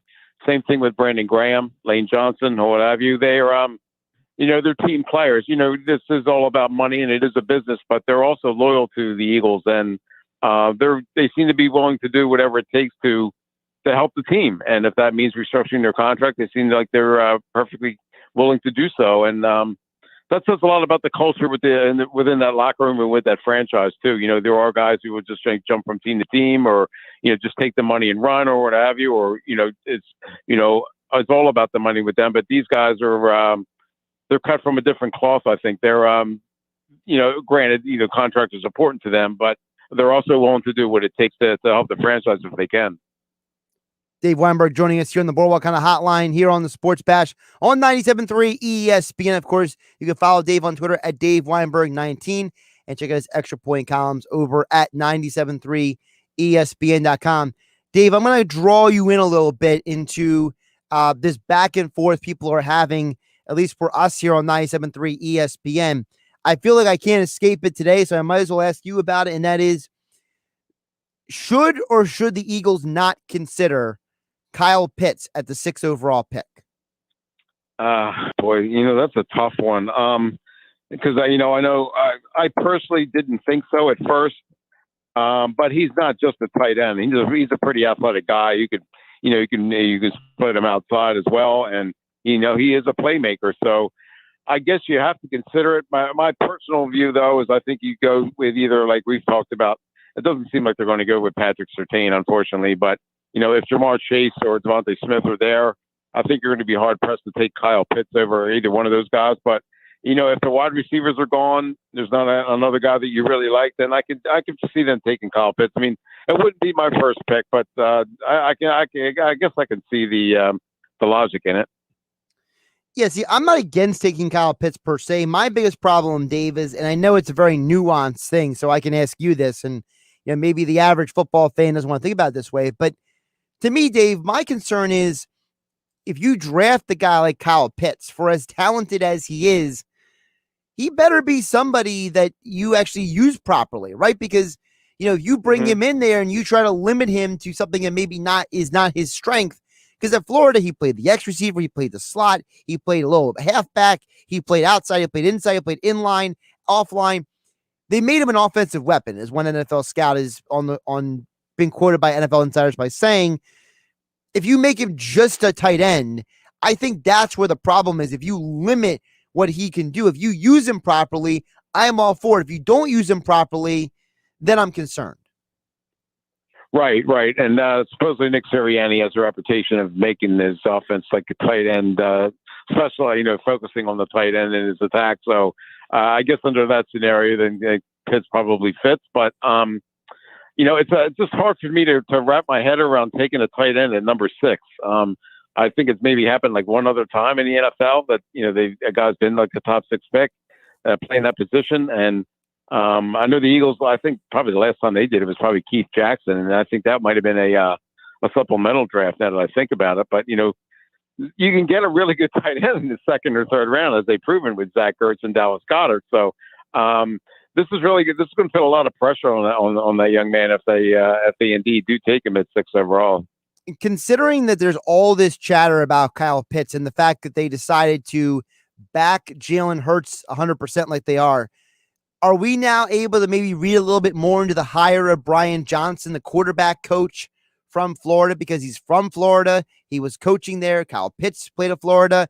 We know that Brian Johnson, he's known Jalen Hurts since he was 4 years old. Maybe should some of the things that are going on, should we maybe have seen this stuff ahead of time because of the hire of the quarterback coach? That's a good point, Josh. I don't know that Kyle Pitts necessarily plays into that scenario, but I do think that there is something to the fact that, he knows Jalen so well. You want your quarterback to have a certain comfort level with the coaching staff, and the fact that he knows the guy, has known him for years. That should make his progress this year. I think it'll be a little bit faster, a little more comfortable. He won't have to deal with. The guy's a new coach, but he's not new to Jalen, so I think that'll help a lot.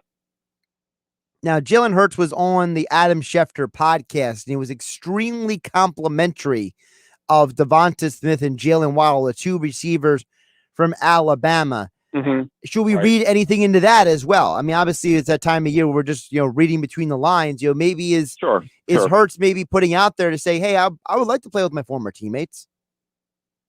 Yeah, that's a possibility. I mean, there's probably something that when you're speaking of comfort level, the fact that he's played with those guys at Alabama, that would probably help, I guess. But I don't know if the Eagles are going to base their first round pick on that. I think they really want to make sure that they hit a home run with this pick, and they certainly would if either of those guys are there. And in addition to Jamar Chase, or I guess Kyle Pitts too. But the fact that he was at Alabama with Patrick Surtain, does that help any?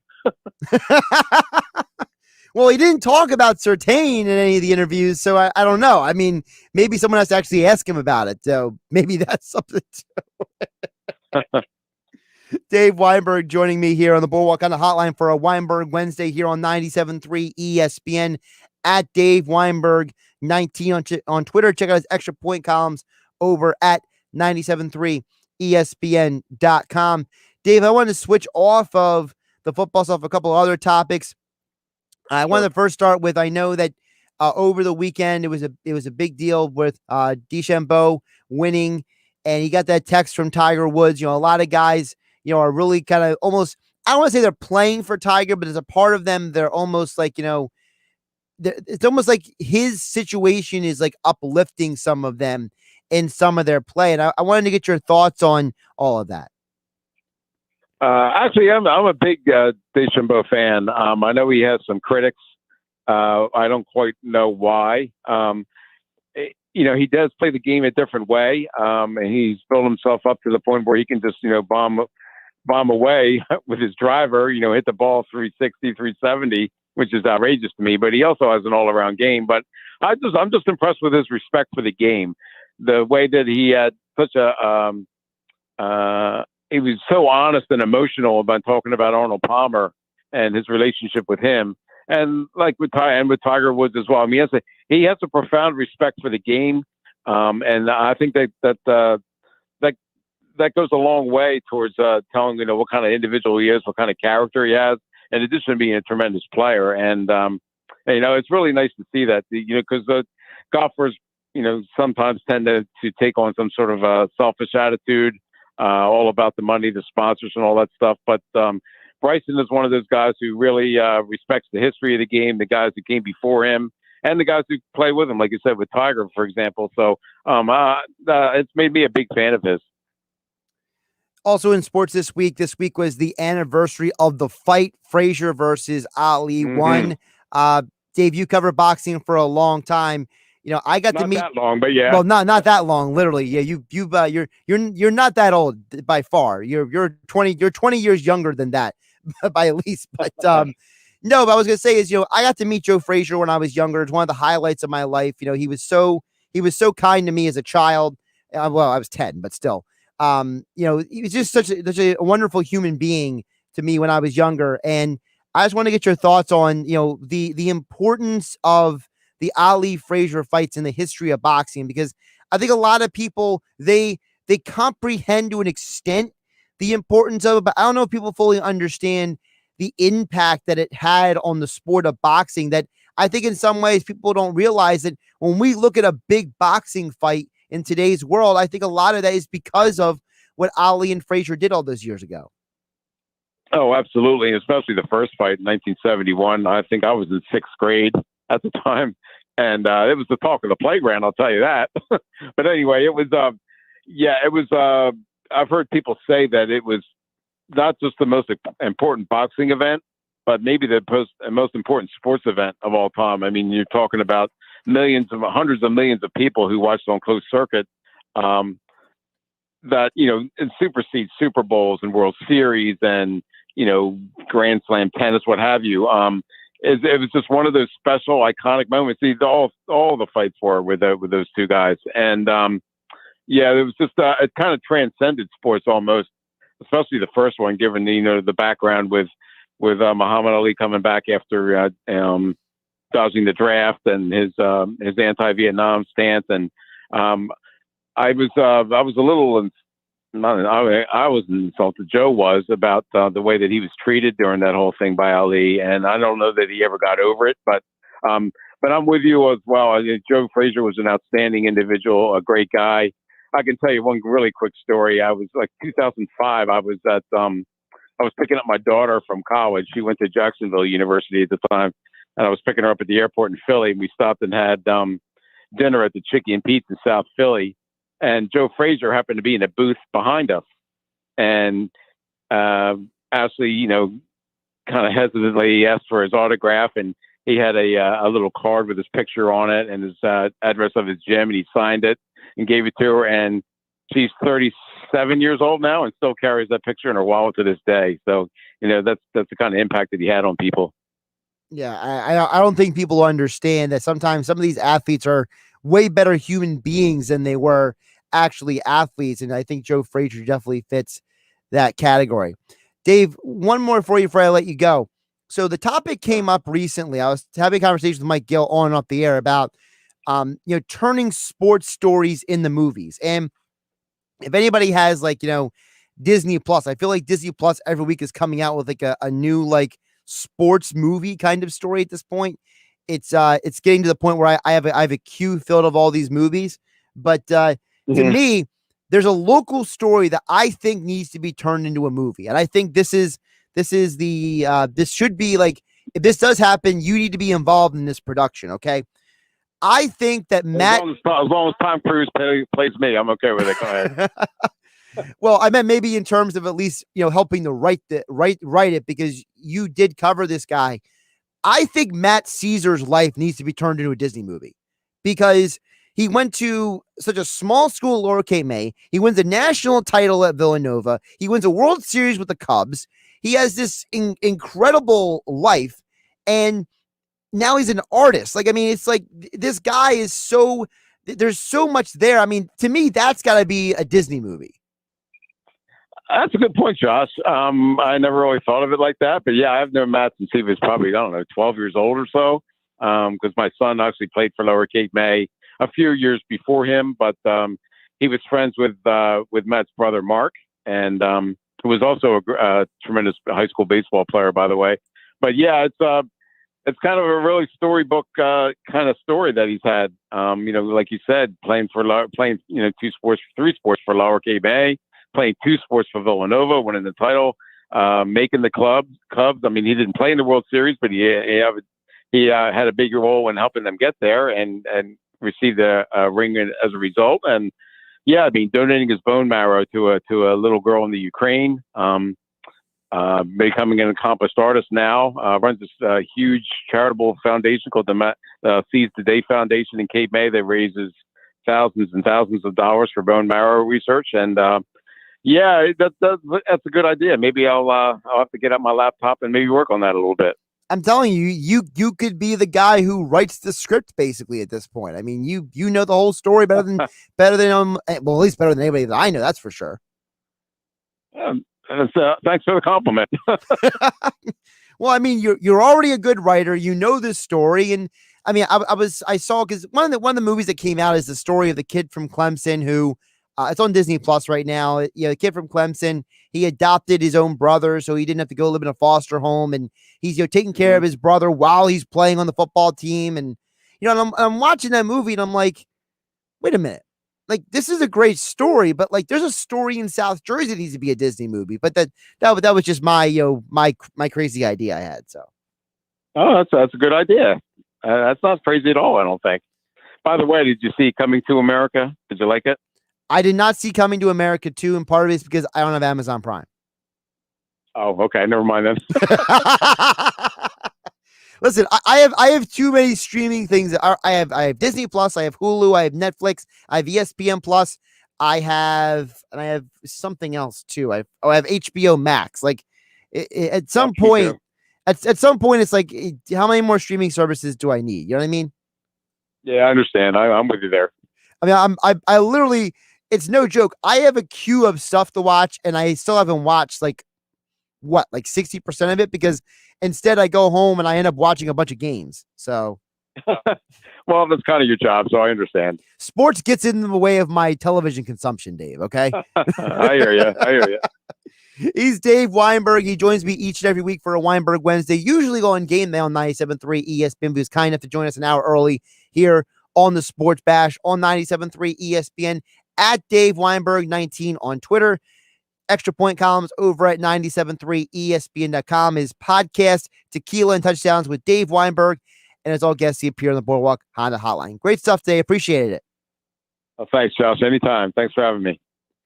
Josh Ennick here on the Sports Bash on 97.3 ESPN. Sports Bash, of course, being brought to you by Matt Blatt Nissan. The all-new Matt Blatt Nissan is now open on Black Horse Pike in Egg Harbor Township next to Home Depot. Visit them online at mattblattnissan.com.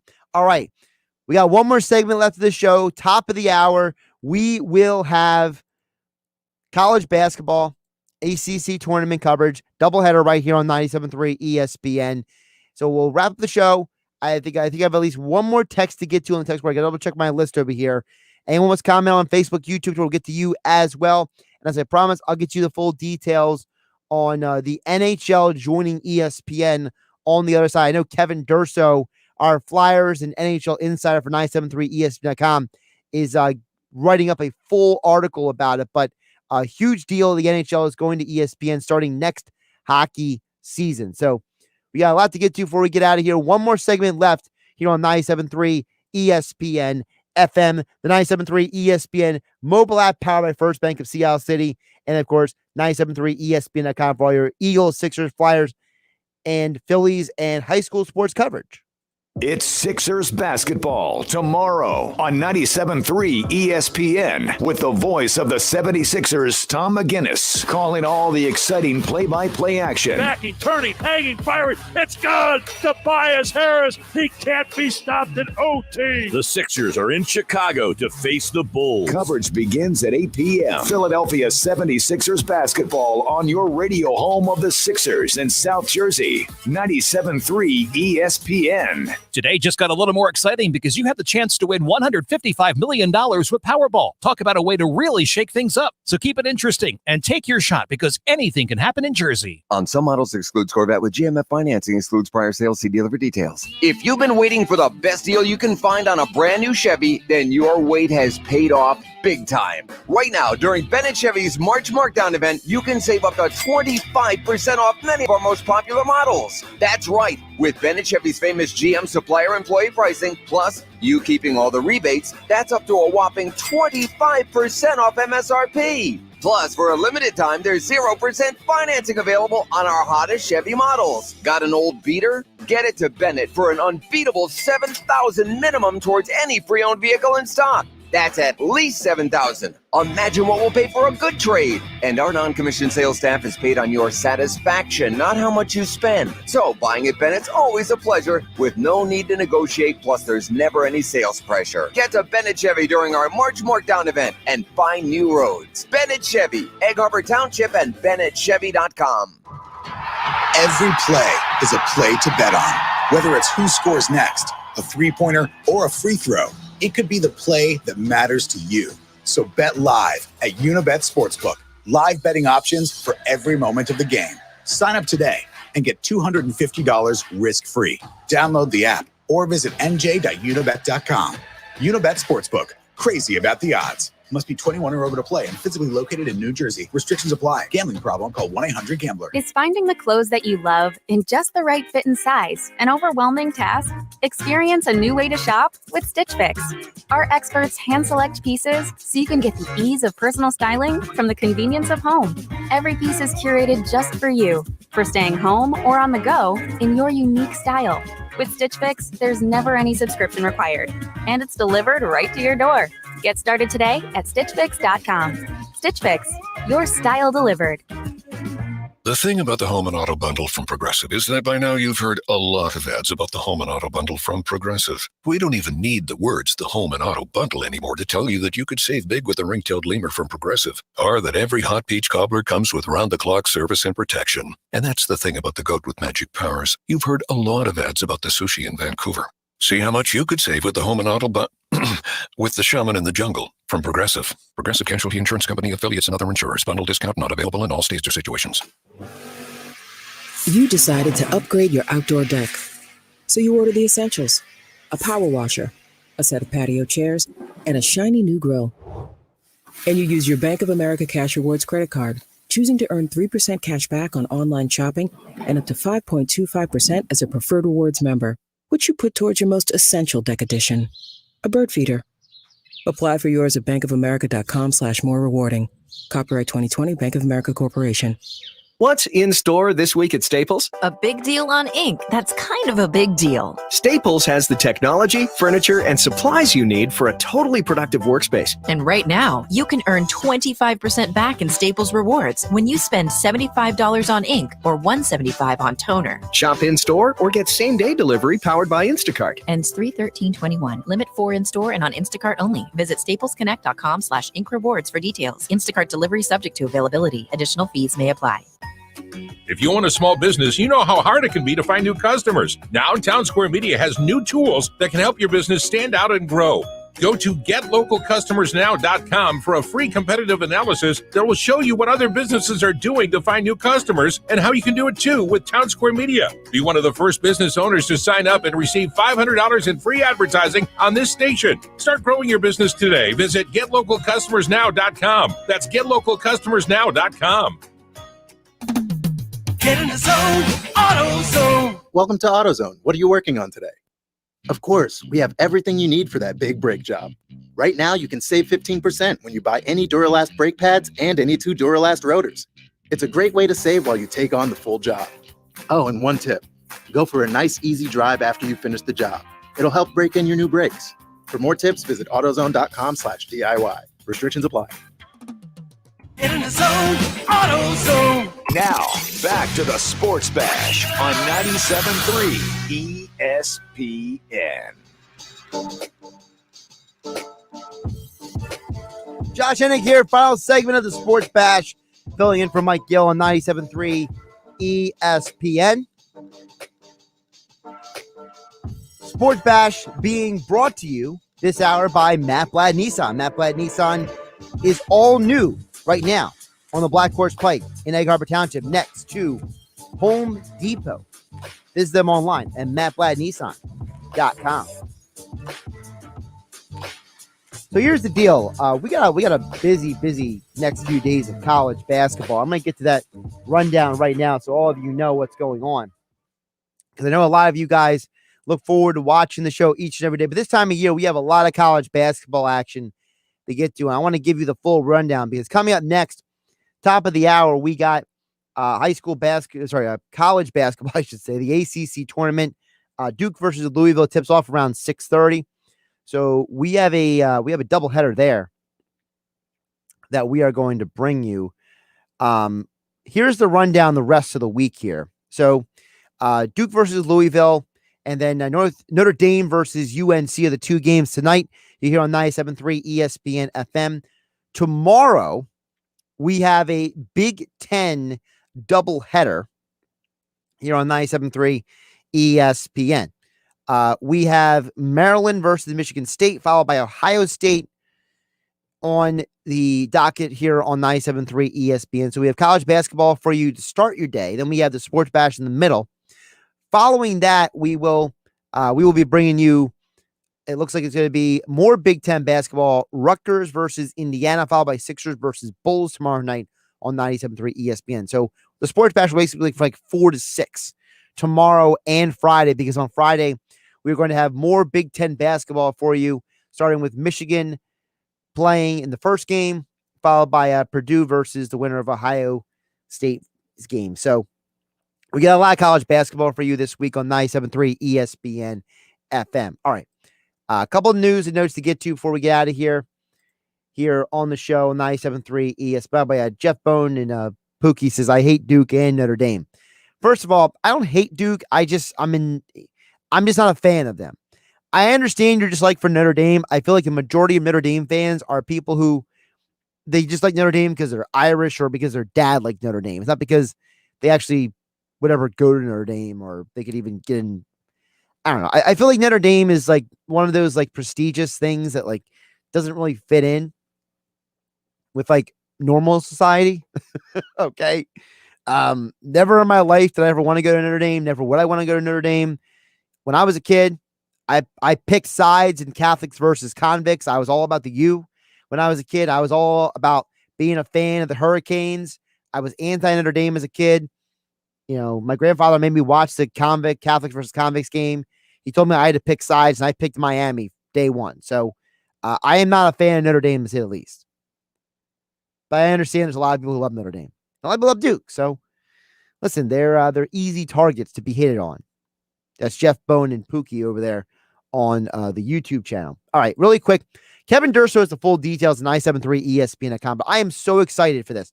The NHL is coming back to ESPN starting next season. And it's going to be one of those agreements where basically ESPN is going to stream over 1,000 games on ESPN plus 75 national games each year that will be on ESPN, ESPN plus, Hulu, ABC. Basically, ESPN plus is going to replace the NHL's NHL.TV package. That's a big deal for people who are digital subscribers. They're going to split the Stanley Cup Finals, so ESPN, ABC will have 4 of the next 7, and then the NHL is going to negotiate a deal with one other network.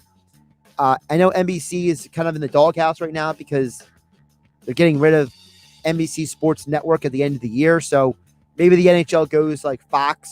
Fox had a cool theme as well back in the day. You know, used to host the NHL on Fox. James Brown is now on CBS. You know, that's what they should do. They should call CBS, ask James Brown to host the NHL again, and go to CBS.